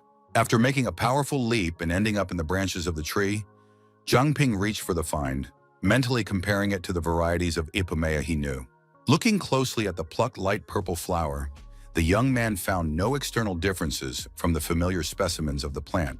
Suddenly, a strange substance burst out of the flower, hitting the face of the protagonist who was considering it, interrupting his research and making Liu Sisa laugh. Desperately trying to clear his face of the stinking liquid that resembled the aroma of microwave-baked durian, the boy finally understood the mountain beast's dislike. Suddenly, the gazes of both young men were drawn toward the night sky, causing the young man to freeze in an enraptured stupor at the beauty revealed. Lu Shixi explained that they are firefly grass seeds, spread by the wind at any time of the year to take root and germinate in new places. The girl thoughtfully pondered the possibility of a peaceful life without chaos and battles, comparing the sacrifice of the Ipomaea for a moment of peace to the eternal wanderings of the firefly grass. The young man's unexpected call caused the slightly alarmed girl to turn around, revealing a hand extended to her with an unexpected offering. The protagonist remarked philosophically about the fickleness of fate, holding out a small glass vessel to which his girlfriend slowly approached. Zhang explained that the sealed glass vessel held the fragrance of the Ipomaea while creating a shelter for the herb's glowing seeds. The embarrassed and blushing girl abruptly turned away and offered to go back to the others, who were probably already looking for them, while the young man stood there, radiating genuine joy. The liberated divine bird soared majestically above the forest, where wild beasts strolled calmly below, unaware of the danger. The phoenix, having no peaceful thoughts, interrupted its flight and resumed its attack, raining down deadly fiery projectiles on the defenseless animals below. The night darkness concealed the cave, within which the light of the fire flickered, giving away the presence of the temporary occupants. Inside the shelter, all the members of the group gathered around a blazing fire, enjoying the aroma of roasting boar carcass, unexpectedly pleasant in such an unusual setting. The protagonist, busy slicing the cooked meat, listened to the request of a noticeably slimmer fat man for an extra portion, fearing further emaciation. The instructor sitting next to him good-naturedly teased Shojun's supposed thinness, defiantly grabbing a crease on his still impressive stomach. The young man offered to eat to his heart's content with a smile, anticipating the need for his comrade's abilities in the coming tense days of confrontation. The boy reacted with laughter to the sizzling temperature of the meat, while the instructor, hugging him, jokingly reminded him of the expected consequences of eating straight from the fire. The elder Zhao began to speculate about the possibility of a similar atmosphere in their home village, but the younger one interrupted sharply, reminding them of the reality of their situation of tools. The sudden appearance of a plate of meat in front of his younger brother made him freeze with his mouth open, unable to believe what was happening. The protagonist, sitting near the cage with the captives and holding out a plate of delicious food to them, encouraged them to eat the offered treat. A sincere smile suddenly appeared on the grateful faces, and sparks of appreciation for the unexpected kindness shone in their eyes. Pin, suddenly puzzled, loudly expressed surprise, scrutinizing the surrounding space in search of the source of the strange sensation. An excited Sisa drew attention to what was happening outside, causing the martial artist to rush to the call along with Zhang, who ran up. Running out to the exit of the cave, the protagonist noticed strange explosions and vibrations in a clearing near a nearby hillock. Looking closely, he discerned many beasts fleeing in panic from the rapidly spreading fire. Looking higher, he found a divine bird hovering above the forest, its appearance causing panic among the forest dwellers. The protagonist has realized the insidious plan of a creature seeking to destroy them with alien hooves in the chaos of universal flight. After analyzing the wind direction and fire spread, someone suggested waiting out the danger in the current shelter before making further plans. In another part of the forest, several tired youths sitting under the trees were expressing their dissatisfaction with the 2-day wait, while Zhu Yanbing explained the nature of their goal. The smoking captain of the reconnaissance team spoke at length about Zhang Ping's treaty gem ability, originally thought to be useless. He, as he continued his explanation, emphasized on the unique abilities of the enemy's body to turn into blood and water, making him unpredictable. Concluding the briefing, Ma Bing cautioned his subordinates against underestimating this kid with unlimited levels, emphasizing the importance of vigilance when encountering him to save lives. The protagonist, deactivating the Whispering Wind, informed Sisa of the confirmation of their suspicions about the ambush set up by the Zhu family near the range. The girl inquired about the number of opponents, to which the young man wordlessly pointed 2 fingers, explaining the limited information of the Whispering Wind. The martial arts master thoughtfully pictured himself victorious over the two opponents, noting the need for clear weather to realize such a scenario. The protagonist, a little unsure of the possibility of dealing with a single opponent, raised a determined look at the attentive interlocutors. Baidi expressed doubts about the young man's ability to overpower the Supreme Awakened One, but the latter confidently pointed out the advantage of his scouting skills. Having agreed to find out the exact number of beasts awakened after the lull in organized shift duty, the group around the campfire unanimously agreed to the plan. The next morning, the protagonist and Sissy dozed near the cave entrance, recuperating for the challenge ahead. The sudden appearance of an alarmed fatty loudly announcing the trouble caused everyone to immediately awaken and follow him. Upon arrival, the group froze in amazement as they discovered the aftermath of the Firebird's nightly rampage. The Phoenix had burned the entire forest the previous night, and now the fighters had a realization of the need to cross the scorched wasteland to reach the training ground. The young man tilted his head thoughtfully and leaned his hand against his chin, realizing that these monsters were far more dangerous than they had originally thought. The captain suddenly appearing from his bracelet confirmed the lack of alternate routes to the training ground, exacerbating an already difficult situation. The leader of the group, addressing the guy with a question about the lantern's energy reserve, received a disappointing answer about the almost exhausted reserves of the magical device. Zhang sadly uttered a phrase about the great responsibility that accompanies strength, pulling out the nearly discharged lantern with a visible sense of heaviness. The instructor and master, impressed by the philosophical maxim, encouraged the young man, suggesting that the wise phrase be immortalized on the Feng Pavilion for future generations. Mentally smiling at the origin of a movie quote from a past life, the protagonist did not notice the captives listening intently to the conversation outside. The older brother thoughtfully noted the contrast between the village's treatment as tools and Zhang Ping's risky rescue, showing respect. Simultaneously, the two brothers loudly repeated the phrase of great responsibility and accompanying strength, as if they were trying to attract Zhang Ping's attention. The protagonist and the martial artist looked towards the cave in surprise, puzzled by the unexpected behavior of Zhao's captives. The younger brother was swiftly at the lad's feet, humbly begging for a chance and expressing his willingness to follow, while the elder only lunged out with an offer of help. The two of them both knelt down and solemnly recited an oath of service to Lord Zhang Ping, invoking heavenly punishment if they broke their promise.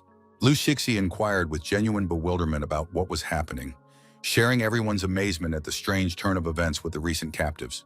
The brothers, as they continued to kneel, expressed their willingness to enter into a pact with Zhang Ping to prove sincerity and swear an oath of loyalty. The protagonist inquired with undisguised curiosity as to the reason for this sudden outburst, while the boys continued to stare at the floor with sad faces. They explained almost in sync that risking their lives to save them deserved absolute trust and loyalty. Otherwise, it would be a betrayal of the kindness shown.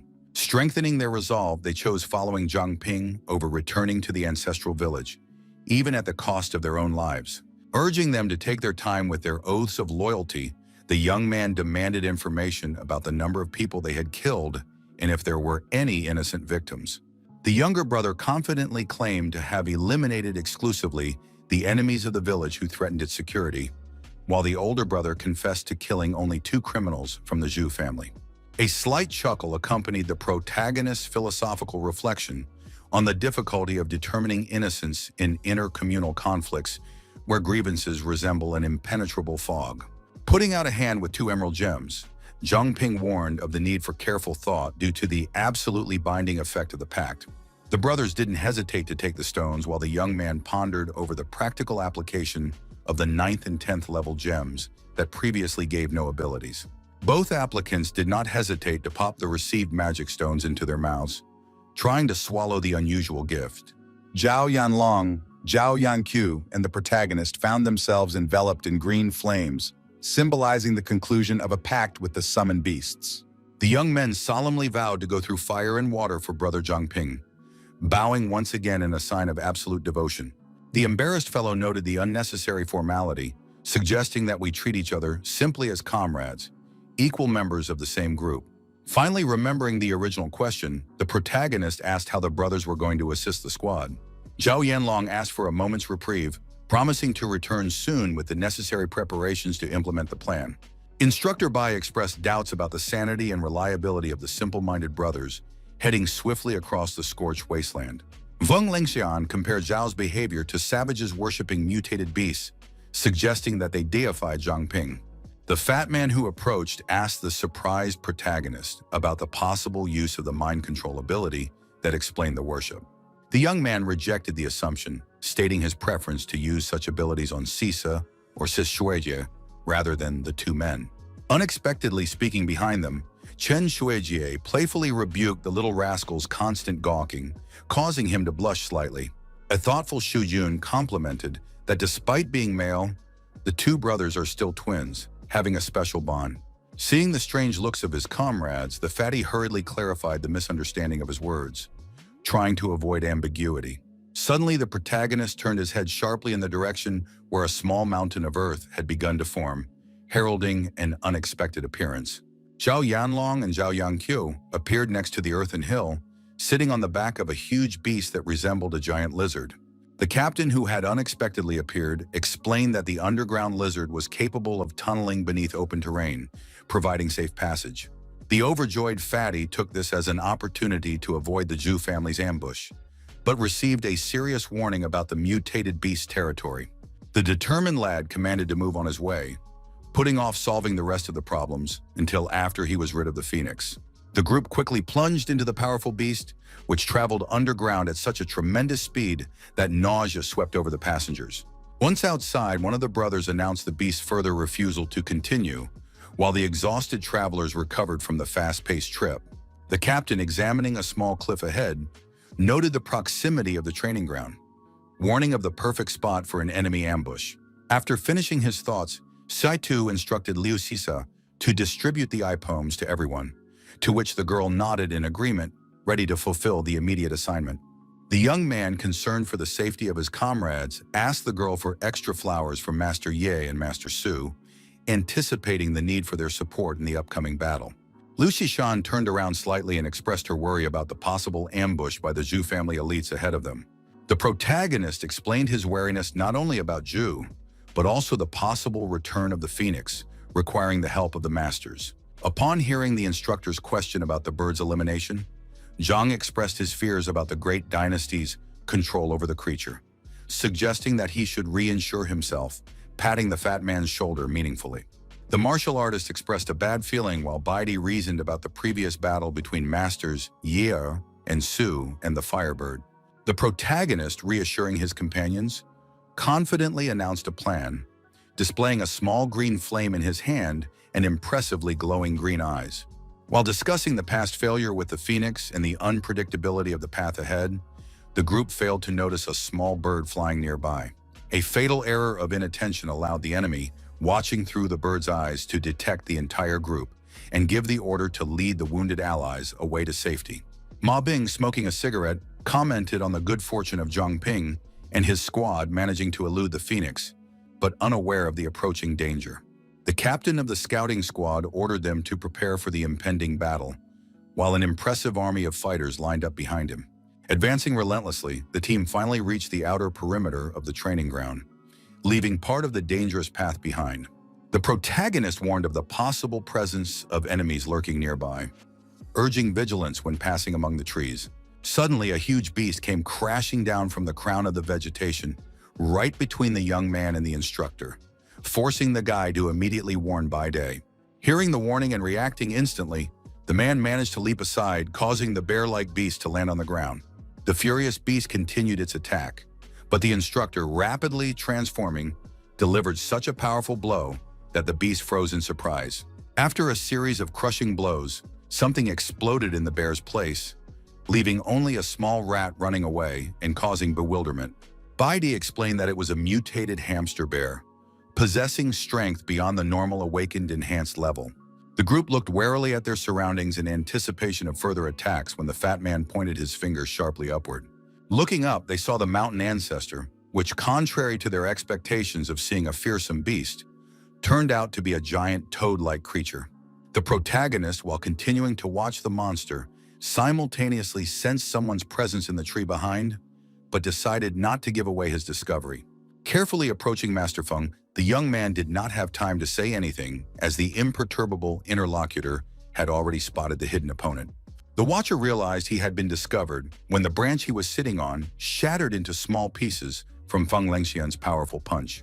The young man, averting the warning of his accomplices, made a swift leap over his fleeing foe, swinging his sharp scythe. The strike, reinforced by the huge fog, was delivered with maximum force, accurately hitting the target and leaving no chance of escape. Observing the effect of his weapon, Zhang mentally wondered about the Reaper's interaction with the afterlife mist and its true capabilities. Jubilant at the realization of the incredible 10,000 times amplification of all abilities, the young man could feel the mystical energy surrounding him. The girl called out to her captain Ma Bin, drawing his attention to the death of the fighter and what was happening on the battlefield. Waiting for further instructions, the captain of the recon squad ordered Zhu Sanqi to attack without pity, realizing that the enemies had not revealed their ambush and were trying to provoke them. The named warrior, showing his lust for killing, jumped down from a small hilltop directly into the cliff with a sinister expression on his face. Barely landing, the enraged opponent summoned a magical sword and sent it straight into the back of the departing team, confident of his superiority. Zhang, turning around slightly and noticing the weapon flying towards him, remained remarkably calm, treating the attacker as just another piece of cannon fodder. Deciding to use the moment to test the Mist Devourer, the protagonist instantly activated 50 units of power, creating a shield in front of him. Zhang's magic displayed its supreme efficiency, flawlessly neutralizing the enemy's attack without allowing it to cause even the slightest harm. Removing his magical shield, the young man asked the enemy ahead of him with a mocking smile if that was all he was capable of in his arsenal. Zhu Sanqi mentally expressed disbelief and anger that an ordinary average awakened man was able to repel his powerful attack, grudgingly admitting the truth of the rumors that had been going around. Surrounded by Master and Liu Xixi, Zhang contemptuously characterized the enemy as a mistake of nature, pretending to be an awakened unlimited level. Ma Bing, who had descended on the warrior with the girl, emphasized the need to destroy the hero before he reached an even more intimidating power. Master Su, recognizing the man with the black blade, rushed to intervene, but was stopped by the protagonist, assuring him of complete control of the situation. The young man strategically distributed the strongest opponents, leaving the 3 top-level awakened ones to himself and Master Feng, and handing the 6 over to his comrades. Lu Shishan confidently declared the ability of their 7 to handle 6 opponents. Otherwise, the squad would have to return for martial arts retraining. As he continued to smoke a cigarette, Ma Bing emphasized the danger of another awakened unlimited level after all the trouble caused by Seitu Shibai. The captain ordered the girl standing next to him to release her full power and immediately summon the divine bird, receiving its instant consent. Declaring the sole objective of eliminating Zhang Ping at any cost, the captain of the reconnaissance team was the first to rush into the attack, dragging the others along with him. The protagonist's team, resolutely rejecting passive defense, also rushed into a fierce battle, preparing for a decisive confrontation. Zhu Yanbing concentrated all his efforts on attacking Zhang Ping, who masterfully repelled the numerous strikes from his huge scythe of the terrifying Reaper. The girl standing to the side followed the captain's order, freezing with her hand raised and reciting the magical spell of summoning the spirit of raging flames. Suddenly, soaring into the air, she began to form a vortex of fire that swirled rapidly around the summoner.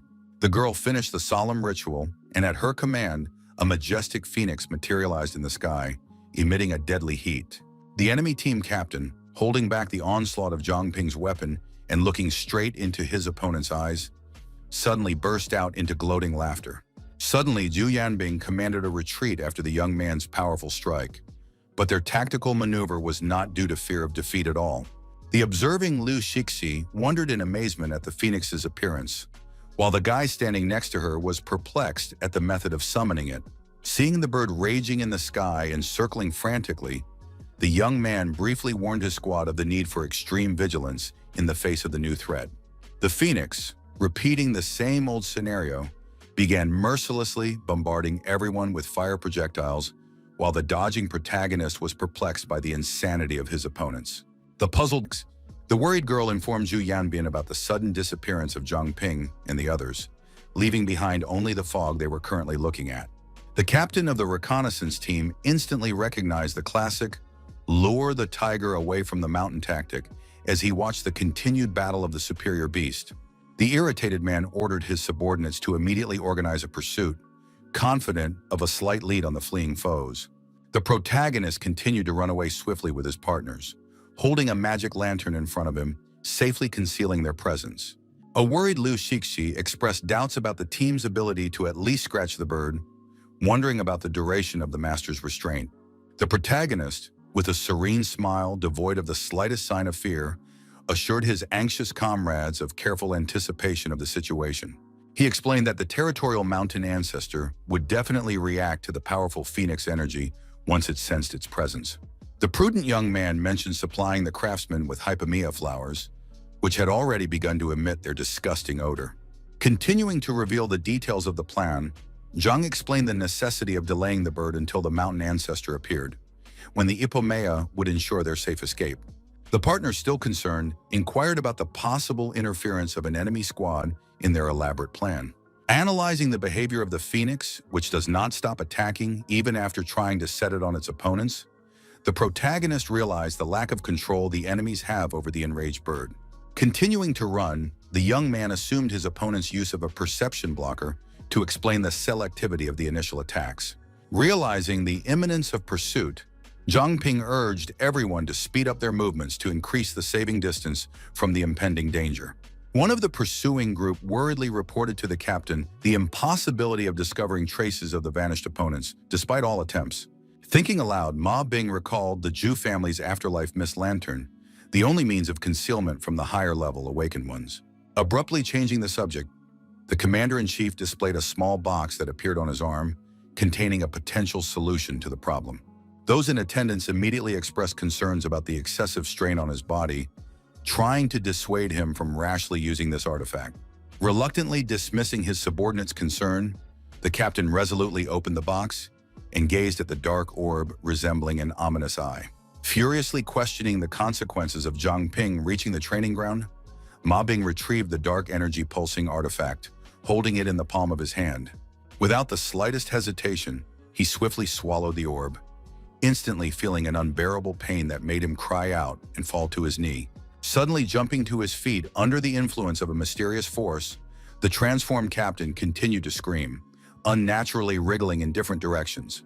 Surrounded by a violet glow radiating from his eyes, the man summoned the release of the chained souls, while his body underwent a horrifying metamorphosis. Twisting unnaturally backwards, he released a multitude of dark silhouettes from his body, scattering in different directions. Ordering the team to follow the undead souls capable of detecting even a hidden presence, Ma Bing pointed his squad in the right direction. The speed of the mysterious forces far surpassed the fugitives' capabilities, allowing the undead souls to quickly overtake them. As he continued to run and simultaneously studied his pursuers, the young man noticed their resemblance to his afterlife mist, gradually realizing the nature of his opponents. The ghostly entities did not limit themselves to pursuit, beginning to actively stop those fleeing, enveloping their bodies with their cold substance. Resolutely refusing to surrender, the young man swiftly evaded the ghostly grasp, causing the undead souls to become increasingly irritated. Master Feng, while concurrently delivering a fiery strike directly at the ghostly silhouette and punching a gaping hole in it, exclaimed irritably about the endless enemies. Sarcastically offering to try and escape from her new opponents, the girl from the enemy team appeared in the same clearing where the battle was unfolding. Standing motionless and forming a devastating fire vortex, she watched as her partner lightning fast created a flaming sword and aimed it at the enemies. The deadly attack rushed straight towards Zhang and Master Feng, who was able to repel the rapid-fire onslaught by instantly putting out his hand. Mentally noting the need to not underestimate his opponent's strength, Leng Xian looked at his smoking hand, feeling the effects of the collision. Shouting angrily and completing her long preparation, the girl directed a huge fireball of incredible size directly at the stunned warriors. The fire projectile, accurately hitting the intended target, exploded with incredible power, seemingly destroying the two strongest opponents in a raging flame. A mocking voice was suddenly heard from the billowing smoke, complementing the warming effect of the fire, causing the warrior to gasp in shock. A martial arts master of the Beastmaster School, all engulfed in controlled flames and brimming with rage, enthusiastically announced the activation of the technique. Mentally marveling at her opponent's invulnerability to her fire, the girl was lost in speculation about Zhang Ping's hidden abilities, frozen in amazement with her partner. The protagonist and his comrade noticed the sudden surprise of their opponents when a commanding voice sounded behind their backs, ordering them to distract the others. The transformed Zhu Yanbing appeared in a new and intimidating appearance, driven by the sole purpose of ensuring that Zhang Ping would fall precisely by his hand. The fighters from the recon team, not daring to argue with the majestic group commander, silently watched Feng's raging fire whirlwind. Turning to her partner, the girl acknowledged the neutralization of her opponent's forces, delegating the continuation of the fight to him and receiving immediate agreement. Immediately after receiving permission, the guy resumed creating sharp swords, aiming them directly at the raging vortex that protected the man. The energy sword flew into the protective vortex and partially shattered into small shards, but managed to break through the barrier and rush straight towards the martial artist. Instantly realizing the deadly danger, the man began to retreat, trying to avoid the flying shards, anxiously pondering their penetrating ability. Noticing the confusion, the opponent seized the advantageous moment, creating several new deadly swords and rushing to attack. Feng Lengxian, lightning fast, grabbed both of his attacker's hands by the wrists, holding the swords practically at his shoulders and approvingly noting the young man's potential. Meanwhile, the rest of the group, including the Fat Man and Manny, were desperately fighting off the persistent undead souls attacking from all sides. Sis, Chen Ming, and another comrade moved forward, creating a human shield in front of their friends and effectively repelling the attacks of the ghostly creatures. Realizing the impossibility of defeating the main opponents, the girl redirected her attention to the more vulnerable part of the team, releasing another stream of fire. This message triggered a powerful explosion, noticeable even to the distracted Zhang Ping, who was distracted from the battle, panicking as he uttered the name of his partner, who was in danger. Ma Bing swung his huge sword and mockingly rebuked the young man for his misplaced concern for others, but even the distracted hero managed to avoid the attack. The opponent persistently tried to wound the protagonist, who gracefully jumped back while summoning the power of Stygian Mist. The enraged Ma Bing, after waiting for the young man to land, jumped up lightning fast, putting all his accumulated hatred into his crushing blow.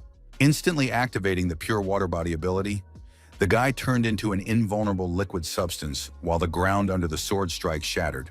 Being in a watery state, the young man bounced back lightning fast as he continued to watch his attacker, who didn't understand the reason for his evasion. Carefully studying his opponent, Zhang mentally speculated the possibility of hidden power in the armor, trying to explain Ma Bing's extraordinary power. It was a strange icon on the suit pulsed, resembling an eye, functioning as a perceptual organ to detect a target and launch attacks. Realizing the supernatural nature of his opponent's vision, making escape nearly impossible, Zhang jumped aside, summoning the Afterlife Mist technique. Continuing to run in circles around the motionless Zhu Yanbin, the protagonist left behind a dense trail forming concentric circles. The commander noted with calmness the appearance of red gems flying out of the surrounding fog, forming another circle. The protagonist mentally activated Sisa's Water Elemental War Pact, preparing to launch a combined strike against the powerful enemy. The gems attacked the enemy's body lightning fast, turning into sharp spikes sticking out of his flesh, while the young man took advantage of the confusion to make another move. Once behind him, Zhang replenished the energy of his weapon, warily pondering the suspicious ease of the situation. Intuitively sensing something amiss due to the lack of resistance, he gazed intently at his opponent's transforming body. Assuming a possible curse with a reverse effect, the boy tensely watched the enemy's strangely bending body, anticipating a hidden danger. As he continued to analyze the inexplicable metamorphosis, the protagonist could barely distinguish Su Jingyao's warning cry of immediate flight.